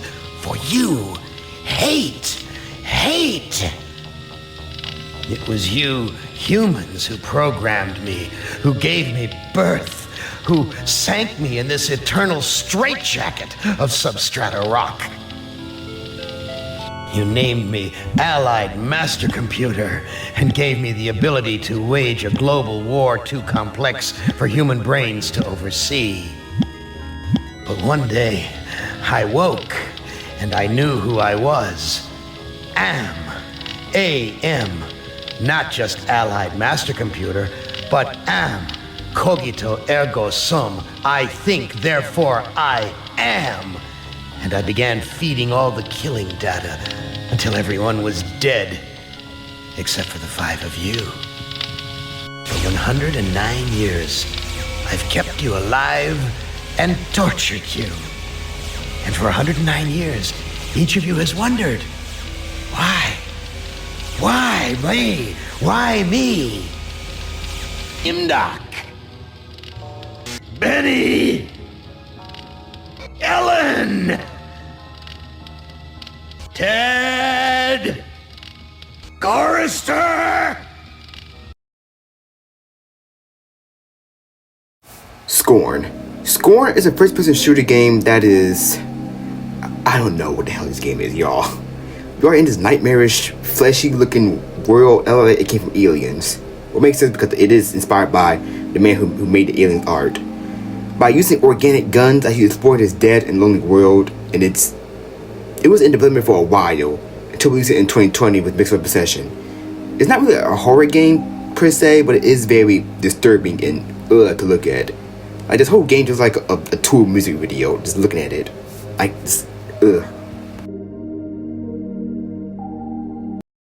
Rainbow Six Patriots. Rainbow Six Patriots was a canceled Rainbow Six game that was supposed to be an installment of the Tom Clancy's game series. Which, we don't know what Rainbow Six is. Well, Tom Clancy's Rainbow Six Siege is, a tactical shooter game that's pretty much themed around SWAT and anti-terrorist units. It's based off a book too, but I never read the book, so. And the game series has started out in 1998 as it pretty much talked about many anti-terrorist groups, pretty much like Counter-Strike but different. And Patriots was supposed to be the next installment of the game after Rainbow Six Vegas 2. It was going to be set in New York City with the Homeland Terrorist organization called the True Patriots. They're pretty much like a populist militia group that pretty much act like judge, jury, and executioner by pretty much avenging and alleged victims of what they see Wall Street as corruption. like pretty much like getting rid of like many Wall Street business people and politicians. Alongside the game even having a commercial like trailer too, and even like gameplay concept of the Patriots kidnapping a man and holding his family hostages and even turned the dude into a bomb, which may seem very dark today, but it was Tom Clancy, it was like Rainbow Six back in the day. They're like very known to be like very like grungy. However, many things would be like got in his way. In 2011, a group called Fear, Forever Enduring Always Ready, was an American terrorist organization group that pretty much had like 4 to 11 members, and most of them were like ex and active military members too. And they had pretty much had planned to like set up bombs in Georgia, even try to assassinate Obama, and even had like killed like multiple people too. And one of these guys even said that they were inspired by the game Rainbow Six Patriots before it was even came out, by reading a game magazine with it, which had the game be delayed, alongside having it be delayed again to make it work for next gen consoles.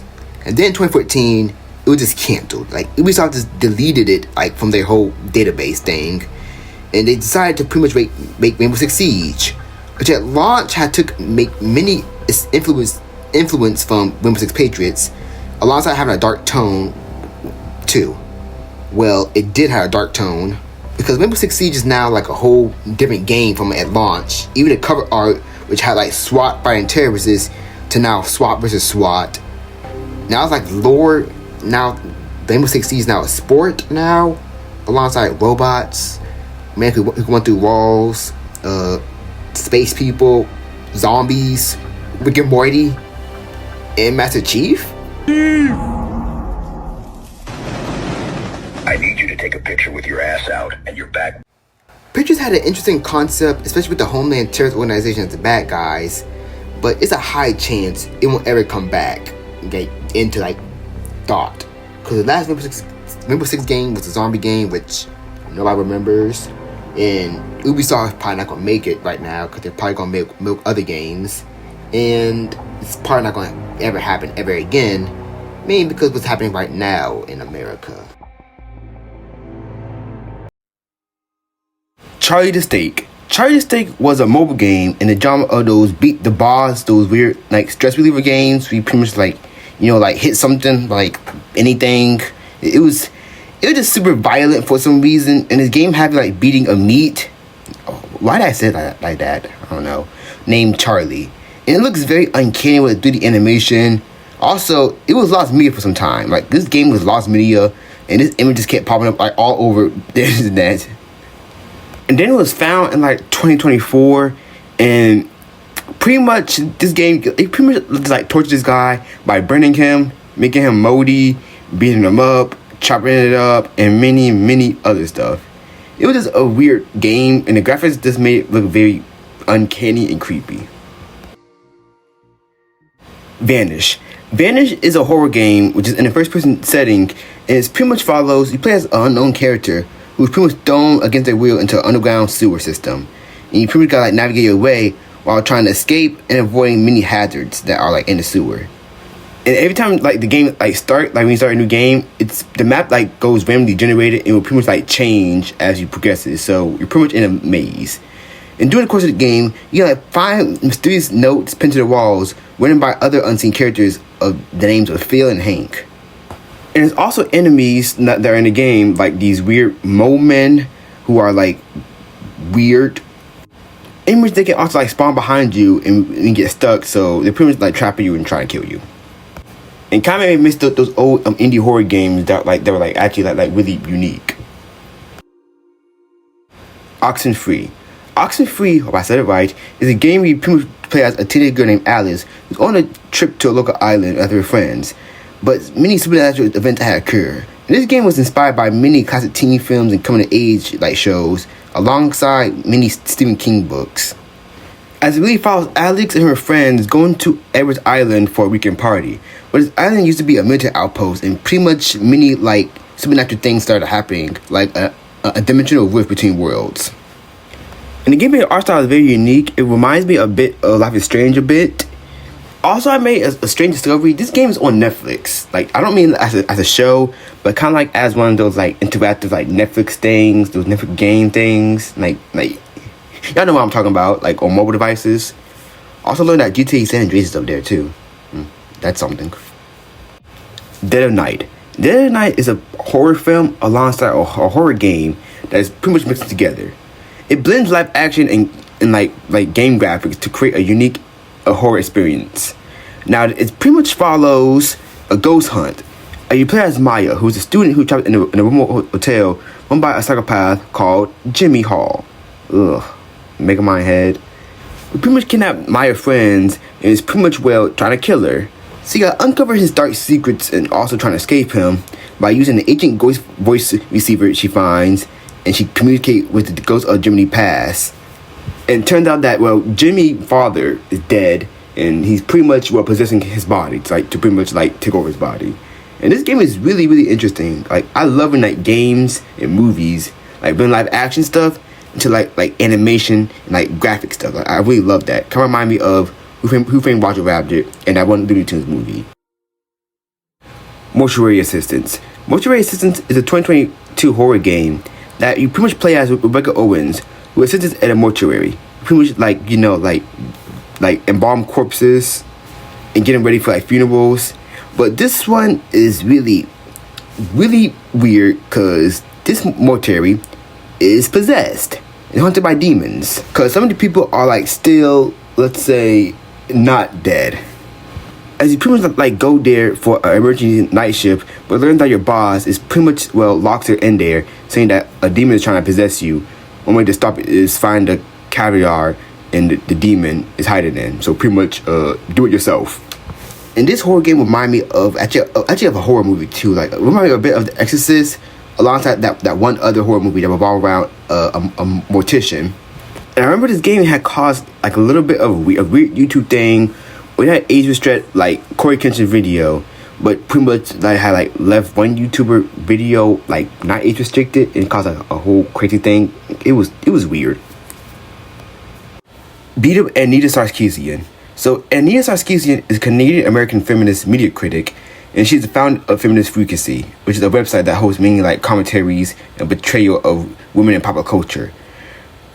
And she was mostly known for her women in video games series, and many people didn't like her for her opinions on games, which had started this whole Gamergate craze, which was a weird era on internet that was super negative and how men getting angry, females getting angry, but that is too much. And she was harassed, and she was harassed by many people with many death threats, SA threats. And people even made a game about her. We pretty much just beat her up. And when you click on her face, she would get bruises and start bleeding. This is just very, very, very weird in general. Disagreeing with somebody, disagreeing with somebody's opinion and just walking away is one thing. Just ignoring them. But sending death threats and making a game where you just beat her up is just fucking weird. Come on. What? It just really shows how this Gamergate thing, which is so crazy and so negative, and it's made people really worse. And it's not looking really good now, which this whole internet culture is now, internet gaming discourse is now is. Hong Kong 97. Hong Kong 97 is an unlicensed beat 'em up and shoot 'em up game that was made by Ubisoft and for the Super Famicom. It was released in 1995 in Japan, being sold as floppy disk. And this game is very, very weird by being very notorious on the internet for something I'll talk about later. And the lore of this game is very wild. So, it took place in Hong Kong in 1997 during the bridge of handover of Hong Kong to China. And it goes like this. The year 1997 has arrived. A herd of fucking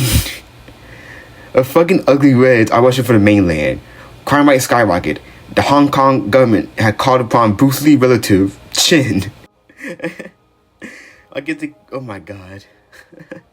They just got Bruce Lee relative named Chin.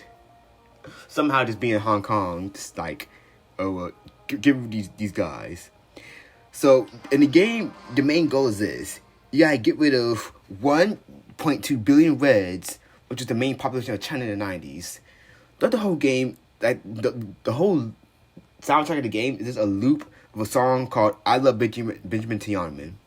Alongside this, a boss in the game would go like this: there's a secret weapon in China, and it's pretty much former Prime Minister of China, Deng Xiaoping.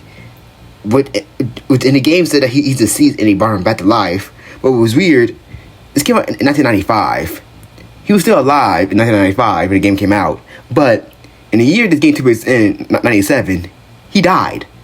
So the game pretty much predicted it. And all you do is just fight a horde of 1 billion enemies, and they die in explosions, alongside fighting Deng Xiaoping, who just a floating head. But what's really disturbing, about this game, is when you die, you die in one hit, by the way. It shows a game over screen that has a real dead body. I'm not joking, it's a real dead body. And it was soon to be identified to be a man who died in the Bosnian War. Alongside showing other, which I believe, real dead bodies, which I'm not going to show, because this is it came from a genocide, so I'm definitely not going to show this. And I don't know why the Ubisoft or the developers have made this game and added real dead bodies in it. But it also been found out that if you kill all 1.2 billion enemies, the music just stop. There's no secret ending, there's no ending, no you win. Just endless enemies. And there's no again. Well, apparently I found something weird is there's a movie actually called Hong Kong 97, and it pretty much came out around the same time this game came out, so that's kind of funny. Aoni is a free war horror game that was pretty much released first in Japan, but gained a cult following in Japan and other places around the world due to many live streams and playthroughs. And the game pretty much followed a boy named Hiroshi alongside his classmates investigate a deserted mansion at the edge of the town that is haunted. They discover Aoni, which stands for Blue Demon, which is a mysterious creature who pretty much chase the group. And Aoni, this goofy looking fella, he would give chase to the player, not runs them. And the jump scare is kind of goofy, but also kind of eerie too. And if one of your classmates dies during the mansion, they transform into Aoni. It is similar to how Nemesis worked in Resident Evil, he just see you, he follow you, so you got invade him. And this game had a cult following online in Japan, with many YouTube videos and streams, pretty much going up to 50 million views by 2013. And there also being many novels related to this game, alongside animes too, a lot of animes, and many live action movies too, based on this game. And guys, I'm being dead ass. I saw this image in 2020 because I never played this game since I never played this game when I was younger. But I saw this image in 2020. I thought it was Legendary Dev. I'm not joking. I thought it was an edited image of him until I found out about this game in 2023. Yeah, I am that late discovering this game. I found this in 2023 because I wasn't on the internet a lot when I was younger. I'm sorry, but the game is really fun. The Uncle Who Works for Nintendo. The Uncle Who Works for Nintendo is a horror game in 2014, and the title is inspired by those false, those little false playground games hey, my dad works for Nintendo, or my uncle works for Ubisoft, or Activision, or Microsoft. We all know y'all was faking. Y'all was faking. So the game follows as you pretty much go to your friend's house, who's pretty much rich and have a Nintendo 64, and pretty much say, oh, this here is awesome. As pretty much revealed that the friend uncle worked for Nintendo and had pretty much got them a Game Boy. But pretty much uncle is let's say strange. Not in that way. He's an eldritch entity who's pretty much want to kill the main character. And there are many endings to this game. One we can phone home and go home early. There's a third one where the friend moves away but is never heard from again, which pretty much the friend probably dead. One of them is where the friend apparently dies in a fire after the main character leaves. And the last ending is where you use the power of friendship to pretty much defeat the entity. So yeah, don't work for Nintendo, guys. Apparently they just turn all their employees into evil monsters, so I guess stop leaks.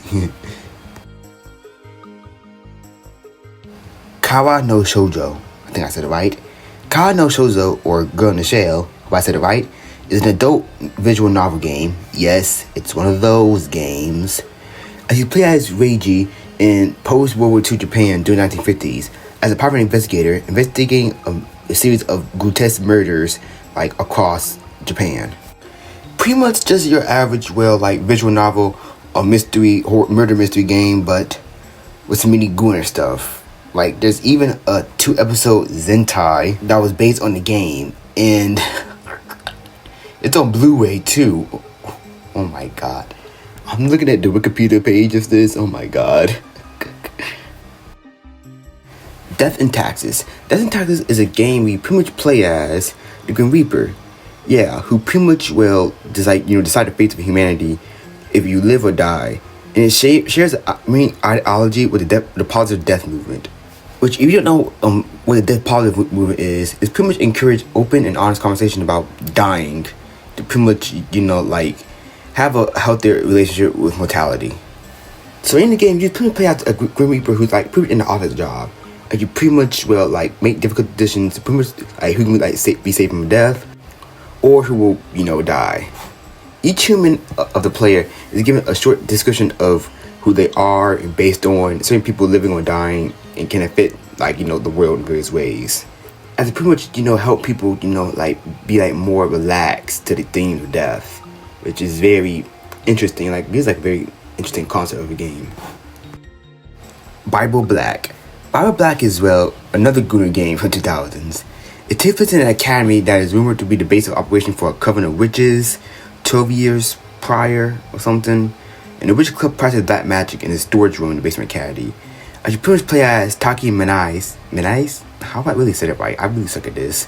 Who's a high school student and finds a book of black magic in his isolated storage room. And he begins practicing black magic, which has extreme effects on him. And then you meet a lot of females and stuff, and I don't know, but this game is your average Gooner game. It got a dozen endings. Oh my god. And alongside had many animes, or they're not animes, but you know what I meant. And alongside accidentally being aired on Teletoon, which is a Canadian version of Cartoon Network. That is just wild. SCP Secret Files. SCP Secret Files is another SCP game, which follows different cases from the SCP Foundation, and you pretty much play an assistant who had to do mini introduction into the programs. And it's worked as an anthology with different stories, throughout the different files. Pretty much have different art styles and different outcomes. And it's really popular in the SCP fandom.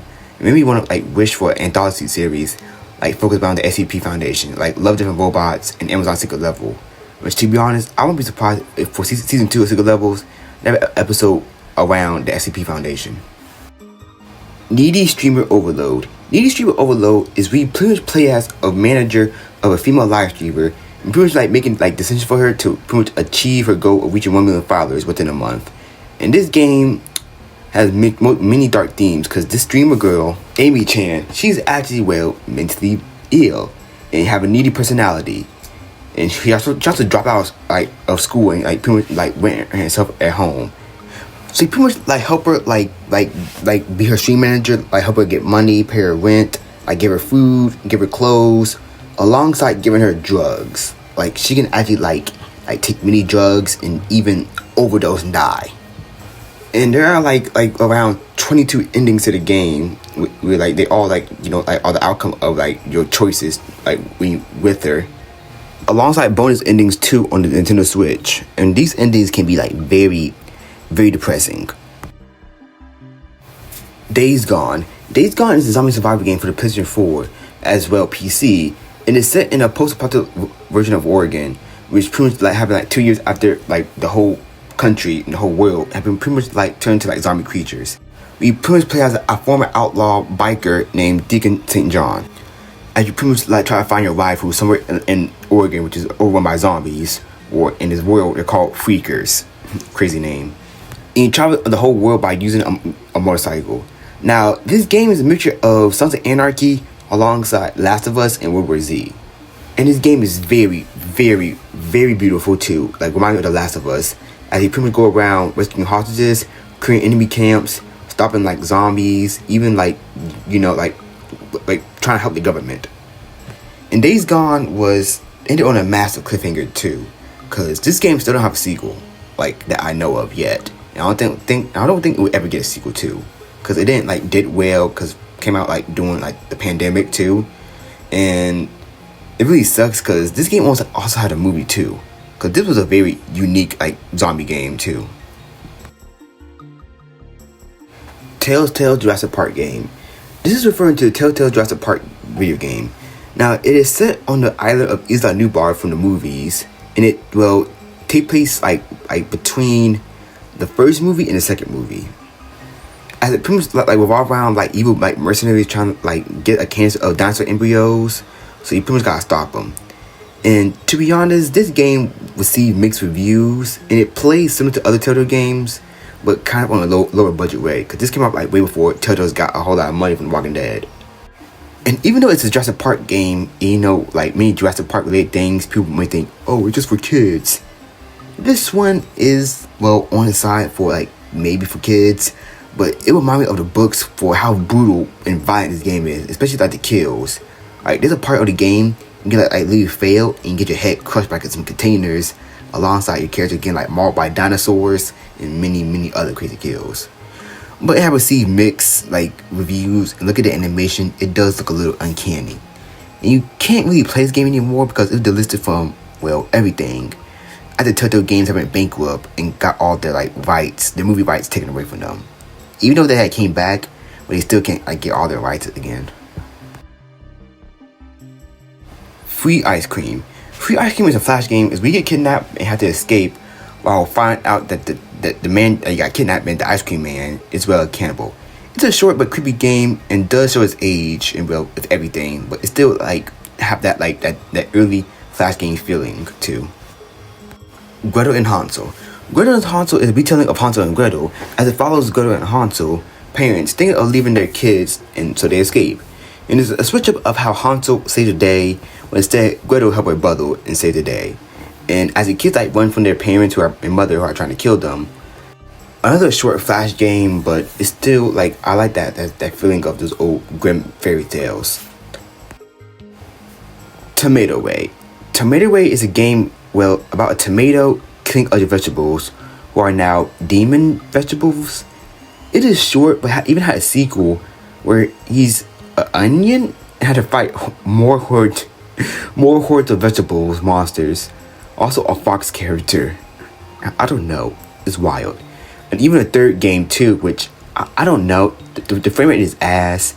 And to be honest, when I saw this tomato, I could have sworn he came with those weird Russian soda ads with the fruits. Like y'all know what I'm talking about? Those weird soda fruit Russian ads. When Yandere's Cry. When Yandere's Cry is a short Yandere game that you pretty much play as, if I said it right, Nishiki Kitamura, who's an average high school student and who's known for kindness towards people. But he's pretty much have, well, 4 Yandere girls trying to chase him. Akiko, Kira, Sunuku, and Yuna, who all like really close to him, and they pretty much like wanna, well, kill him. So you pretty much gotta like, well, try to escape them, and there's 4 endings. But all the endings all result in like the character being killed by all 4 girls, so it's not really an escape. Chrono Box. Chrono Box is a visual novel game that is also an H game. And the story takes place in a fictional Japanese island called Eden, or Islands of Angels. It's a small, peaceful island where you pretty much play as, if I said it right, Kimaniki, who's going to school with his classmates and live with them in his dorm, and is enjoying life until a certain black box came in his life. And it started a weird Groundhog Day loop where he dates his classmates but eventually is forced to meet a mysterious black-haired girl without any like knowledge about who she is and why she's with them in every loop. And I couldn't find any information about this game other than it's like it deals with murder and other stuff, but it was hard to find it because most of the videos and information I saw about this game was either in Russian or in Japanese, so I apologize if you like know this game. Pokémon Reborn. Pokémon Reborn is a fan-made Pokémon game which is known to be very challenging, alongside having some drama behind this, which I forgot about. Alongside, you can kill Pokemon and people. Why did I laugh at that? That just sounds so unrealistic for a Pokemon game. You just kill a Pokemon and their trainers. Even the game even started with a terrorist attack. I'm not joking. It started with a terrorist attack. I'm just saying, if Nintendo takes this game down, then it's canon that there's a Pokemon 9/11. Shin Godzilla. Shin Godzilla is a virtual reality game that's on a PS4 and is based off the the movie of the same name, Shin Godzilla. It was like pretty much made for a Japanese exclusive demo to pretty much promote the movie.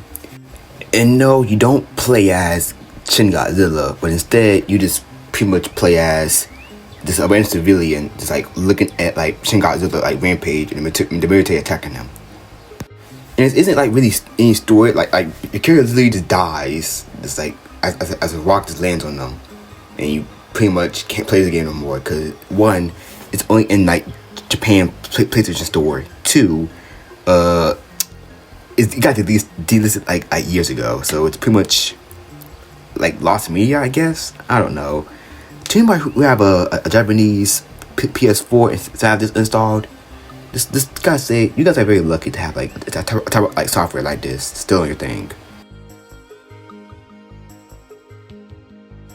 Ready or Not. Ready or Not is a first-person shooter game that is pretty much a successor and took many inspiration from SWAT 4.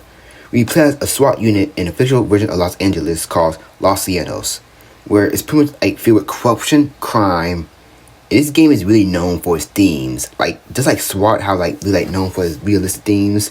This one is more darkest than SWAT, and it's probably the most darkest first-person shooter game I have ever seen. And I know some people may say, "Oh, but Spec Up the Line." Yeah, I covered Spec Up the Lines already, but this one is more darker than Spec Up the Line.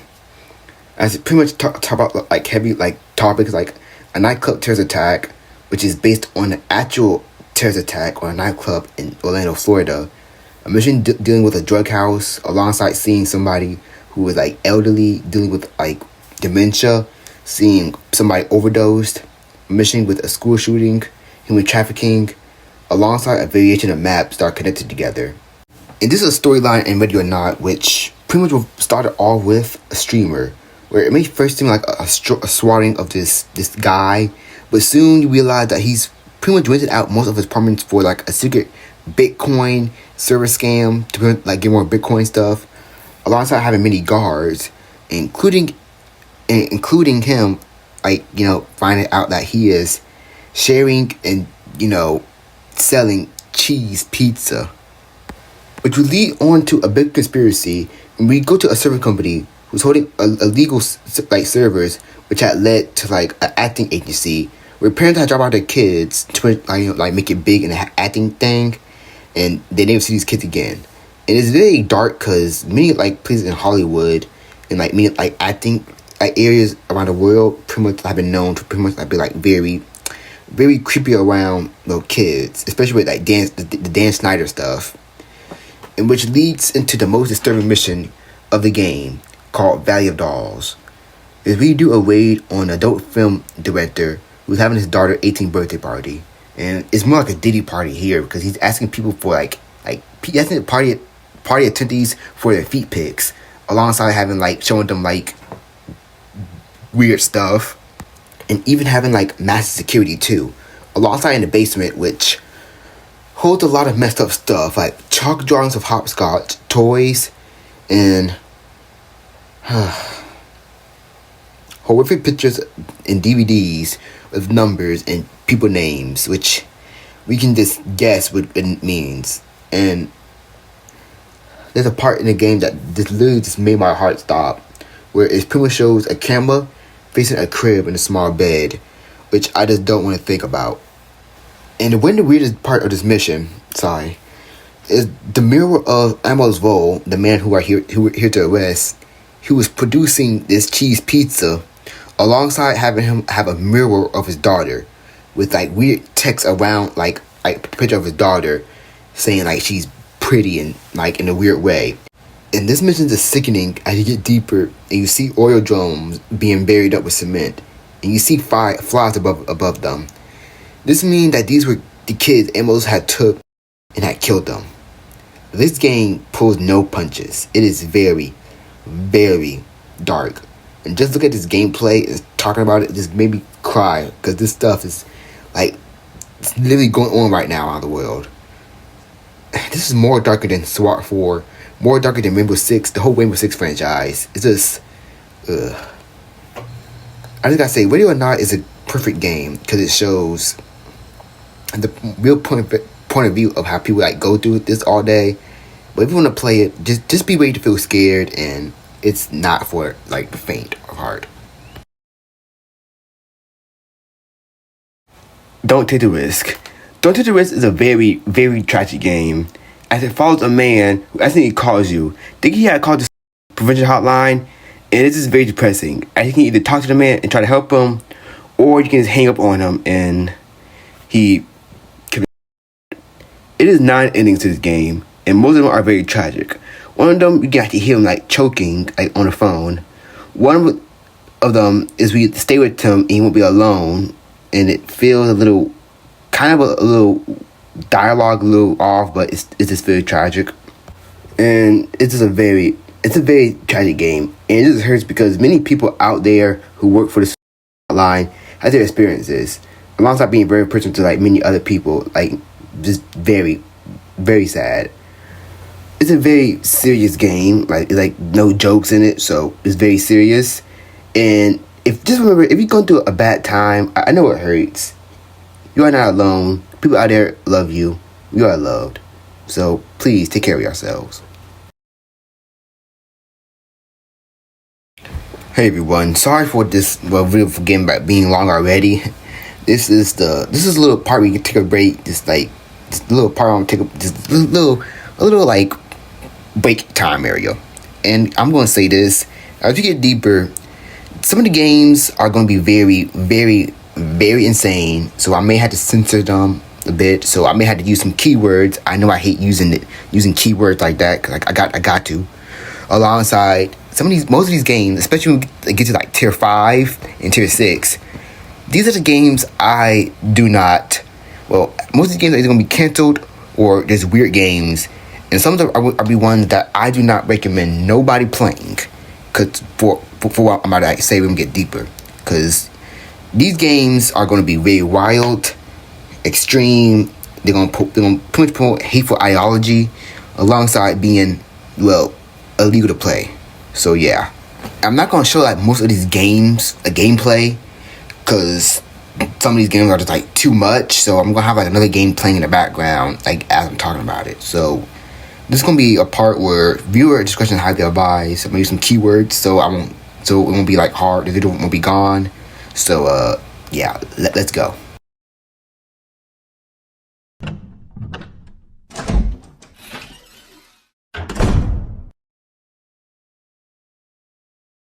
We become what we behold. We become what we behold is a short itch.io game. We just take pictures of these circle guys and square guys, alongside crickets and a worm and this top hat guy, which keep an eye on him. As you pretty much like go around, you want to like take pictures of like everybody just doing their own thing, and you see some like angry square guy who's pretty much like mad for some reason, but soon he'll like calm down. But when you take a picture of him, all the circle people get scared of the square people, and all the square people just ignore the circle people, which soon spread hate and arguments, and people try like spreading peace in the game. And we take a picture of the people who are peaceful protesting. It says peace is boring, violence goes viral.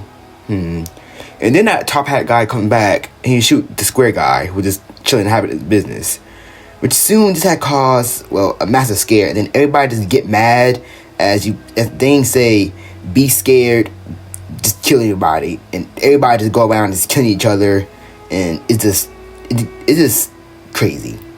The game message, main message of the whole game is how the media pretty much kind of promote violence and hate. Like, if it's a peaceful thing happening, people would just like be like, and ignore it. But if it was like a violent thing happening, going on, like riots or like war and stuff, then the media would get advantage of it and pretty much like try to spread it out, which soon like may make some people like get like a little angry, and alongside may make people be extremists and just kill and harm people. there's an never-ending circle of violence that will just happen. Like a big violent thing will happen, media will cover it, people will argue, more violence happen, and then it just stops, and people just forget about it. And then it happens again and again and again. Fear sells, like how the media pretty much says. And the ending of the game is sad because you just see a memorial of the people who died. America's Army. So I seen this, like, so while doing research for this video, I came across, like, I made like other lists, like labeling this game as like dark and disturbing. So this is kind of going on here, and I'll explain why. American Army, it was a first-person shooter game franchise that was literally made by, well, the United States Army. I'm not joking. The Pentagon made this game to pretty much recruit gamers into joining like the military by pretty much having like gameplay that matches like actual like U.S. Army tactics, just without, you know, the stuff America did during this era when the game came out. Now the concept of the game pretty much like started out in 1999 as to pretty much, well, like provide like a virtual soldier experience that was pretty much like engaging, informative, and entertaining. And so the US military just like started, well, like pretty much like making it, and they made a whole lot of games, well, based on America's Army, such as America's Army, America's Army 2, American Army 3, American African Proving Grounds, American Army 5, oh my god, American Army Rise of the Soldier, and many spin-out games like American Army Special Operations, which is like, well, on mobile phones. So yeah, it's playing like American Armies on your mobile phone, alongside a comic series too. Like, what? Like, you're the Army was like really trying to like get people out there to join. And I remember being younger and like living on like many U.S. military bases, and I remember even seeing, no joke, this game like being like stand out. Like every time like I go to the stores, like, you know, try to get like a new game, this game like would have like posters, like cardboard stuff like everywhere, just plastering this game series. And so game series have been criticized a lot. Well, pretty much, well, meaning like mechanics are pretty much, well, it's propaganda, guys. It's literally propaganda, and pretty much trying to like advertise and pretty much like get like young men to pretty much, like join the U.S. military, alongside, well, kind of, well, hiding the stuff that was going on at this time. Like this game series like was popular during the 2000s, which during the Iraq War, America was doing, let's say, not really nice stuff over there. But the game series, it will like pretty much come to end in 2022, as the U.S. like Army just pretty much will like just like stop like making the games. Well, don't worry, U.S. Army, you always have Call of Duty to bring in troops, because you guys, well, Call of Duty Modern Warfare, well, almost all the Call of Duty games are pretty much kind of like propaganda, to be honest. Alongside anime, like, no joke, I'm not joking, like the U.S. Army and other like military branches, as you went to anime conventions, like oh, also some lore stuff about me. I did try to join the U.S. Army like before, but since the American Army games were like gone when I graduated high school, so I guess it didn't like work out for me. But hey, at least I got a few straight when I tried joining, so yee. JFK Reloaded. Now, JFK Reloaded is really a controversial game, as you pretty much play as, well, Lee Harvey Oswald, pretty much trying to like recreate the 3 shots fired at John F. Kennedy. And you pretty much like gain higher score like the more accurately like lines up with the report. You can alongside like shooting at random people too in this game, and it even shows like a little thing like, oh, this is where you shot Kennedy at. This game was super controversial. One, it came out literally on the 41st anniversary of JFK assassination, and many politicians and many people like around the media hated this game. Even JFK family like hated this game.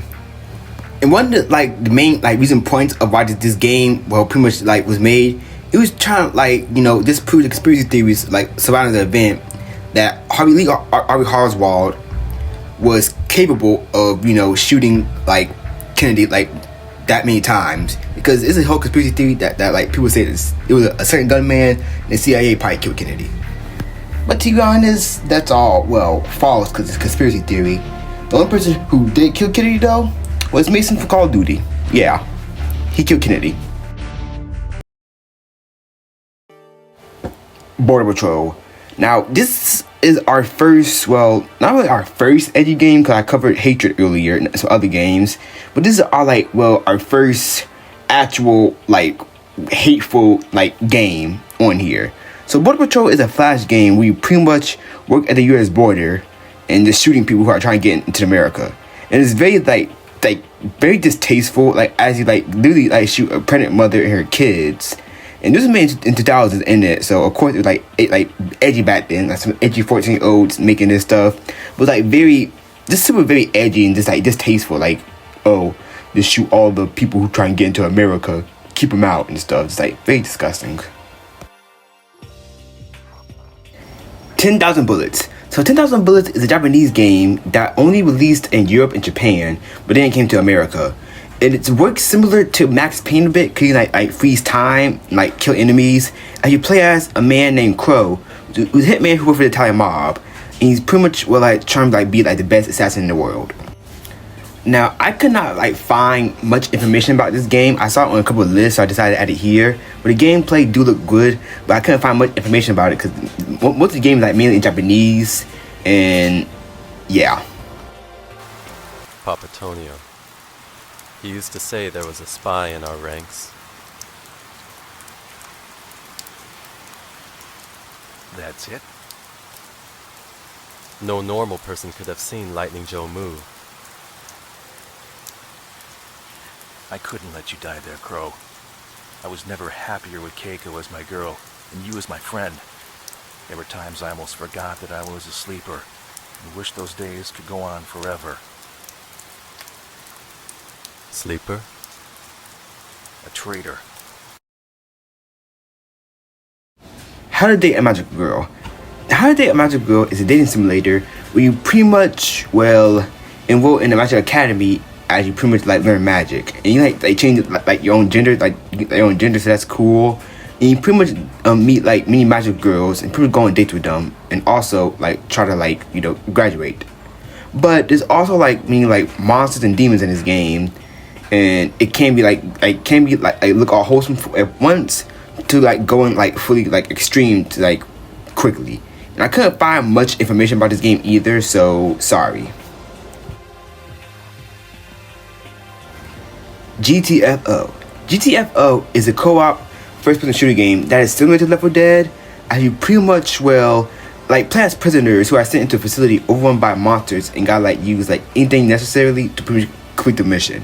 And this game is known to be very horrific and also very, very, very challenging. Like, these sleeper monsters look very, very creepy. Kind of remind me of something from, like a bit of a Silent Hill alongside Dead Space. And this game really, like, comply on, like, teamwork, like, actual teamwork. Like you're gonna, like, need, like, to work together and not be a butthead to actually survive and win. And this game is also pretty cool because this game have no DLC or any microtransactions, so that's really cool. Also, GTFO does not stand for, you know, get the F out. It actually stands for, like, the character names. 1979 Revolution Black Friday. So this is a game that is an interactive story game that is similar to Telltale games, but it's pretty much based on a true event in history. It's based off the Iranian Revolution. In this game, well, pretty much you play as Reza, if I said it right, who is a photojournalist who returned to Iran during the Iranian Revolution. And you pretty much like take pictures of actual events during the whole revolution, alongside trying to survive and help your friends. And it really is like pretty much like dark and as it shows it's based off history, so of course it's gonna be very dark. But it did have many controversy in real life, as the government of Iran had pretty much hated this game and had called it pro-Western propaganda, and it was banned completely in Iran, and even pirated copies are actually banned as well, and people started doing operations to pretty much get them all and have people arrested. So yeah, very wild. Kind of like that one time when Battlefield 3 got banned in Iran, even though they never even had planned to sell it in Iran, because most American games are actually banned there. Station EXE. So this game is very mysterious because it's barely any information about this game. and just like all you do is like pretty much like run around some like facility that look all potato like graphic like, while a floating head is chasing you around. And it's really designed, but what's really weird in the game files, it shows some coordinates that lead to an abandoned diamond mine in Russia. Which I don't know why they even did that too. Just very mysterious. 846. Now 846 is a 2015 game that is a simulation game, and you pretty much like that is based on the September 11th attacks. As you pretty much like take place in the World Trade Center during the plane crash into North Tower. As you pretty much you are play as an unknown office employee who is stuck on the 101st floor of the North Tower as it got hit. And you can either like just, and you're pretty much stuck. Like the whole like floor is crumbling down. There's no way out, and all the other employees are either stuck and dying. So you have either two choices. You can either jump out the window, or just stay and die in smoke and just die for suffocation. It's very, very depressing, as it's like really inspired by many events during 9/11, where people like, you know, people jumping off. It's just very, very sad. Viravax, I don't know.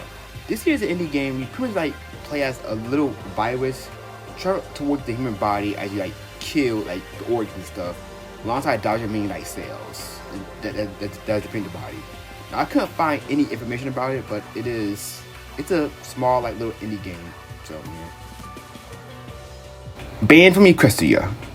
So this is a Bony game, and I'm pretty sure everybody know what is a Bony like in this decade. But if you don't know and have been on the internet like for a long time, well, a Bony is someone who love My Little Pony a lot.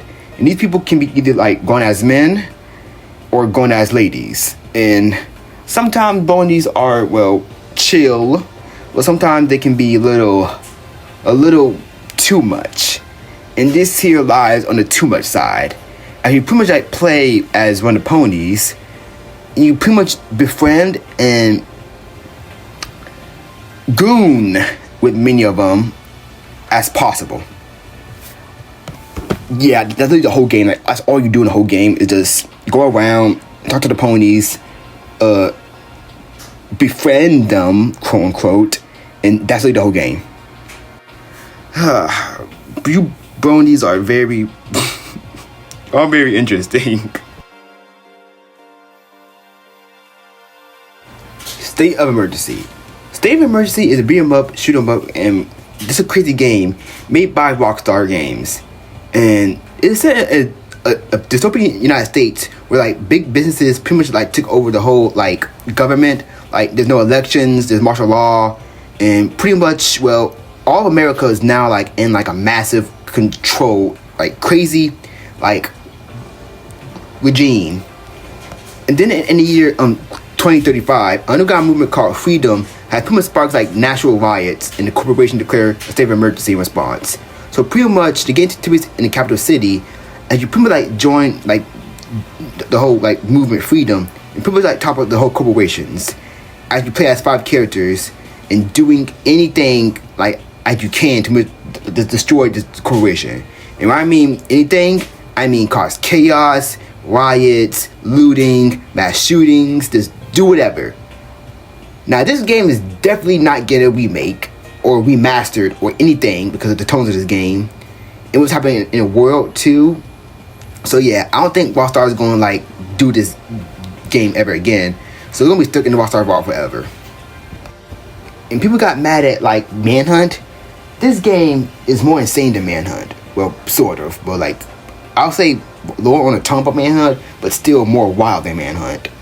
And there would even be a sequel too, but it was heavily like negatively bombed, and it didn't got like, it was also canceled for other ports, so it was only like on the PS2, but a lot of people forgot about it, so it's relevant. Telltale Stranger Things. So this is a Kanto Telltale's game that will be based on the Netflix original TV show, Stranger Things. Now, we barely know anything about this game, but there is concept art alongside unfinished gameplay and some details a bit. So it's going to take place around after season 2 and before season 3. That'll lead up into season 3. For it was planned to release like on the same day of season 3 even came out. But it was canceled after Telltale Games had went bankrupt and had lost their rights. Really sucks though, because Telltale could have made this game like really good. And the only like Stranger Things games we got is these like 2D games that aren't really good in my opinion. And a couple like collabs with other games like Fortnite. Alongside collab with Far Cry, which is crazy. And then collab with Dead by Daylight. So yeah, like in the future, I would honestly like to see like a new like Stranger Things like video game come back. And since Telltale game is kind of back, I would like for them like to make like just finish this game. Thrill Kill. So Thrill Kill was a canceled fighting game that was released on the PlayStation. This game, I heard main information about this game, and this is the wildest. One of the wildest fighting games that got canceled I ever heard. So the game like was halfway canceled because like you can still play this game, but like a demo of it, but it like still exists. But this is why it's wild. So this game is themed around BDSM because it's really known for its overly sexual like and gory content. And it's like one of the first ever adults only rating games. So, because this game is very violent, and the designs of all the characters are very, very sus.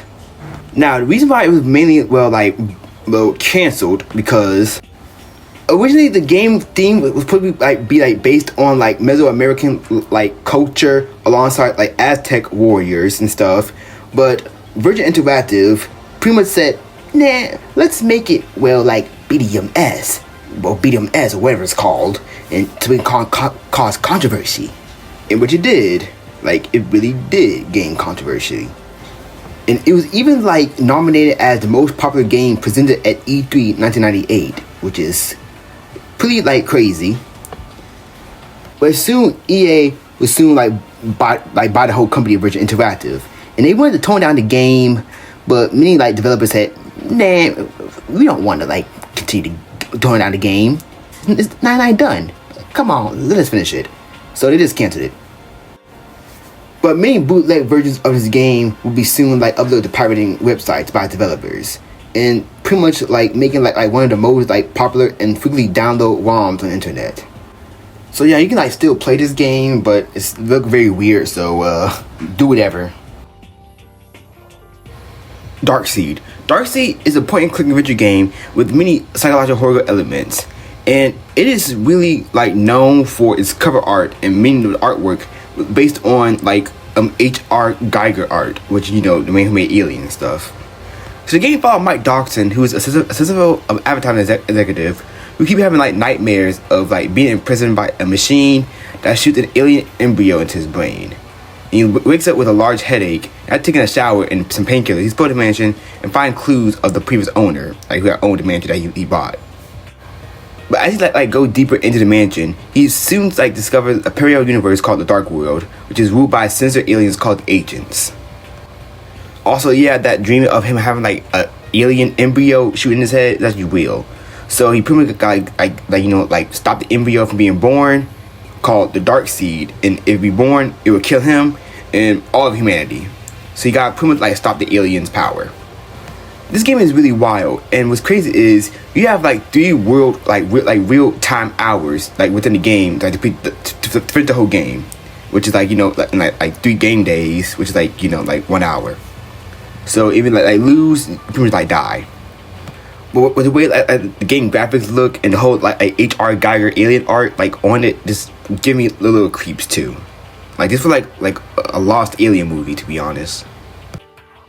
The Immortal. The Immortal is an adventure game that is pretty much one of the earliest games by EA, as it was released in 1990 for Apple devices on the computers. It follows a wizard who's trying to find a mentor in a large and dangerous labyrinth, and is known to be have a high degree of graphic violence. And she saw puzzles and avoid traps. And I like games these type of fantasy games in the 90s because they have that weird dark fantasy vibe to it. It's very creepy and ominous. Halloween on the Atari 2600. I think that's how you say it. I don't know.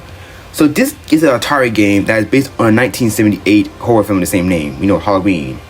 But this game is very strange because it's called Halloween, but it also have the poster of the whole movie on the game cover, and the music, like the movie music too. But there's no characters like from the movie, and the killer isn't Michael Myers. It's just some random dude. I pretty much play as like the babysitter from the movies and try to save like children from the killer who's not Michael Myers. Like, who is this guy? Like who is this man? And yes, you can die, and when you die, like your character's just bleed from the neck and runs around like crazily and just die. And of course, this game did have controversy because it's being like one of the earliest video games that actually include blood and graphic violence. It was based off a horror movie that had the same media as well. Even stores even stopped this game even being sold too, which is just insane.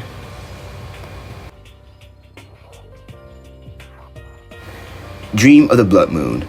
Now, Dream of the Blood Moon is a game you play as an unknown woman who dreams of the blood moon. But every time you dream, you pretty much seek out to find blue tears, which will free a tormented girl. But a girl who's trying to free you is out to kill you for some reason. And during this dream, you relive her moment before she was tortured and sacrificed. It works similar to Slender a bit. You find blue tears instead of finding papers. Even the monster, the girl itself, reminds me of Slender Man too. It's one of the earliest horror games on the internet that was in the creepypasta sphere, in early 2010 YouTube internet, which is really nostalgic for a little bit. Funny Pizza Land. So Funny Pizza Land is a 2002 video game that follows a strange character named Pedro as he travels through a nightmarish-looking landscape to find and defeat global media monsters in a pizza contest. I don't know how to describe it, guys. I'm being serious. I don't know how to describe this game. It looks weird. It looks scary as hell, like those YouTube animations from the 2000s. Alongside, it just look ugh. I don't know how to describe this game. It's like a acid trip alongside a shit post. It's like something you would see on Adult Swim at 3 a.m. You stay up y'all know those weird Adult Swim things at 3 a.m. This is the whole video game. Root Pain. So Root Pain is a Doom mod that is made by Zygo in 2013, where you pretty much, when you go into the mod, it may seem like you're in a weird place as you see blood cells around alongside, I think, nerves, if I'm right. But actually, you're inside of a womb. You're inside of a womb of a woman. And you pretty much got, doing an abortion. I'm not joking. You pretty much shoot these fallopian tubes alongside, after you do that, a baby fetus will appear with unlimited health. And you cannot kill this thing. You cannot kill it. And when you die, a loud scream will happen, which I'm not gonna show because it's very loud. And if you try to leave the game, it will have very, very dark messages alongside having other messages toward abortion, meaning code numbers and stuff. And no one knows was this mod, pro-abortion or anti-abortion, and the man who made it, he's pretty much gone, so we don't know either. But I gotta say, this is a very sensitive topic, so I'm just gonna end it here. Moon Man. Okay, so I'm not gonna show most of this game on this mod on YouTube because YouTube have very iffy about this. So I'm just gonna play some other game. So this is a Doom mod that is based on Moon Man meme.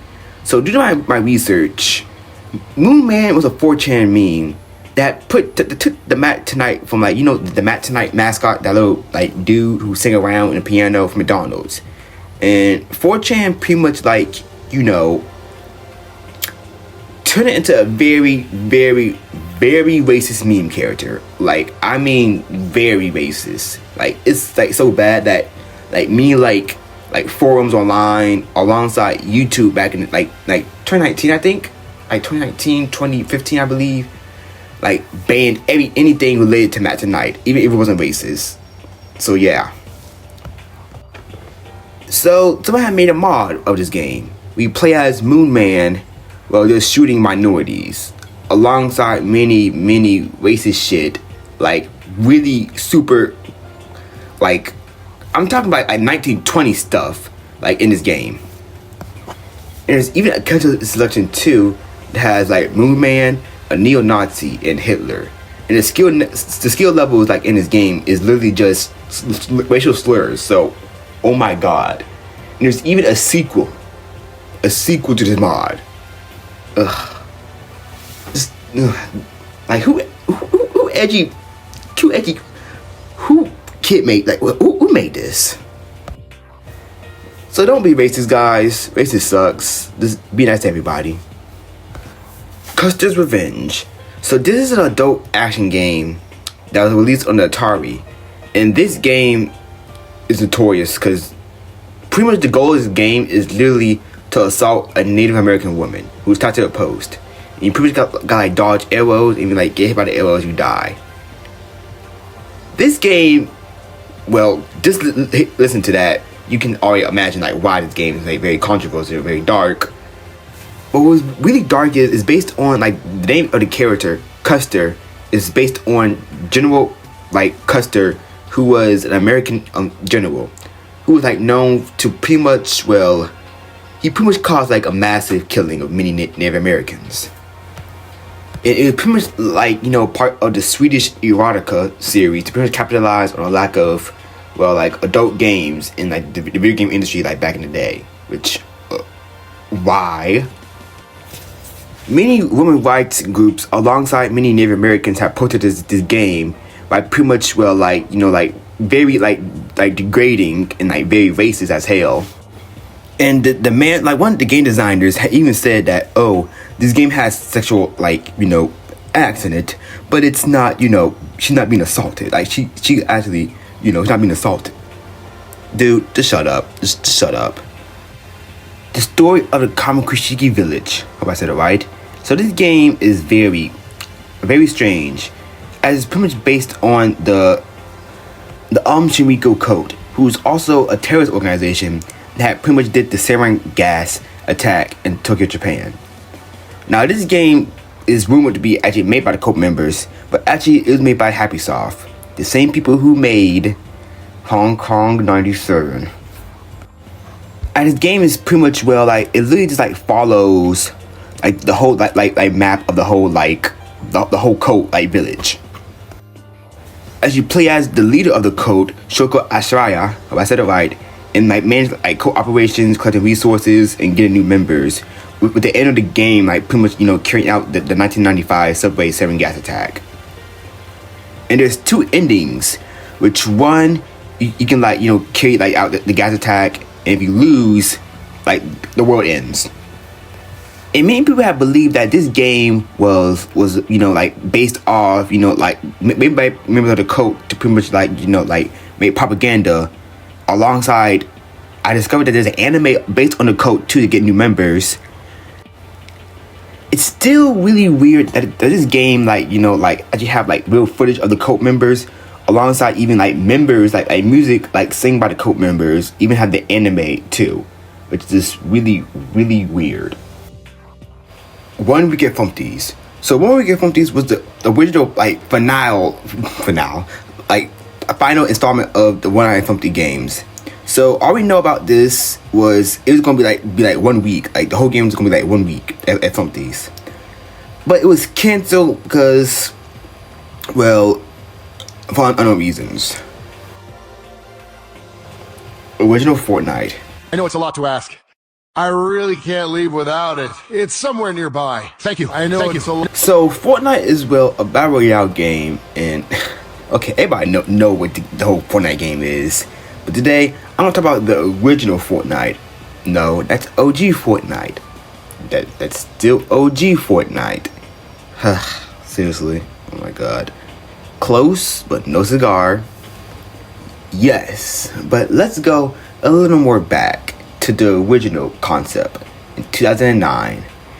The original Fortnite concept for the whole game was planned to be a horror survivor game where you and other players would scour the whole world and build structures and survive the night of these zombie things.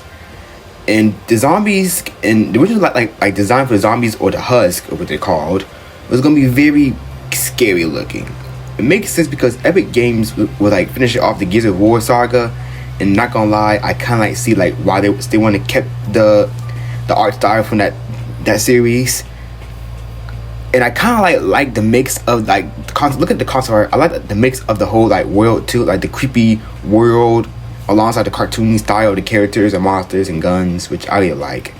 But Epic Games has said nah to it and previously made Fortnite a bit cartoony, as it was revealed in 2011.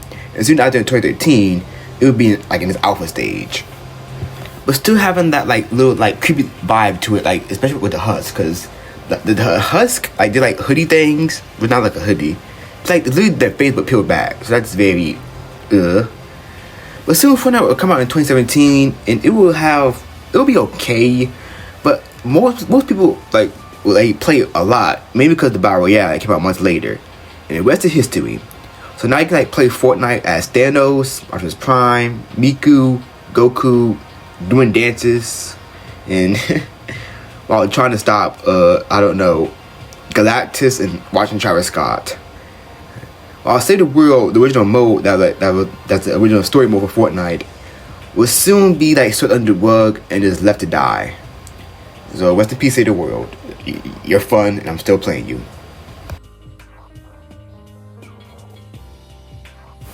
World War Z. So this is a canceled zombie game that being made by Midway, the same people who have made the original Mortal Kombat games. Now, this game barely have any information on it. Why? Because it didn't get past the development stage. It was still in its concept art stage. So all we know is it's gonna be based off the book, not the movie, because it came out. It was planned to be in 2008. It was planned to be on PS3 and PC and Xbox 360. But it will soon be canceled in 2009, as the company will soon be shut down and then return to Netherlands Studios. It's not just make fighting games. But it would still be very interesting to see how this game even came out if it never got canceled. Would the movie still be made too? But I don't know, because we barely know anything about this game. My guess is probably gonna follow mini stories from the book. So yeah. Original Left 4 Dead. So the original plan for Left 4 Dead started out as a spin-off game of Counter-Strike called Terror Strike. And the characters from the game would look drastically different from the one we got. Lewis had hair, Bill had a vest, and apparently Zoe and Francis was really gonna be a couple, but they decided to cut it out. And it was gonna be more a bit to the horror theme too. Also the cut special effected too. Left 4 Dead, original Left 4 Dead had a mini cut special effected. So I'm gonna count mini special effected from that was cut from the first game and the second game, because why not? So the first one was the Screamer, which is be a special effect that scream and cause a horde. And then there was plans zombie dogs, so I don't know how that will work, because there's no an image of it, so just have this stock image of a zombie dog. And what looks to be a male version of the witch called Claws. There was planned to be zombie hogs, zombie pigs, and hogs probably in the swamp levels, alongside this dude that barf rats. Ew. I'm gonna call this thing the Rat King. Also, another cut special effect called The Wall, which was just a giant wall of zombies. The torture game. So this is a flash game that, you just torture a guy, and it's just disturbing because he's not do anything to this guy, any way of torture, harm this guy in a very, very graphic way. You even move the body around too. And not to mention, there's 2 of these games. In my opinion, the original one looked more scarier, more disturbing, because this guy's just staring at you, and the art style too. So yeah, I don't know why there's so many of these weird torture flash games. Daisaku, if I said it right. Daisaku is a visual novel that is very hard to describe because it is very, very weird and very fucked. So in this game, you play a high school in a friend group in modern Japan, and one of your friends, Alice, is being stalked, and you like try to like find the stalker, as it would soon realize that you are the stalker somehow, and I really have no idea how to describe this game, as you pretty much like I literally like scar these girls, and I don't know, I really don't know how to describe it, because the game is mainly in Japanese, so I don't really know it, but it is a very violent, and the cover of this game is literally literally just R34. This R34. Like, if you know what that is, that's literally what the cover of this game is. Like, literally half of this game is literally just that. So sorry if I explained it like really wrongly, because I literally cannot like explain this game like really rightly, because there's like barely any information on the game that's in English. 2:22 a.m. So 2:22 a.m. is a gyro game that mainly plays like a dream. I don't know how to describe it, because it have that weird limited space vibe. Just feel like something that like feel like it, like I don't know, like 2:22 a.m. But there are like many like words that like appear at the end of the game that say like nothing ends, everything must rest. I should like fall, I think, into the void. That's a scary, just a very strange game.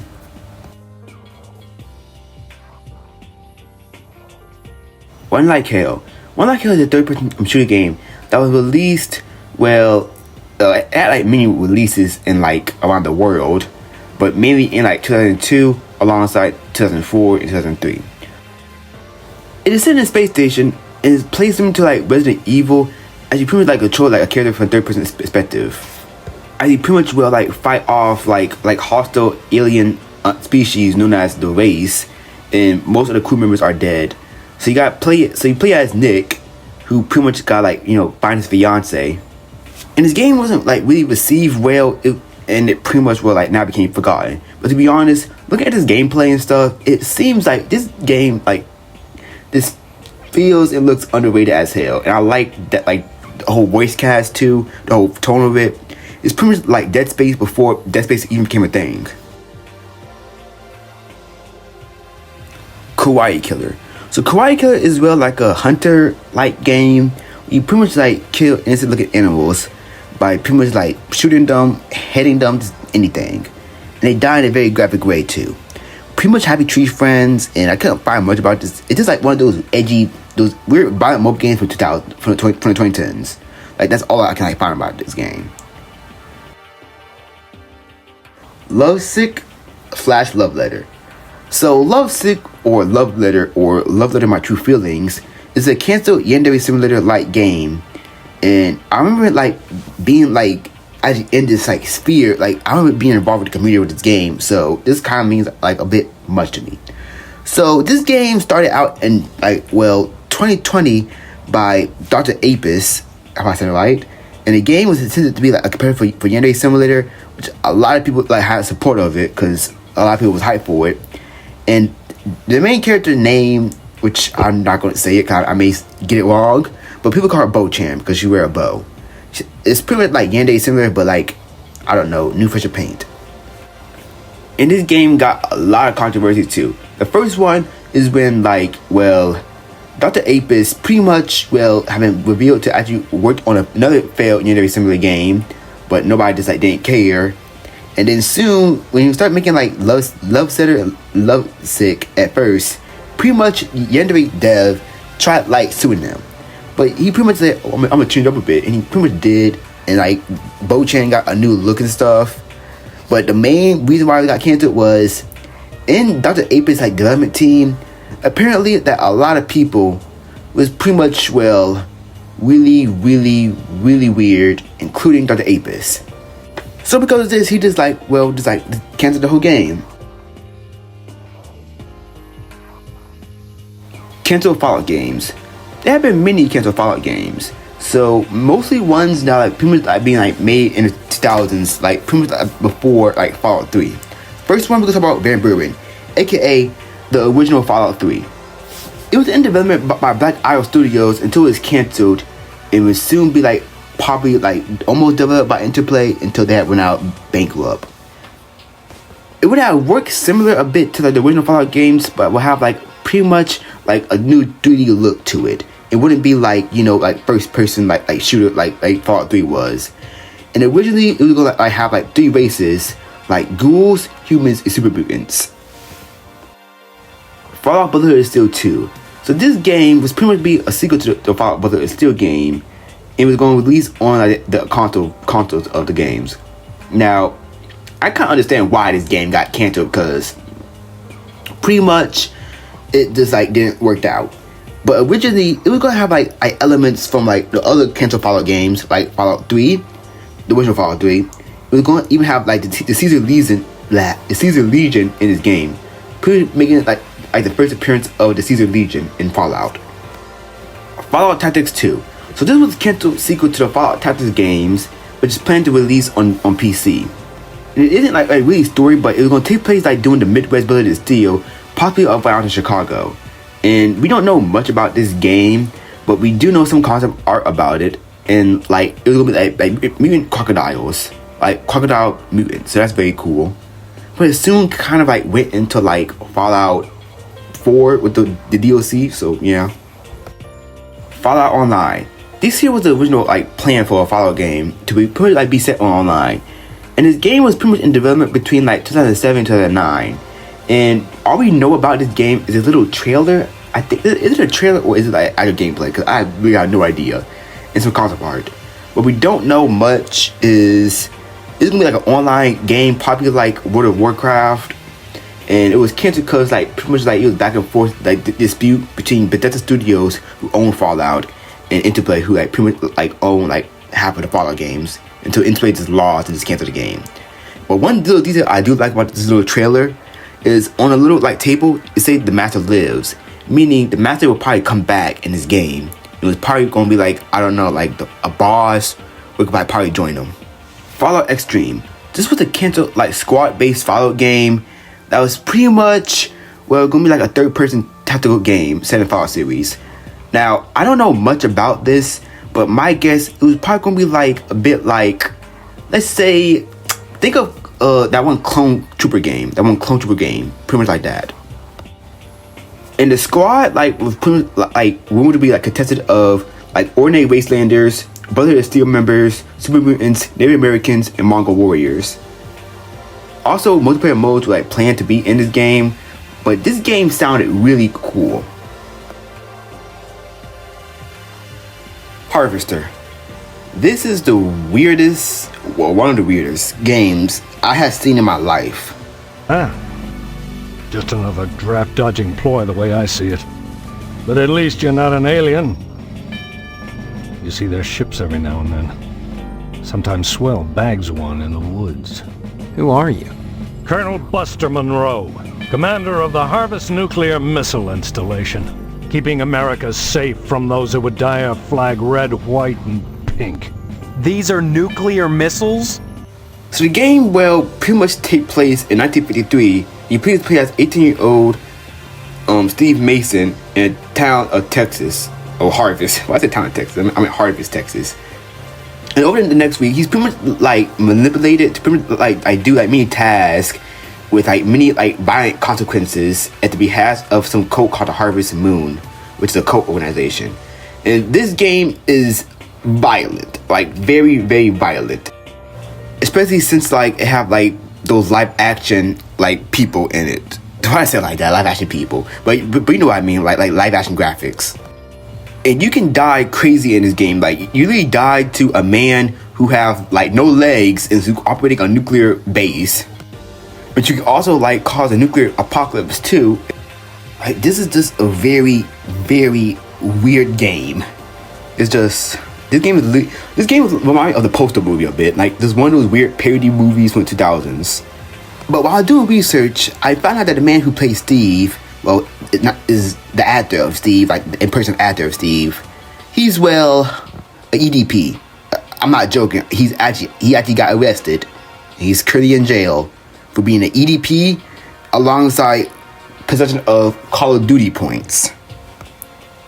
So kind of weird that the actor of Steve, who like in the game, Steve is very crazy, and do a lot of weird stuff, is also weird in real life. And he also got arrested wearing the same damn shirt. I'm sorry.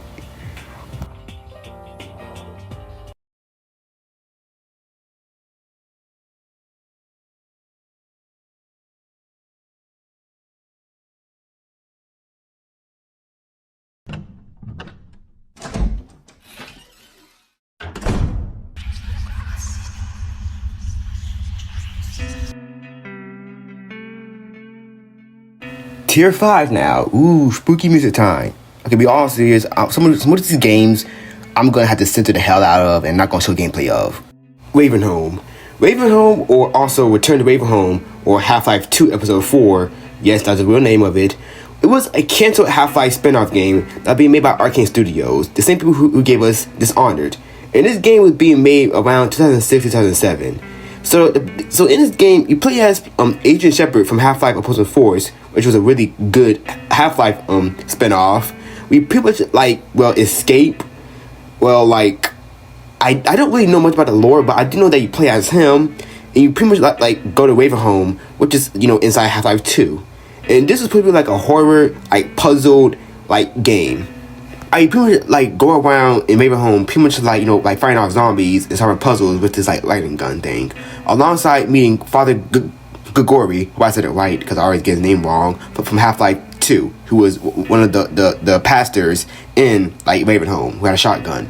And in this game, it's pretty really strange because Father Gregory, he was injecting himself with head crab fluid, and pretty much throughout the game, he would be turning half zombie hybrid human-ish. I don't know. But what's really weird is in the gameplay it showed, which was beta gameplay, the zombies look like they're from Left 4 Dead. So yeah, but it was canceled by Valve because they said that they wanted to move on from it, and it really made a lot of developers kind of sad about it. And later on in around 2021, I believe, they had pretty much made a whole documentary about the whole casual Half-Life game. Watch is pretty cool. It really sucks though because we could have more Half-Life content after Half-Life, episode 2, just ended on a cliffhanger. One Solution. So this is a Flash game that was made on the night of 9/11. It is made on the same night of September 11th. As it shows you a red button, and we press it, it shows what to be a desert and a nuke killing somebody. As the ending goes, some text goes saying this. This is a lesson these animals will never forget for generations to come. This was a really hateful game that was towards Middle Eastern people after 9/11. Because after the 9/11 attacks in 2000s and throughout the whole 2000s and early 2010s, there were many hate crimes towards Muslims, people of Middle Eastern, South Asian descent, and North African descent. It was just a horrible time. And as we go down, there's gonna be a lot more games like this. So yeah, people are really hateful. Quest for Saddam and Quest for Bush. Okay, these games are pretty much the same, so they go in the same tier because they're really the same damn game. So Quest for Saddam is the first-person shooter game that was released in 2003 as the Iraq War had started. And you play as a U.S. soldier in Iraq who got to capture or kill Saddam alongside fighting Iraqi soldiers. This game wasn't meant to be taken seriously, even the trailer for those weird sketch humor things from the 2000s.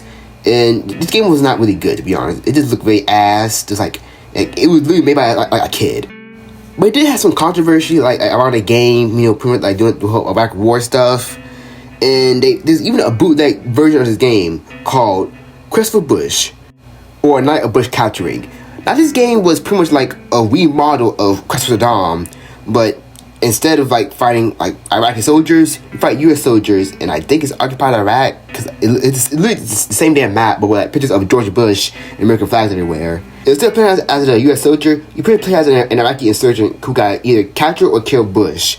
And this game is made by the Global Islamic Media Front, which was an Al-Qaeda propaganda organization in 2006.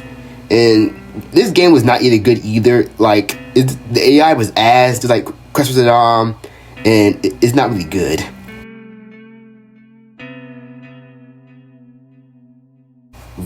Rampage. Okay, this is a controversial game, and I'm going to take this really seriously. This is a game that is based on the Virginia Tech shooting, and it was released then a month after the shooting occurred in May 12, 2007. And this game was released on Newgrounds, and I pretty much really play as the man who did the shooting. As you pretty much reenact the whole shooting, including I actually have actual stuff he said in real life added to this game.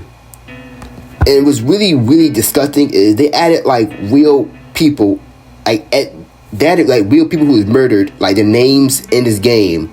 And the game is just the whole Virginia Tech shooting just one by one. This is a disgusting game, and the man who even made this game has said that if I leave $2,000 in donations, I will remove this game and apologize. And yeah.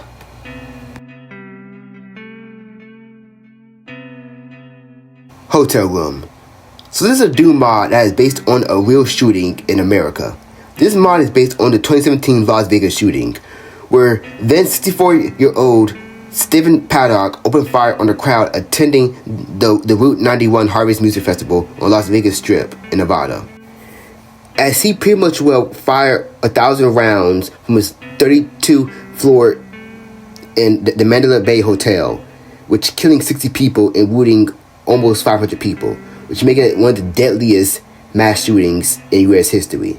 And this mod was made a month after the shooting, as you pretty much just like recreate the whole shooting. It's just vile and disgusting, and I don't want to talk about this no more. It just like, why the hell would you make like a fucking mod based on a tragedy and then just do it for fun? Like, people are really disgusting.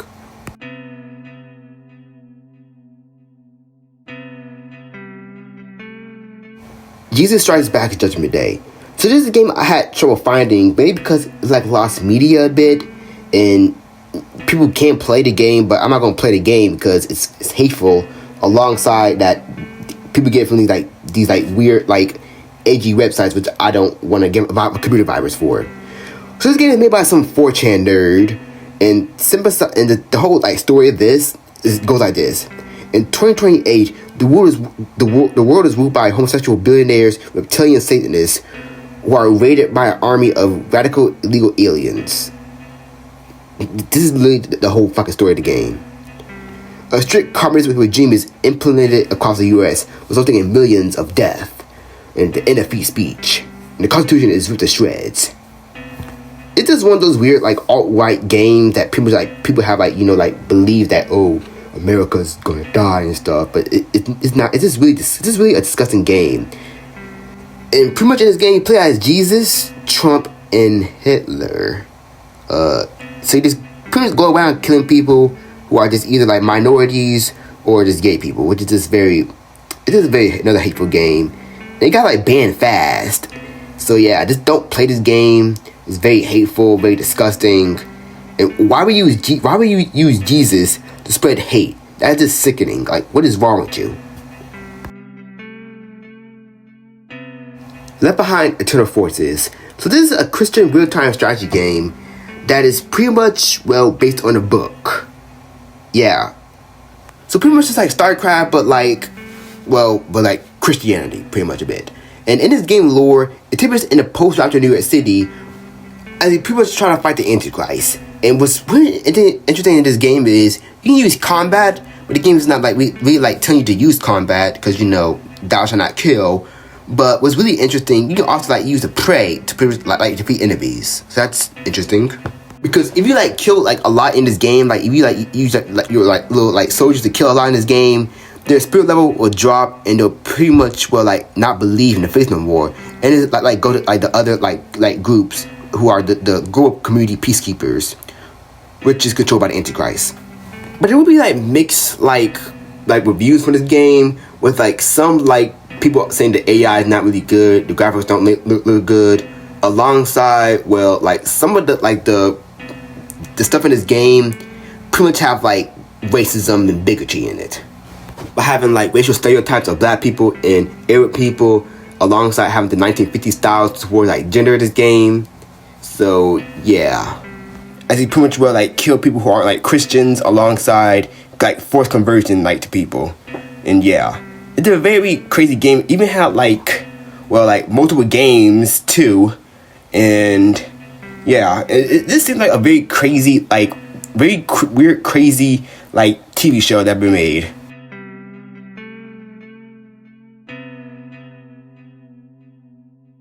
Russian roulette for the PS1. So when doing business for the iceberg, I had used iceberg for reference. How about say your username right? Because I had no idea how Reddit works, so I'm so sorry. But I had used some of her iceberg for this. Well, some of the games from her iceberg and others to make this list. And researching some of these games were really hard, not gonna lie, because some of these games just like gave me a whole different game. It gave me like random stuff, and this one was just pretty much weird. So what I came up for this game was like some strange PlayStation 1 bootleg Russian game that people did like Russian roulette. I couldn't find much about it because all I got was this random gameplay that was in Russian. So apologies. Chris Dorner Last Stand. So before I get into this mod, I need to give y'all context. Christopher Dorner was a former LAPD officer alongside a Navy veteran, which in February of 2013, he had committed a series of killings against numerous of LAPD officers in Orange County, Los Angeles. And pretty much he was on a massive manhunt. And he was on a massive manhunt across the country, and they pretty much found him in February 12th, where he was cornered by police and cabin in the woods that was set on fire where he had committed suicide. And people have believed that he had killed those cops, mainly because like he had like saw them as criminals, because there were many cops in the LAPD, the police department. And it was just a massive manhunt, and it ended in tragedy. Now, there will be soon a Doom mod that really reenacts his last stand. And this mod is just really edgy because you just kill an infinite amount of cops to either die by the cops or just die in the cabin by fire. Alongside this game like difficulty settings just being straight up racial slurs, and the health points is being fried chicken. Ugh. Just another racist mod made by some edgy dude.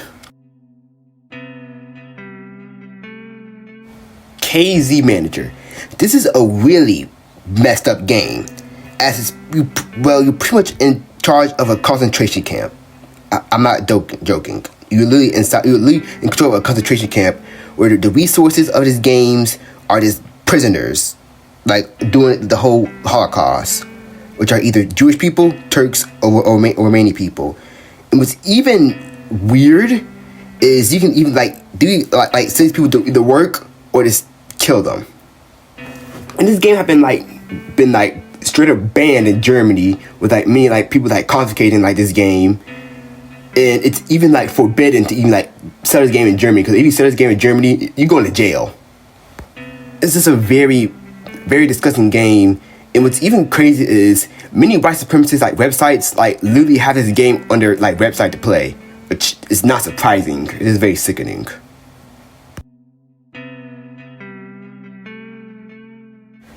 Zog's Nightmare. This is another racist game made by another white supremacy group.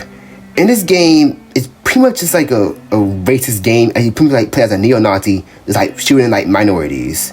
And the game name reference is a reference to a neo-Nazi conspiracy theory called Zionist occupied government, where they believe that the world is controlled by Jews. It's just a very shitty looking game, and it's just made by very shitty people. And there isn't much to say that because the game is really it's very crappy looking. It's very it's just horrible.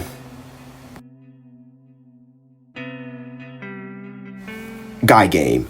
So the Guy Game was a really controversial game that worked like a game show with trivia questions. It also had live action footage of females in their 20s and in bikinis doing college spring break. And if you get the answer right, they would show themselves. And I mean, they would actually show themselves. It was just a very, very weird game. What was controversial about very controversial about this game was someone had snuck in this game and they weren't of age, which made this game banned and put out shelves and illegal. So if you're a game collector, stay away from this game. Just stay away from it. And if you're one of those weird YouTubers who play weird games, just don't play this game either. Just, I don't know, play Kirby, but just stay away from this game. Seiya no Uta. Seiya no Uta is a visual novel game that follows some dude who's in the hospital, but he sees everything horrific, except one person, Saya, who looks normal in his vision, but actually in other people's vision, she is horrific. And they also eat people together too, and they also hook up. I beg your pardon? I beg your pardon? Also, the sound in this game is just horrifying.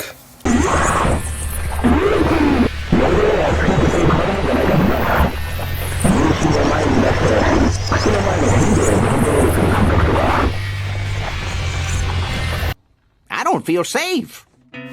Dr. App games. So this is referring to those weird Dr. Apps or Flash games, like not those ones that are actually educational and cool. I'm talking about those weird ones that be on the App Store and have like these very disturbing, and they're like really have like cartoon characters or they like little like chick kids in these crazy situations, and they all disgusting and ugh. This is reminding me of that weird Elsa Gate BS from like years ago. What's really weird is like kids actually play this game and they can have like nightmares. Maggot Baits. Maggot Baits is a adult visual novel game, and this game is just, I don't know how to describe it in a weird way, but I gotta say it's disturbing, it's violent, it's very, very crazy.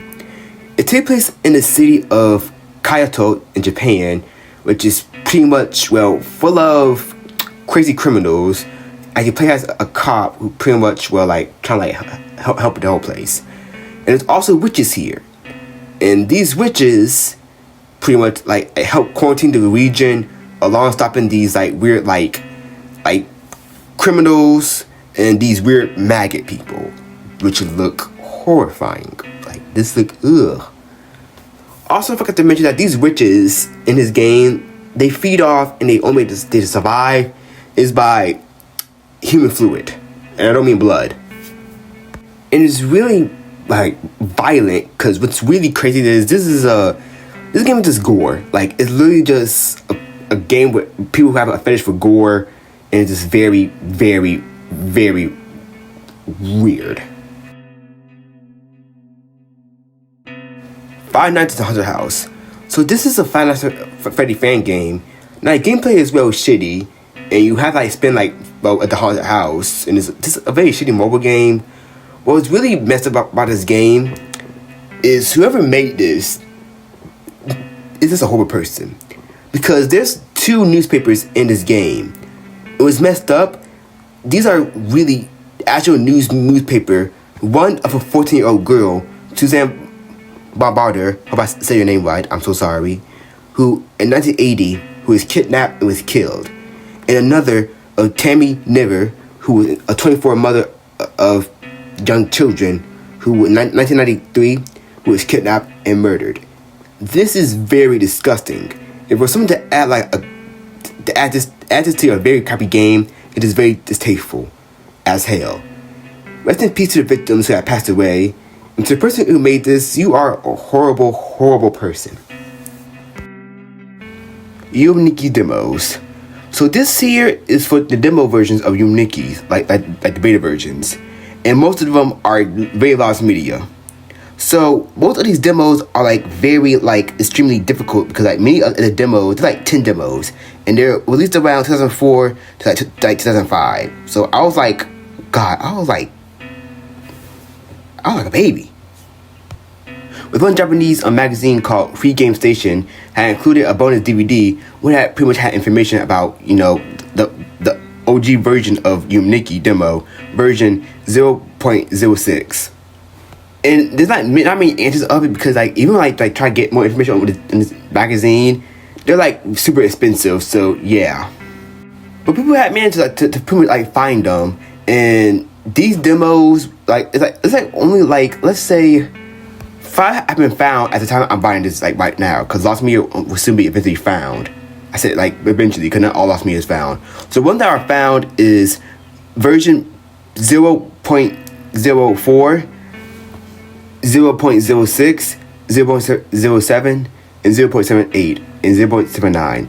While the main ones, the other ones, are completely lost media. Especially the original version 0.00, which is totally lost.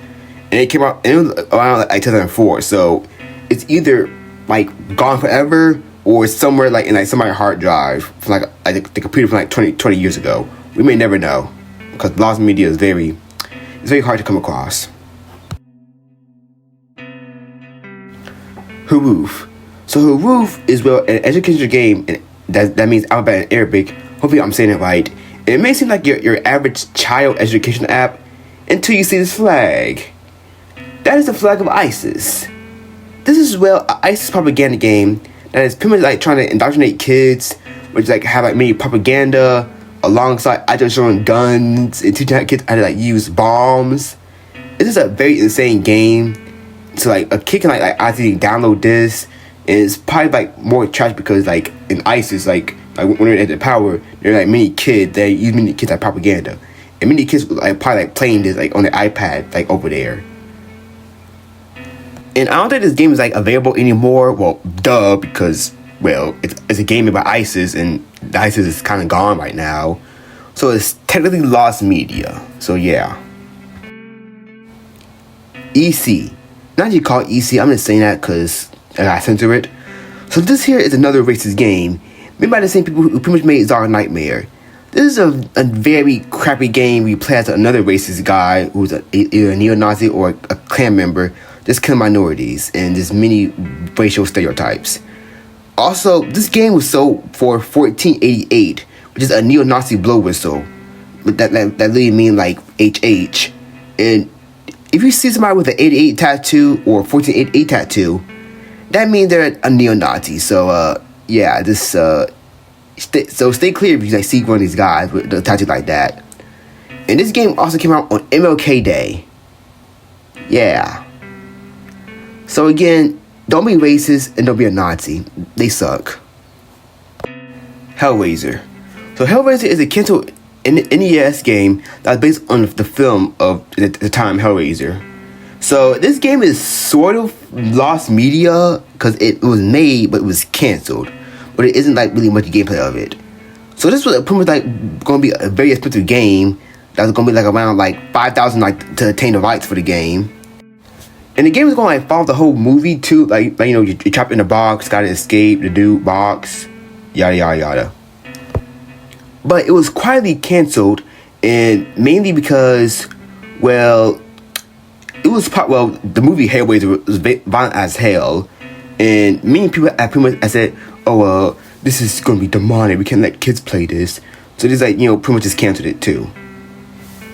Isn't it interesting I found about this game was, this game, like, it was going to use like the same engine as Wolfenstein 3D. So that's just insane. And there isn't no prototype of the game, and there's no prototype of the game, but the artwork like was 20% done, and it was like halfway done-ish, and the hardware of the game was pretty much done, so it was like halfway done, semi. But this box art, like the only thing that was fully done was the box art of the game. Other than that, it's pretty much just gone forever.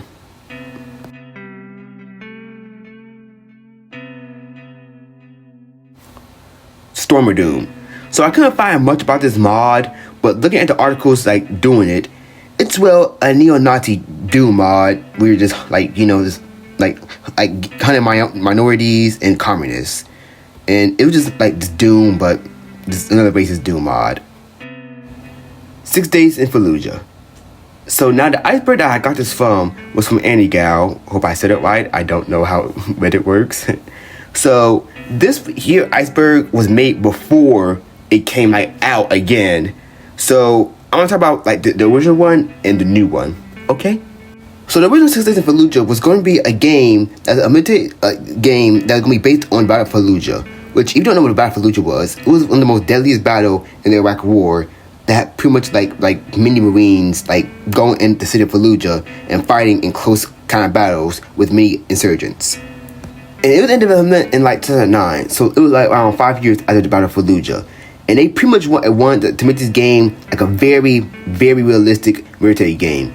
With like even like talking to like many like military people who were there, many Iraqi civilians, even former Iraqi surgeons who was in there, and even like many people like to like know what happened there and how to make it realistic. It was really gonna be like a very, very dark game. Like the marketing of this game at first was gonna be like very serious, not like Call of Duty. Like marketing was like all out everywhere, like a movie trailer. It was gonna be like very realistic.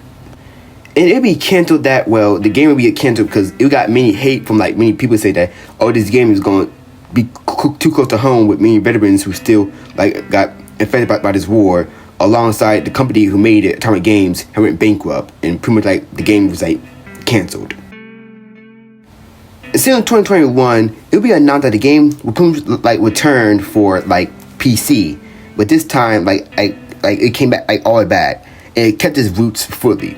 And it was really a realistic game. It had clearly acclaimed, and even had like actual like once again like Marines who was at the battle like still had gave the information and pretty much like helped make this game. In 2023, it would come out on Steam, and this game was like really like critically acclaimed. A lot of people saying it's like one of the best military shooters, and this game is like really, really good, and it's really, really dark and realistic.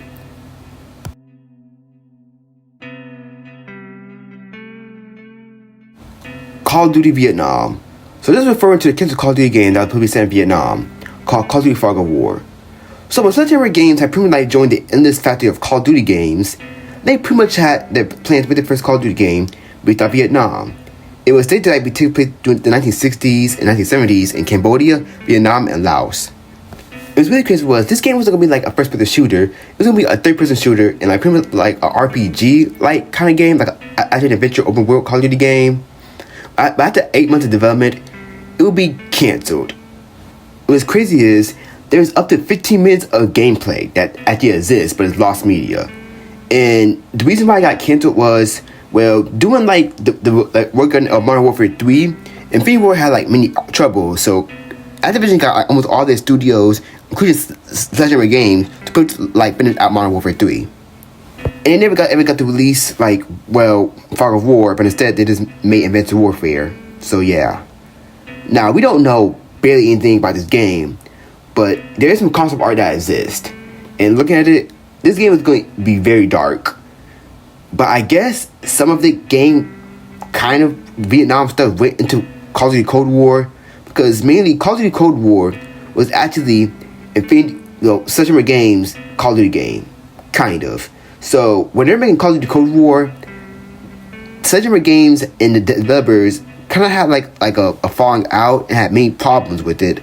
So Treyarch came in and took over. It's added BO1 people like to like Black Ops people into like Cold War to make it like like a Black Ops game. So I guess we may never get a fully Call of Duty game in Vietnam, and one that's never gonna be open world, because we're not gonna get that ever. So, but of course, we ever got to a Vietnam War game is Black Ops 1, because half the game is in Vietnam. So yeah.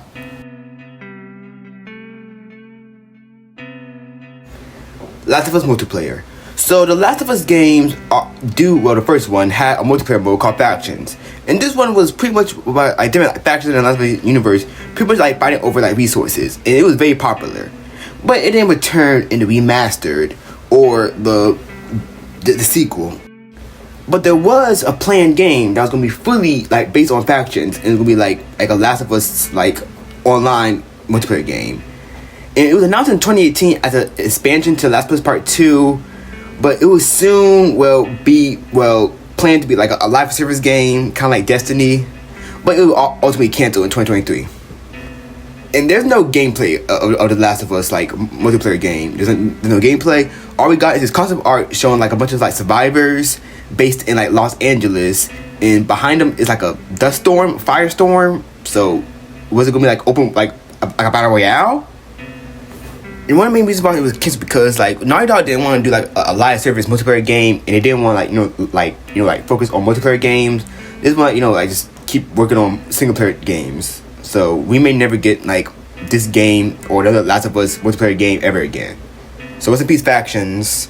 And this Faction's still online, because I have not played like Factions in like years. So let me know if it's online. It's still online. Doom 4. So this is about the original Doom 4. So Doom 2016 had pretty much been in development hell, no pun intended. Like it was actually in development hell and had many reworks.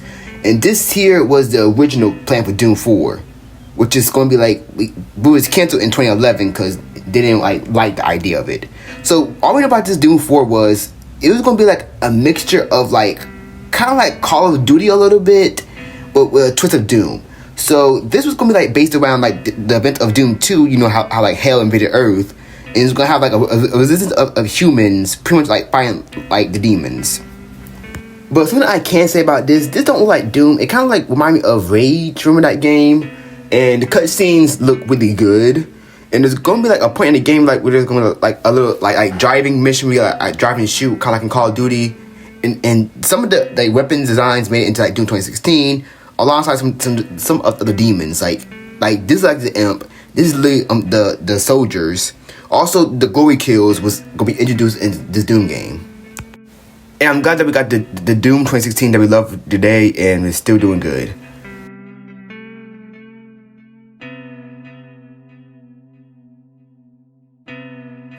(7869). So this is a Doom mod that is very, very dark. It only have one difficulty, unforgivable, which is hard. Which is a really hard mod because like it's like really hard. And when you die, it shows you 6 images of dead dogs, alongside random other images of gore. It's a very, very edgy mod, which is weird because it's based on a story of some kid named Arthur who loved Doom and played so much. And you play a mod called 7869, the same name of his mod, and it was sent. And he didn't like the mod because he said it was ass. And he sent an email to the creator saying that it's bad. And the creator said, "Oh, I didn't make it. Some other guy gave it to me." So the dude who the creator, but not really the creator, gave Arthur the email of the man named Daniel. And Daniel was weird and had killed people. And the creator of Daniel, the creator of the mod, had gave Arthur a gore compilation that people like froze the computer and stuff. And this is a Doom creepypasta pretty much. Like, this mod gotta be fake because there's no way that this is really real. Well, I don't know, but it is a very weird Doom creepypasta mod. But it's very weird to add like actual gore images in this mod, including like images of dead dogs and stuff, which is just weird. Devotion, which is a first-person psychological horror game that's developed by Red Candle Games, and it's set in Taiwan in the 1980s. As the whole like the majority of the game is like in an apartment complex in Taipei, which pretty much like based on Taiwanese culture and folk religion. So you play as a screenwriter who's going through a tough time in his life with like many rooms alongside a family that lives with you, and they're pretty much going through like weird stuff. With many supernatural stuff going on, and this is a very creepy game. But this game was controversial, not because of being weird, mainly because in Steam China.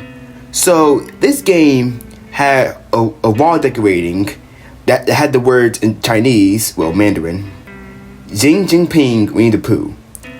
This was a reference to the internet meme that compares, Xi Jinping, hope I said it right, who is the General Secretary of China, and this was a huge controversy like back in like 2019, I believe, where like people like they even like banned Winnie the Pooh in like China, and if you like made fun of him, like calling him Winnie the Pooh, you would be pretty much arrested. And many like gamers in China did not like this, and pretty much was heavily bombed by Chinese gamers on Steam, and pretty much. Like, the game just, like, got, like, made a patch that removed all the stuff. But it didn't really matter much because this game would soon be, like, removed from, like, Steam China, like, right after that. And then right after that, they would move the entire game from Steam globally to fix, like, the issues in it. And pretty much, like, remove all the hidden messages. But it's still, like, very controversial in China. And it's, like, only available, like the only physically in Taiwan, which makes sense. But it's still crazy that this game got banned for like a couple days just for that. Fragile. So Fragile is a puzzle game that takes place in Mongolia. And you play as a little girl who get kidnapped and they escape. And what we see is other kids here who also like kidnapped and are being treated horribly. And with the girl mind going insane as she see like all this horrible stuff going on, and her visions pretty much go shift to shift, like pretty much like she see humans, and as soon as she see like the humans as monsters in the whole like area she's in, like a crazy hellscape. It was even like scary is in this game she would see her father as a monster, and when she kill him, like she'd be like all sad, but if you don't kill him, like everything goes back to normal, but it's still sad because like she's pretty much like scarred for life. And we die in this game. The deaths in this game are very, very graphic. It is a very disturbing game with many themes of human trafficking.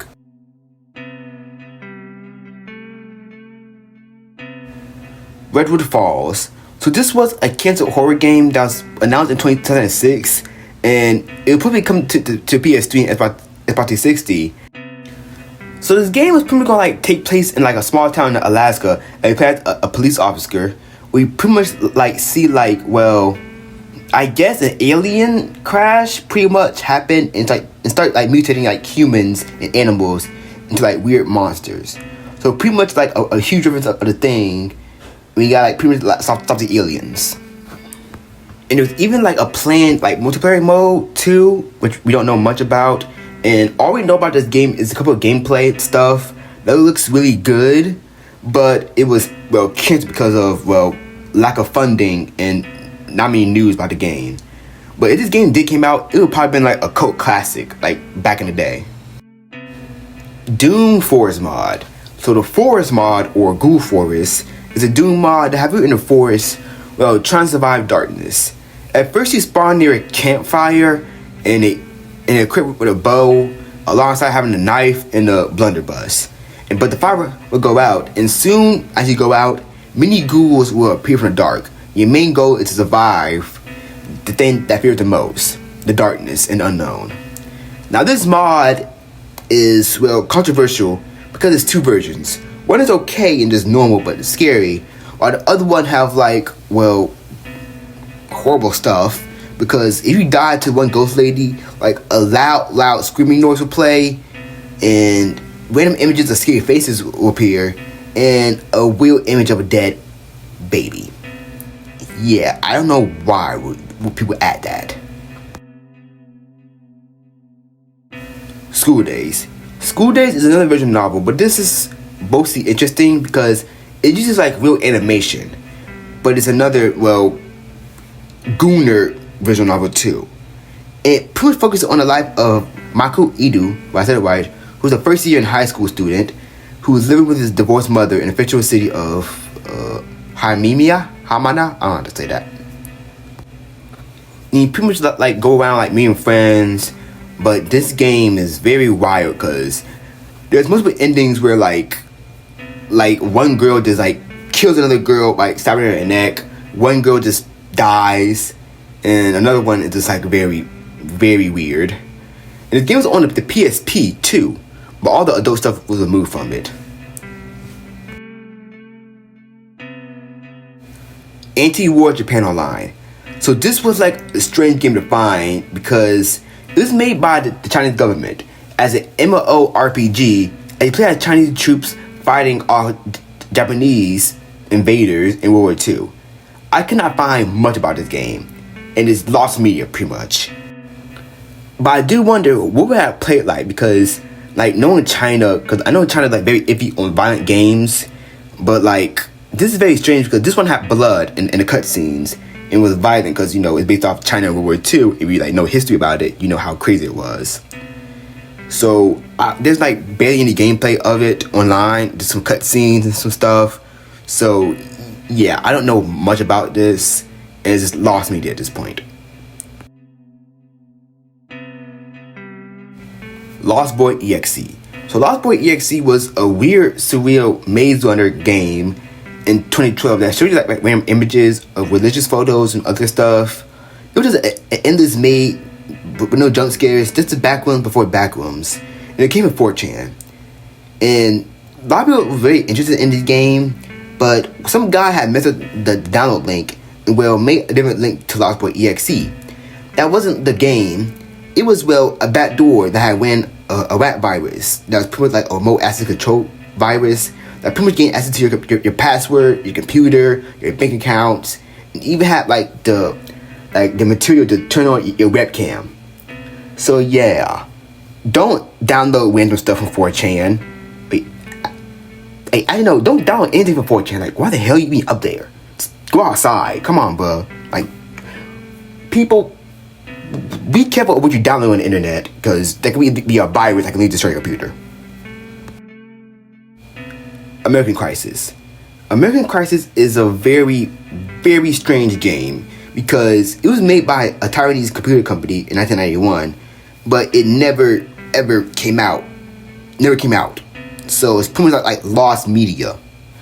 So you're an American soldier that's either firing off, well, Iraq or Iran. And pretty much in this game, Iraq is much harder than Iran. Which I don't know what this game made, like, you know, pretty much like support the Gulf War that was going on at this time. Or was, I don't know. And this is a very mysterious game because this is the only screenshot we have of it. The only screenshot we have. And yeah. But I do gotta say, this guy at the menu, like these guys, they like somebody from like Beavis and Butthead. R-Play. So this is another game I'm going to censor.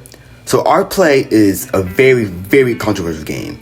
It was made by a Japanese game studio called Illusion Games. And this game is just pretty much, well, a creep simulator. And you play as a man named Masaya Kimura, who was arrested for assaulting somebody. And when he escapes, he will find the person who got him arrested, Aioi. And you stalk her and her family and as well, just do horrible stuff to them. You stalk Aioi, her mother, and her sister, who is 12. I beg your pardon? As you stalk, you just like pretty much just like go on a train, just like do horrible stuff, just pretty much just be creepy to them one by one until you pretty much just kidnap them all. And well, this game leads to 2 endings, and in either of these endings, you can get either one of them pregnant. The first ending is where Kimura dies to a train. The second one is where Aioi, the girl who pretty much like reported him, kills him. And this game got massive outcry, which made it banned in multiple countries, and even had like many government officials too saying that this game is very horrible to women. And it was pulled off shows everywhere, and the company Illusion have removed it from their database. What's weird is people didn't even defend this game by saying, "Oh, it is a game made by Japan. They always used to do this. It's not weird." Yeah, it's in the game, but stuff like this actually happens a lot in Japan because Japan has so many like creepy people. They have to have like an all-female train car. So yeah, you are really weird if you defended this game. 177. So 177 is a game that was released in 1980s. And this game is a reference to the Japanese legal code of SA. As you play as some dude chases some lady, and if the player like wins and chases the lady, it shows a scene that is very graphic. And then a picture of them married. And if you like fail, the lady will go home and call the police, and you get arrested. This is just another weird, creepy game, just like R-Play. It's just very disgusting. Angry G. So I'm not going to say this word because it's literally a slur. So I'm just going to say Angry G. So this is another racist game that have you play as a neo-Nazi that's killing minorities. And there's not really much about it, much gameplay about it, because duh. And it's just a weird game because what's weird is Mike Pence, former vice president, is in this game as one of the characters that your character like helps, which is weird. Including PewDiePie, who literally say the N-word in this game. I'm not joking. Taiwan 2001. So Taiwan 2001 is a Hong Kong 97 ripoff, and this game was lost media in 2001. Until 2003, it was found. So what is this game well about? It's a spoof off of Hong Kong 97 when it's like based off in Hong Kong. This one's based off in Taiwan. And just like Hong Kong 97, it's have poorly translation. It's have, very anti-China stuff alongside graphic content. And this game is very more worse than Hong Kong 97 because this game pretty much have it's very booty. And this game isn't in English like Hong Kong 97, but instead it's only played in 3 languages: Taiwanese Mandarin, Haoyi, hope I said it right, and Standard Mandarin. And the story follows the same thing. Well, kind of. So, the year 2001 had arrived. A herd of fucking uglies are rushing from the mainland. Crime rates skyrocket. Therefore, the Taiwanese government called upon Wang Shen-in, relative Wang Xiaomin, for education plan of mainlanders. Min is a neat expert in reform all 1.2 billion people. However, in mainland China, there was a secret project in progress, a project to transform the captured Wang Shangyin into an ultimate weapon. I hope I said it right. It plays well similar to Hong Kong 97, but more crappier. And just, just like just like shoot projectiles at enemies and like, this weird random stuff.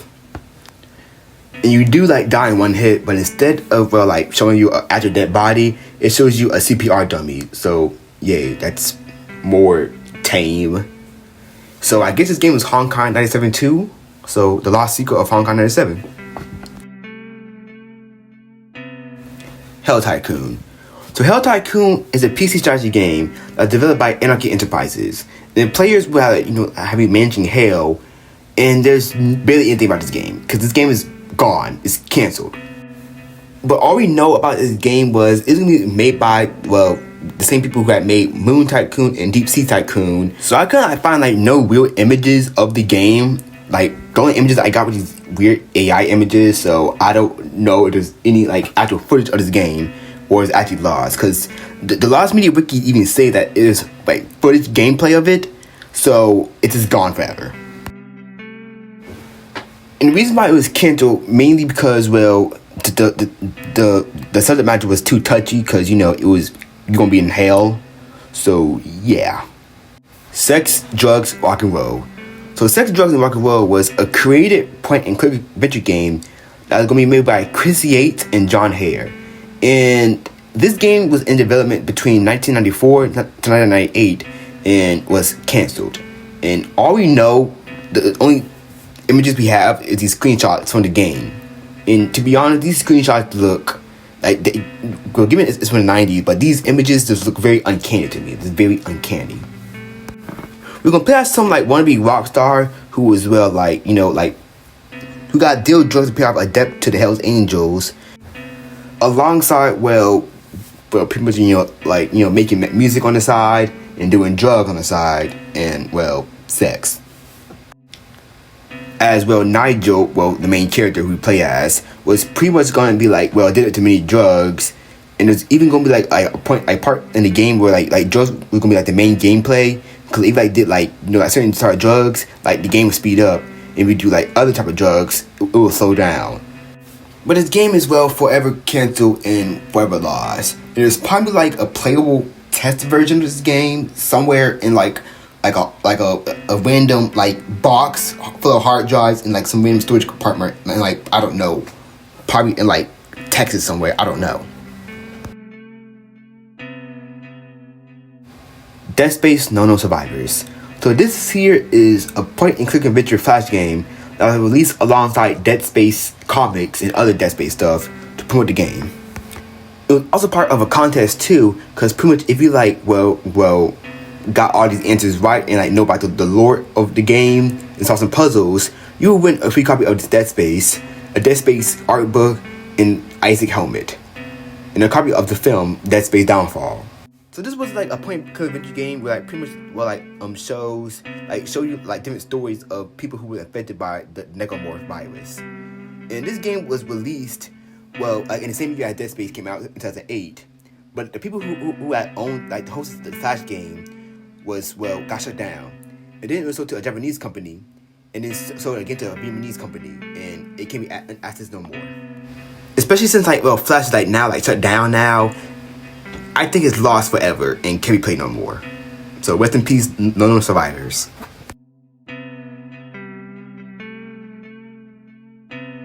Black Man 2. So this is a ROM hack game, a classic Nintendo game. So a ROM hack is pretty much this. If you take an old Nintendo game, modify it, and just pretty much just a mod for a Nintendo game. And this was a mod from Super Mario 2. That have Mario, Luigi, Toad, and Peach are black, including this this little text right here when you start. And the enemies are clansmen, and they even I say little racist stuff. And the trees in the background, little palm trees in Super Mario. In this one they have black people hanging. It's just a very edgy Mario mod.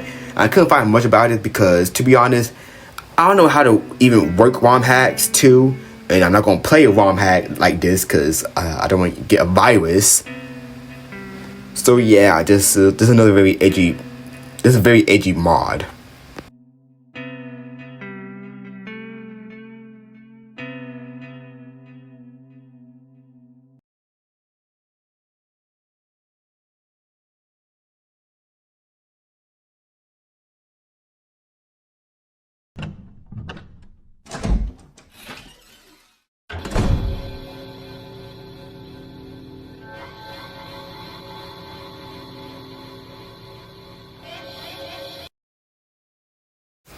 Life Kill Game.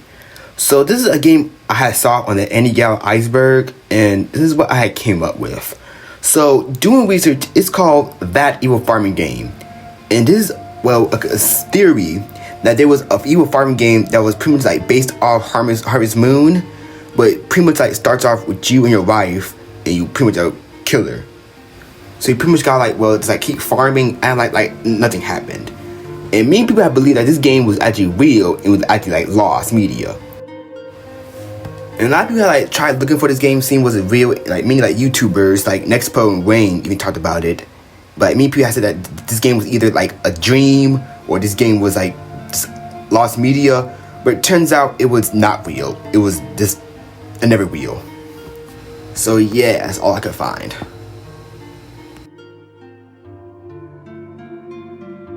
So this here's a game I saw again on iceberg. There's a lot of lost games up here. This one is really called this game name, but actually this game is technically lost media pretty much. I saw on a Reddit post saying that this game is pixelated and made by RPG Maker, and you play as some father just pretty much wearing glasses in a mall in like an arcade. We got like walk around and just be an EDP pretty much. And soon the game will actually be found too, but it's called Arcade, which was a very hard name.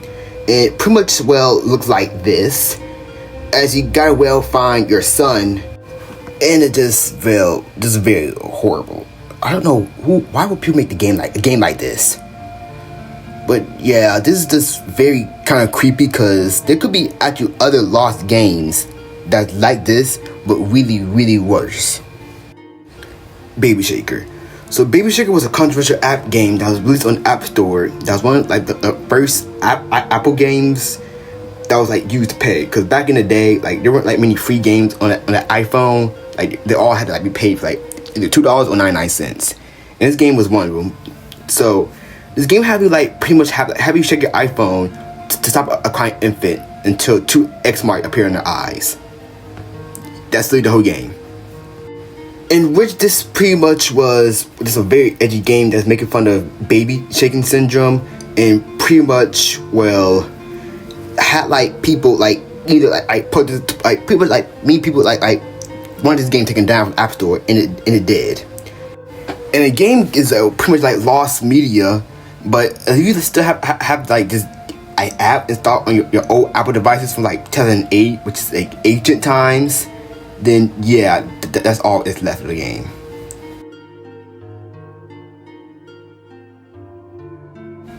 Black Pill God. So this here is a very edgy game made by some incels. Like they're actually incels. So this game is very anti-LGBTQ+, alongside having many racist themes. And the company that made this game is really called Two Genders Productions, and you pretty much play as this is literally, I'm not joking, a white straight man who lost his job due to diversity, and he's fighting back with vengeance. So just some weird incel alt-right game. And pretty much it's just like you just like play as Bill, just like pretty much just like attacking like people. This is a very edgy game made by incels, especially like since the word is literally called black pill, because you know how like those weird like those terms like blue pill, red pill, and black pill, like you know like being like misogynist, kind of like Andrew Tate pretty much. And it's pretty much like lost in media and stuff. But I gotta say, don't be those weird black pill guys that people be like, oh yeah, I'm awesome, or you don't need this, you need money, you need just just be positive, guys. Just be positive. All right, don't be a dick.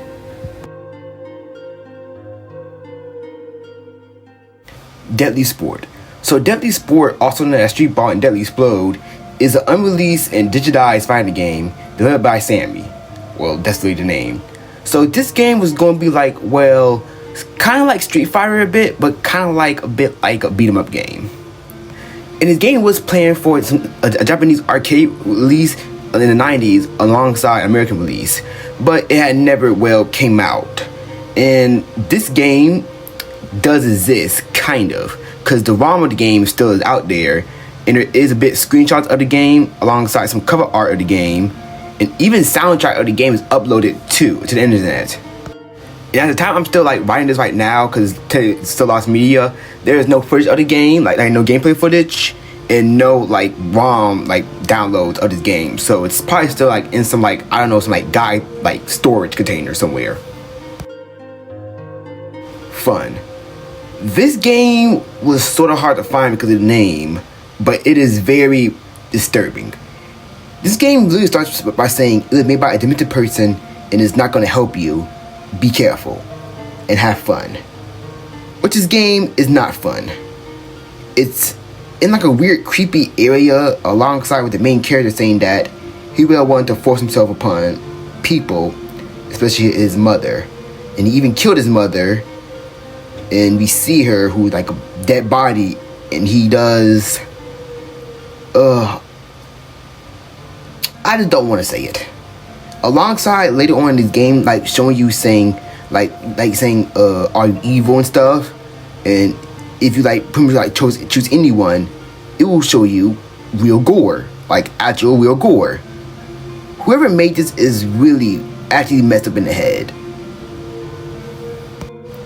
Splatter School. So Splatter School is a Japanese horror game that you are in a school full of monsters. What's horrible about this is when you get hit in this game, you'll pretty much like lose your clothes until you have nothing left. And when you die, you just die horribly, a horribly graphic death. Alongside the fact that the monsters in this game can like do stuff to you, which I just don't want to get into.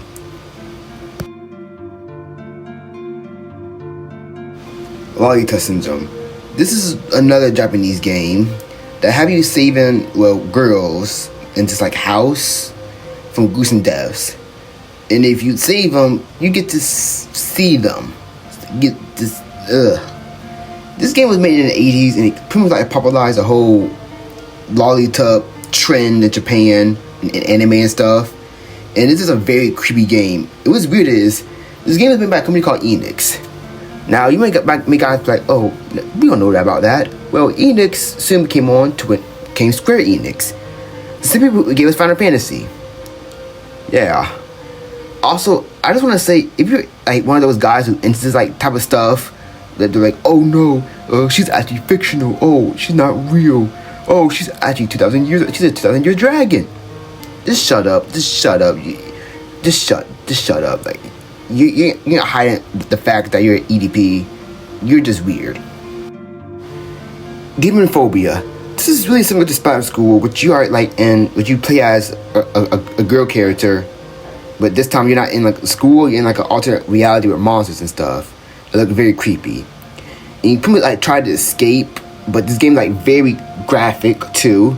And the monster designs are just very weird, and they even do weird stuff to your character.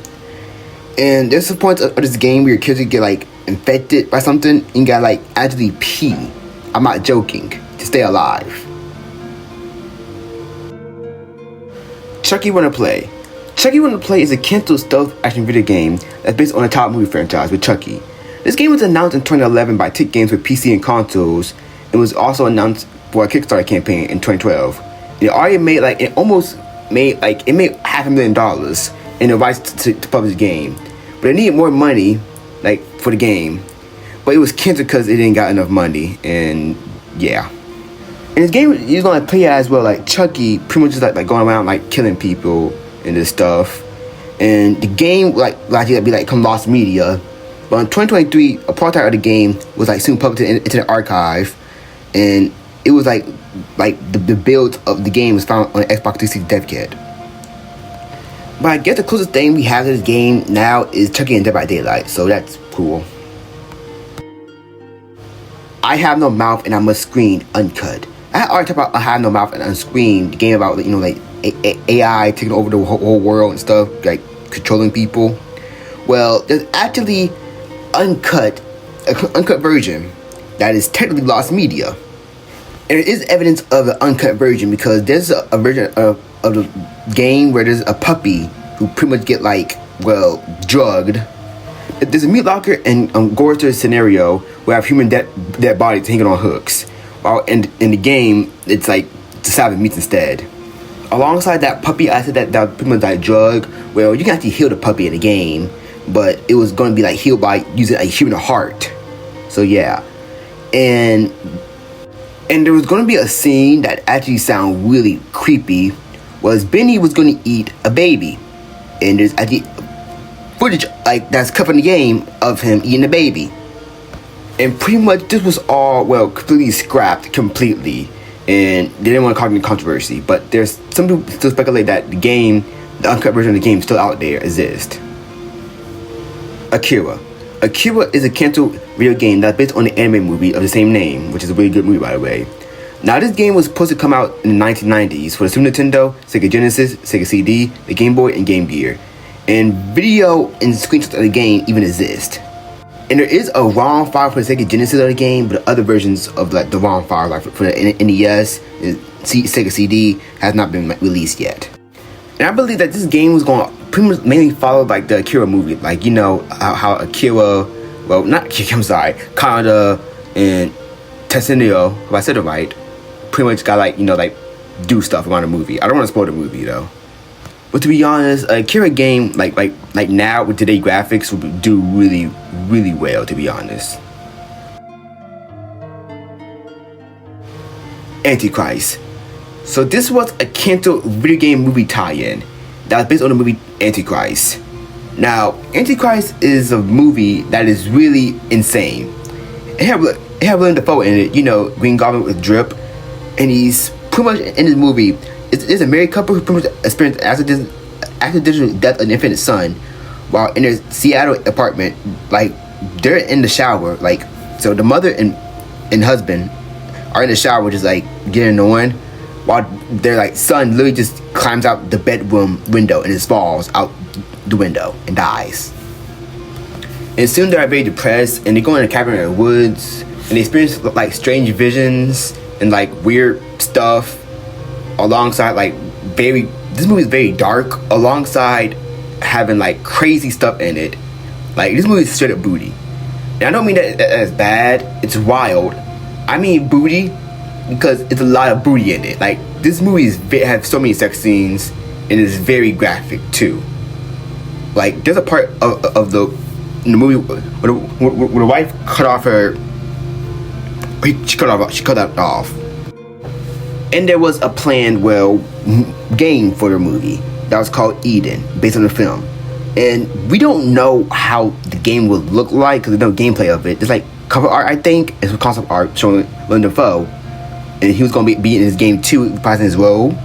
But my guess was it was going to be kind of based off the movie halfway. Probably going to be toned down though. And it's going to play it's going to play a bit like Resident Evil, alongside Silent Hill and Quantum Dreams. And it was planned for release in 2010 for PC and Xbox and 360 and PlayStation, but it was officially cancelled. So yeah. No Mercy. This is a recent new game that came out in 2025. No Mercy is a game that was on Steam but got removed immediately. And I mainly heard about this game from social media. And the description of this game is like art play, but more worse. And she just go around assaulting many women in graphic ways. And what's worse is one of them is your mother. It's just a very, very horrible game. And people have reported this game and got removed, which is good. But which is weird is people did actually defend this game, and people even downloaded this game before it got removed. So it's now it's weirdo Steam library. There's a weird game made by incels. Even the dude in the game look like an incel. And to the developers, y'all need your hard drives checked immediately if you're making a game like this. Hard art tennis. This is another NES ROM hack that is racist. It is literally called that word, hard art. I may be black, but I'm not going to say that word for many reasons. And I never seen gameplay of it, which I don't know if this is actually gameplay. But it's like a ROM hack of like tennis games on the Nintendo Entertainment System. And I don't know, is it a translation misstep or not much about it, because I'm not going to download this game. So yeah. Slaying of SH. This is a game based on the Sandy Hook elementary shooting, made by the same game who made VTech Rampage 2. This is a horrible, disgusting game, and people. Well, he did the same thing with VTech Rampage. When people, I said that remove it, he said, "Oh, I'm not gonna remove it because I can do what I want." He didn't remove this either. This is another horrible game. It's just, I don't want to get into discussion about it. Just why the hell is this guy making games based on shooting like this? Mario Knights. Mario Knights is a fake Super Nintendo game that is a hoax of an unreleased final game from Super Mario franchise, but it's for Super Nintendo. But the game was probably like more darker than the average Mario game, and it doesn't exist. It's just like saying Mario was like some like, there's another Mario creepypasta. Like people have like Mario where like fighting monsters, and yeah. Kill the F-Flare. This is a homophobic game that was on Steam, but got removed fast.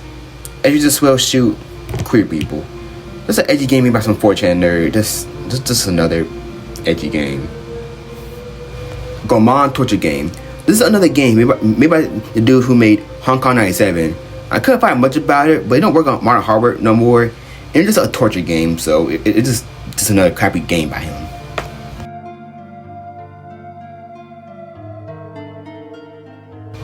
Walt's Warning. Put your DS away, Walter.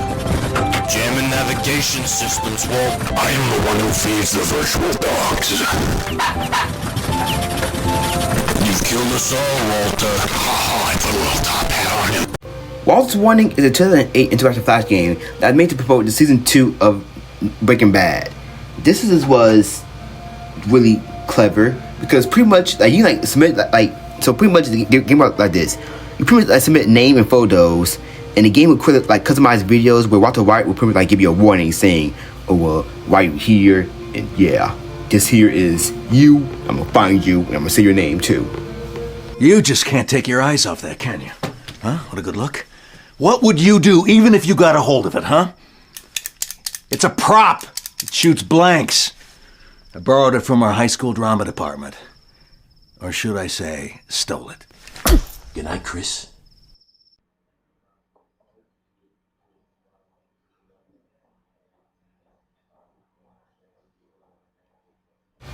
But yeah, it was really pretty cool. You can like send to your friend who like Breaking Bad alongside, like I don't know, like Facebook stuff.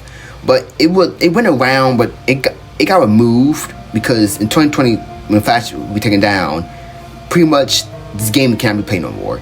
And the game, well, footage still exists, so that's good, but you can't play this game no more. And knowing how internet culture is like now in 2025, I just know people are gonna make some crazy stuff with this Flash game. Like, oh my god, the photos just gonna be like memes, and oh my god. Kill Switch. Kill Switch is an urban legend that's revolved around a fictional horror adventure game called Kill Switch. It is similar to Polybius, that is the urban legend like where the game exists or does it not exist. But there's barely nothing that we know about this game. All we know was this game was made by a Czechoslovakian company called Carvania, have I said it right, Corporation, and this only had 5,000 copies were released. And according to the legend, it was unique because it can only be played once. Like when the player die, the game will literally delete itself from the system and you can't play it no more. Sounds really interesting, but of course it's not real. Just like Polybius, which I'm gonna get into. So Polybius is an urban legend that pretty much appeared in like 2000s. So urban legend went like this. So it was just like mysterious game arcade machine that would appear across the United States. For a short time, it would disappear. And people believe that it was part of a secret government experiment to pretty much like stop people playing video games. As it pretty much just made people like a little sick and stuff.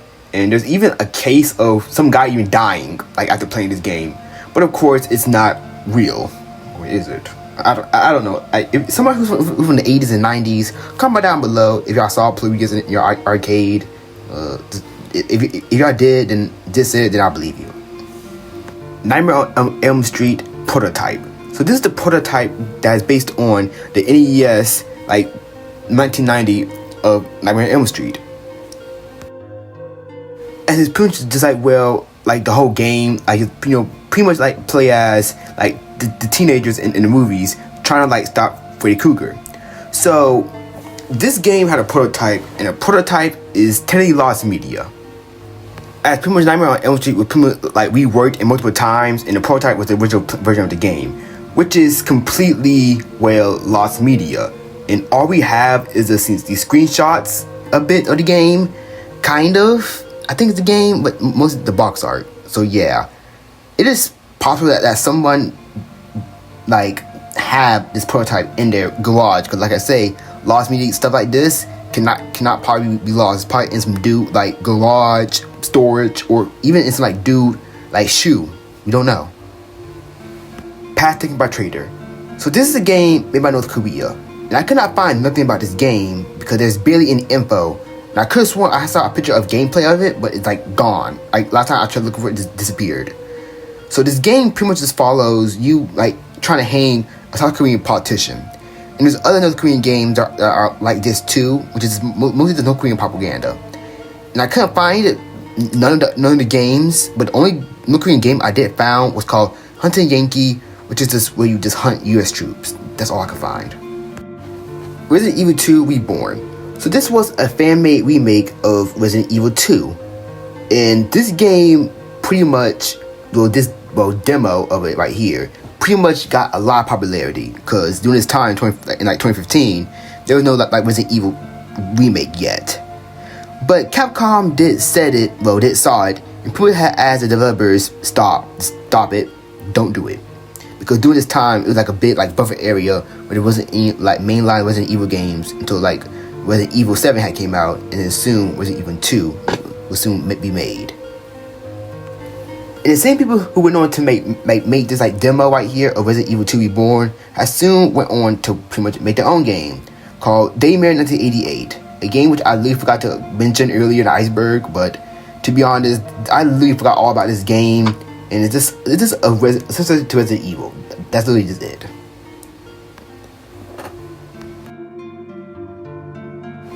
The Grinder.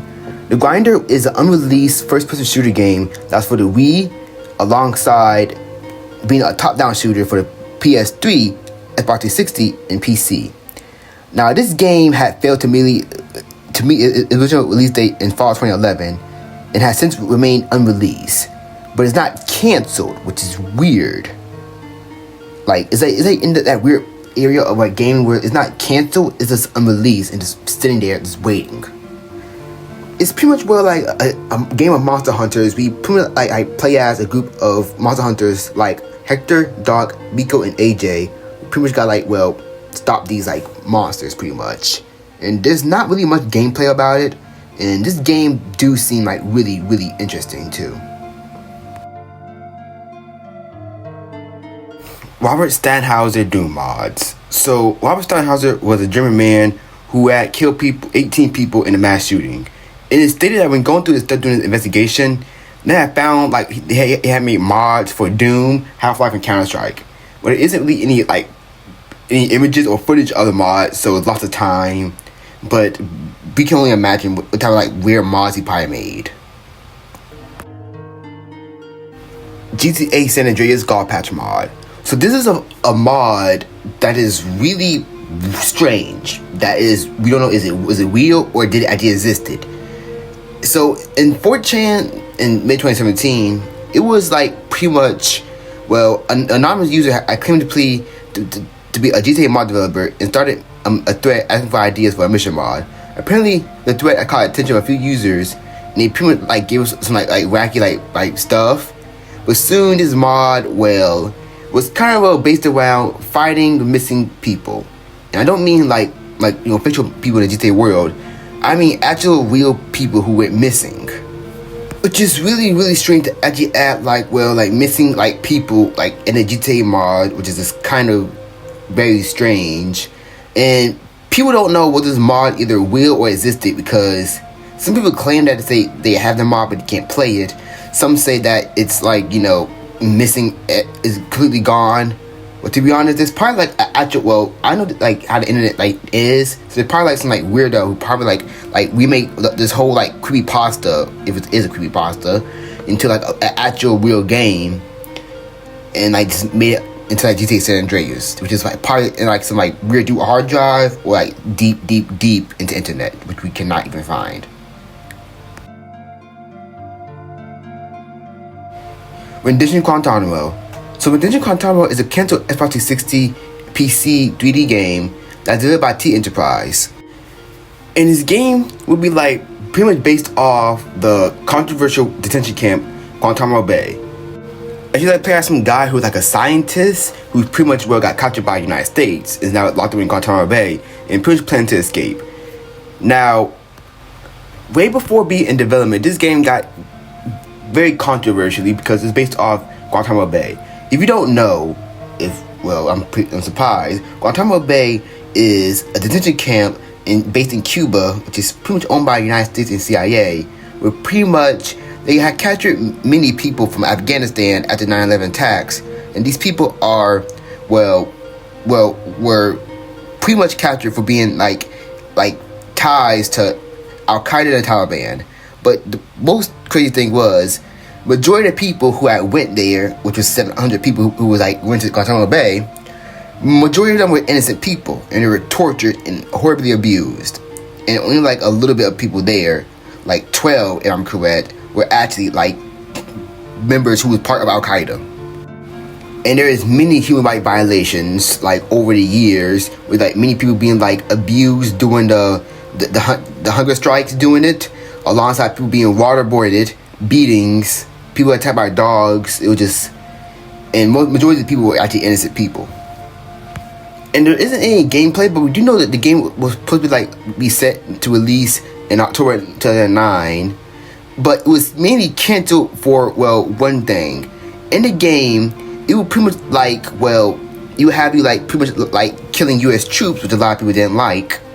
And a lot of people have said that, oh, this game promotes terrorism. Oh, some of the developers are working for Al Qaeda and other stuff, and it just got really canceled. And one of the major reasons why it probably got canceled, that some people believe, was during the 2009 election when Obama was running. He said that he was going, shut down the whole prison. It's at the time I'm still writing this video, Guantanamo Bay is still open, and there's around 30 prisoners left there who are there indefinitely. But something that I don't know, this kind of felt a little grim and a little eerie, was this game was in development around the same time the Harold and Kumar movie came out, which have him and Harold and Kumar escape Guantanamo Bay, which I don't know, I'm sorry, but that is just bad timing. Twin Peaks. So Twin Peaks was a planned 1991 role-playing game that was based on the ABC series of the same name. And there is no gameplay, there's no gameplay that exists of the game. And all we know that it's gonna be based off season 2 of the show with multiple endings, depending how your character played. And to be honest, it was canceled pretty much because of internal reasons. But to be honest, I never ever saw Twin Peaks, so I don't know if it's good. So any old heads in the comments, let me know if it's good. Dormitibus. Dormitibus is a FNAF fan game that is very crappy. The gameplay is crappy. It don't even look that scary, and design is just horrible. What is this? This is horrible. And it's more darker because in this game, Dormitibus, William Afton, aka Purple Guy, in this game he's more depraved than the original FNAF games, because it's hints of him being into dead bodies, alongside of him being into R-wording, alongside being an EDP. I'm not joking. And there's a lot of stuff of R-wording, dead bodies, which is weird, and it may sound like a poorly writer fetishist in disguise here, because it is, because the man who made this is actually into dead bodies and stuff, and also turns out that he's a EDP. Yeah, and he pretty much got ran out of the FNAF community, and I hope he doesn't come back, because that's disgusting.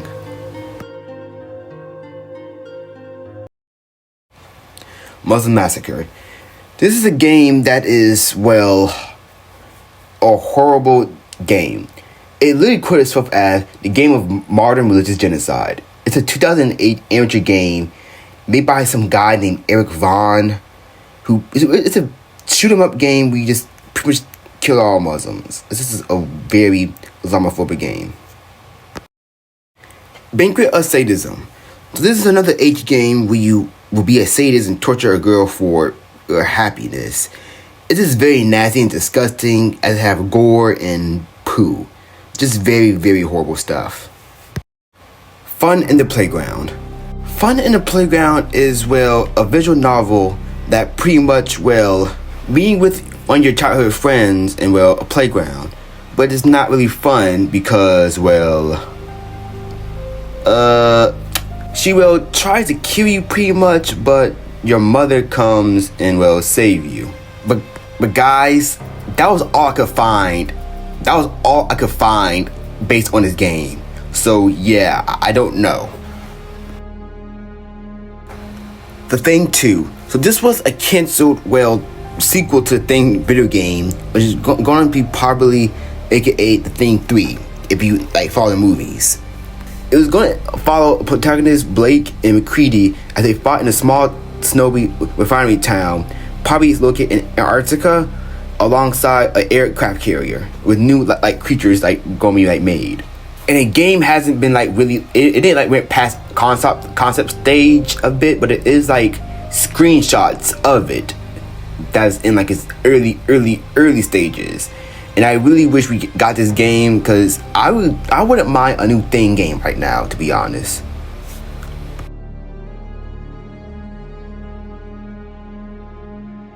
Silent Hill play novel, or play novel Silent Hill. So this is an adaptation of Silent Hill, but for the Game Boy Advance, which I don't know how that even possible on the Game Boy Advance, because look at this thing. So it was only released in Japan, but it pretty much like kind of like a visual novel, to be honest. And what's weird is this game pretty much had like every time like when you like complete it, it would have like different stories. You can get like a digital trading cards, like 32 in total, but only 28 can be like accessing the game DLC. Which some of the like play novel DLCs are kind of lost media. So yeah, that's all I ended up with. Resident Evil Degeneration. So this was kind of inspired by the movie of the same name. Y'all remember those Resident Evil 3D movies? Man, they were good. This here was a mobile game released in 2008 for Resident Evil, but I just know it was going to be mainly based off the Resident Evil Degeneration movie, and pretty much it's sort of abandonware, but you can still play it a bit if you have like, I don't know, like a little I guess little, what's it called again? Emulator, yeah, a little emulator, if you still have an emulator. And it works, it looks really well on a smartphone from 2008, so that's like pretty impressive. Call of Duty Zombies for mobile. This here was the Call of Duty Zombies, but for mobile. Now there was two, I'm not counting online, two Call of Duty Zombie games which was on mobile. Call of Duty Zombies, which is mainly based off World at War, and Black Ops Zombies. Now, World at War Zombies was pretty much interesting on mobile, but what was annoying was it just wasn't really good, to be honest. You had to even like use like real money like to even get like other maps, which is stupid. Alongside, it got taken down right after Black Ops Zombies came on like mobile devices, which had all the maps instead of Moon, Shimonuma, Ascension. All it had was a few World at War maps. Pretty much, Kino the Turtle was there, alongside Call of the Dead was there too. But it will soon be taken off, well, the App Store where Call of Duty Online had came out, and that gave Zombies mode. And to be honest, I didn't remember playing these games, but I was super annoyed because if you want to get like the other maps, you had to like use real more money, alongside using like real money for like points, like to get like guns and stuff. Like that is super greedy. And you can still play them if you have an emulator, I guess, but it's probably going to be a virus, so don't do it. Project Z. So this here was another canceled Call of Duty game that was in development, production actually, pre-production actually, around 2011. And this was going to be a fully Call of Duty zombie game that was going to be fully based on zombies. Like no humans, no multiplayer mode. Probably going to be multiplayer mode, to be honest. But it was going to be fully based around the zombies. And it was canceled because, Activision didn't say no. But according to some developers, there was gonna be a Mad Max inspired live service. It was gonna be a Mad Max inspired alongside being live service. Call of Duty Roman Wars. So this is gonna be the last Call of Duty game up here. So this here was a canceled Call of Duty game that's gonna be set in ancient Rome. There's a big gameplay of it, so that's all we know. We're gonna be set during the Roman War. We're gonna have weapons like bow and arrows. Alongside it's gonna be pretty much top down, kind of like an RTS. That's all we know. But to be honest, this would be a strange Call of Duty game if it came out. I won't be surprised if they actually made it.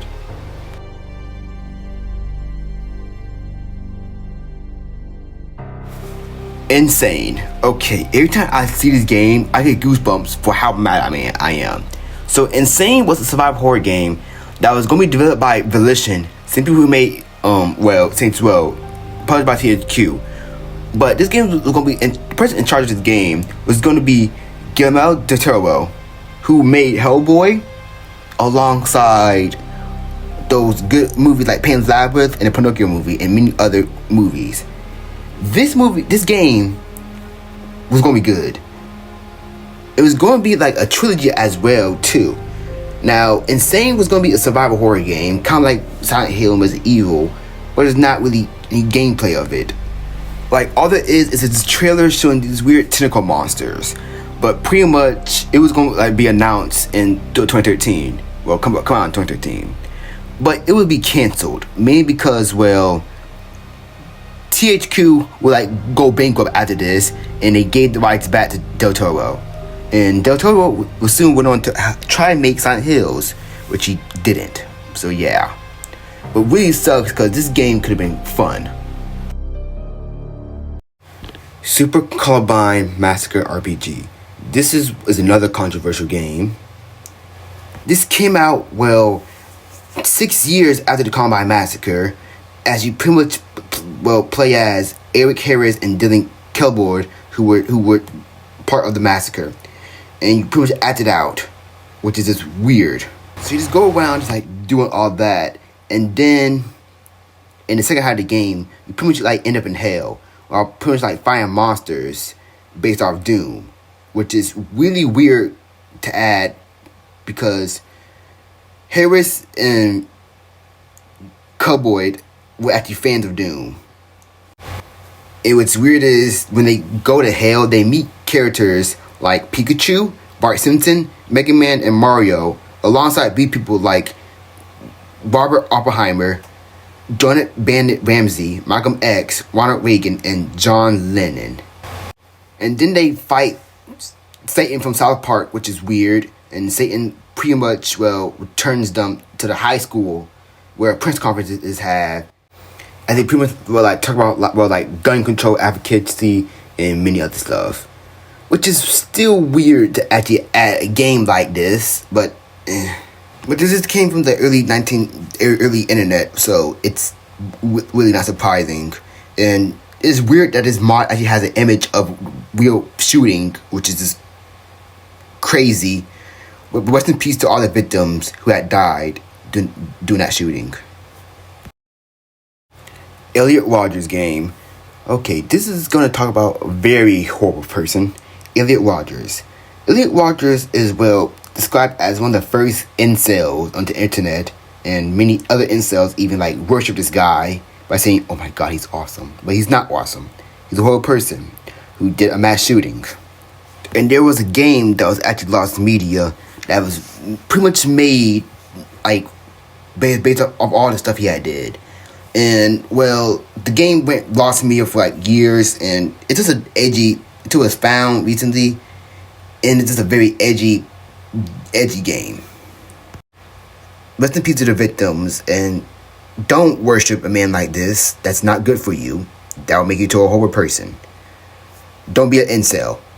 Don't be a killer. Chanel Online. So this is a game that's like a chat room, like those online space games like Club Penguin and VR Chat a bit and other games like that. But this one is weird because it's rumored to come from the dark web. And this weird like dream area where you're in, there's other people who are around you that are like, well, like trying to talk to you. But they're like trying to like say stuff like, oh, got some drugs, got some other stuff. People like trying like a weird talk room where people like will like sell drugs, guns, and other illegal stuff from it. But actually, it was offline, and those were just NPCs, so it wasn't like really like like pretty much like maybe online. But it did came from the dark web, so yeah. Also, after watching like multiple videos and even like knowing cybersecurity stuff, it's pretty much impossible for like have like online like chat room game like this on the dark web because it'd be super slow as hell. Drown God. So Drown God is a 1996 game that is really weird because pretty much it's based on a manuscript by Harry Horse. So this game comes with a conspiracy theory saying that human history is a lie and that the species race and development with evolution were aided by aliens. So yeah. As humanity just like try to cover up the fact that, aliens made the fucking pyramids, aliens made the Knight Templar and stuff. And it was pretty much like impressive for its time, especially like with the 3D animations and stuff and the weird psychedelic visions. But it has some big controversy above it, and weird was Harry Horse was a cartoonist alongside me kids books. In 2007, it was reported that he had killed his wife. I'm not joking. Many people had said that he didn't kill his wife. Many people said that he did. But pretty much people said it was weird because some people said that Horse stabbed his wife like more than 30 times. And they killed their pets before it turned the knife on him. And he died in a Romeo and Juliet style death. So yeah, I do think this man had to kill his wife. There's just stab wounds there. Eric Harris Doom mods. This was a mod that apparently made by the shooters in Columbine. So when the FBI was going over investigating, they had found out that there was a mod that was based on a school. Because Eric and Dylan had made a couple of mods that like mini mods on Doom. And this one was weird because it was mainly based on the whole school alongside you even practice it. Is what the FBI found. Alongside making another mod, which a lot of people I know about, called USC Labs, which Eric and Dylan had made and had uploaded it. Which is really creepy if someone played that mod. I just know that this guy feel a little But the other mod that I discussed like earlier, it's probably not gonna come back out, and for good reasons.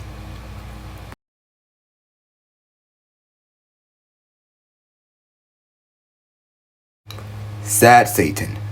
This game got a whole crazy backstory, so this is going to be a big one. Sad Satan is, a strange, mysterious game.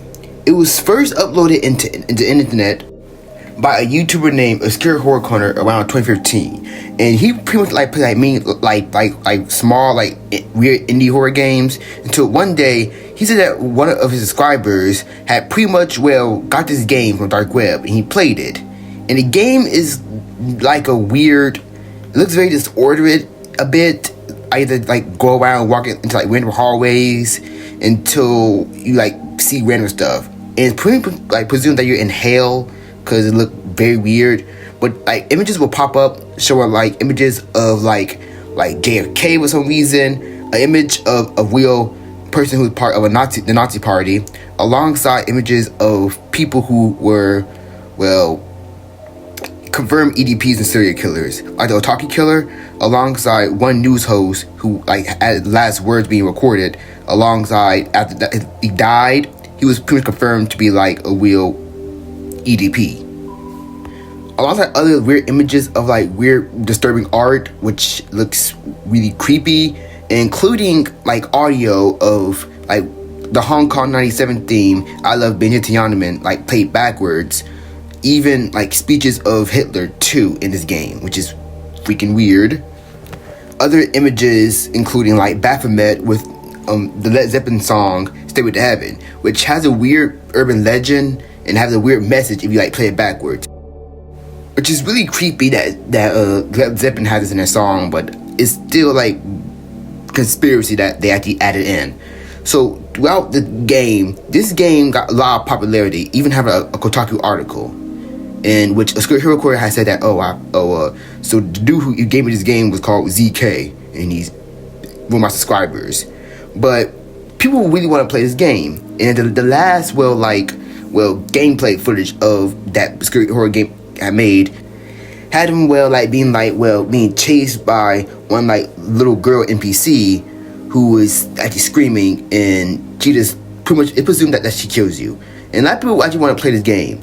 So a Scary Horror Corner had made a link to the game after one Kotaku article, but it pretty much, he said that it didn't work because he said that I made that link incorrect on purpose, mainly because it got bad stuff in it. It's the original game, so I gotta modify the game a bit. And this a 4chan post that came up saying from presumably from CK, saying don't listen to that coward Square Hero Corner. Here's a real game. We provided a link to the download game, and people had downloaded the game. And this version, which is called the clone version, and some people believe is the original version from Dark Web. This version is actually bad because it comes with a virus that literally destroys your computer, alongside images of gore will appear, alongside illegal images. And after that, a Scary Horror Corner pretty much got in a lot of trouble because people had said that, why you gave us this game? And after that, he just disappeared. Now, who made this game? Some people believe that it was a Scary Horror game to make this game, while some people have believed that ZK is the original creator of this game. Now, who is ZK? We have no idea. Kind of. So, some people believe a man named Gary Graves had pretty much created the game, because he had a YouTube channel, and one of his old videos was literally called Sad Satan. So pretty much that's one of the earliest names of this game ever on the internet, and it came out around in the 2000s. Alongside of him actually getting arrested, and he's currently in jail for owning Call of Duty points. I'm sorry, I gotta say that word, but yeah. And after doing other research, I came across a video made by Penticus, I hope I said it right, and he pretty much explained that, there's other versions of this game, and pretty much people can re-modify this game. So there's probably a crazier version out there, so just don't look for this game. And what's really crazy is this game got a remake by some other guy on Steam that's literally less crazier, but it's still disturbing looking. And the dude who made this is literally called ZK Games, which is really, really weird to name your game, your account name after this guy, which is freaking weird. And look at the reviews, a lot of people don't like this game. It's mostly negative on Steam. Also, what's freaking weird is, I was looking at the reviews, some guy has said that, I don't know if I have the original files, but I have the original files in my hard drive of the original game. So this guy is flexing that he owns a legal version of the game.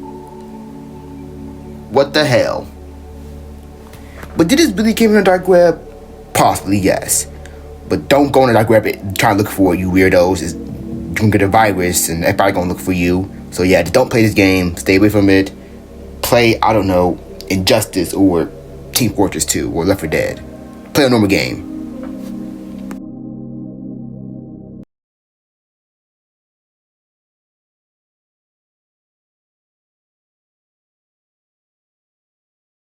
And there it is, everybody. Oh my god. Oh my god. Oh my god. That is a lot of wow. There it is. The dark, weird, disturbing game Iceberg Explained. Oh my god. I'm gonna take a nap after this. So yeah, that's all the games I could find. And I know I'm pretty sure I forgot some games up here, so don't be in the comments like, oh, you forgot this one obscure Japanese game that happened. Yeah, I'm pretty sure I forgot about it. I may make a part 2. I probably may not. I don't know. Because, guys, there's like a lot of people in this world. There's a lot of games in this world. People can like make any game they want. It's probably like a weird, creepy game that's probably the most vile thing ever seen on Earth. But it's probably in some like guy's basement, his mother's basement, who's pretty much, well, making games like this, but won't show it to everybody unless it's like his closest friends. So, yeah. That's all I pretty much got to say now, because I don't know how to end a video like this. I just gotta say, just stay positive. Next video is gonna be something positive too, because wow, I covered a lot of stuff, crazy stuff. So next video is gonna be positive, alongside, I don't know what else to say.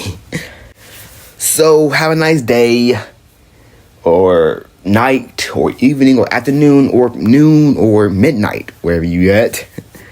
And stay hydrated, y'all. Drink some water, or drink fluids. Until I see you again. Where are you off to now? Finna hit the block. See what's happening.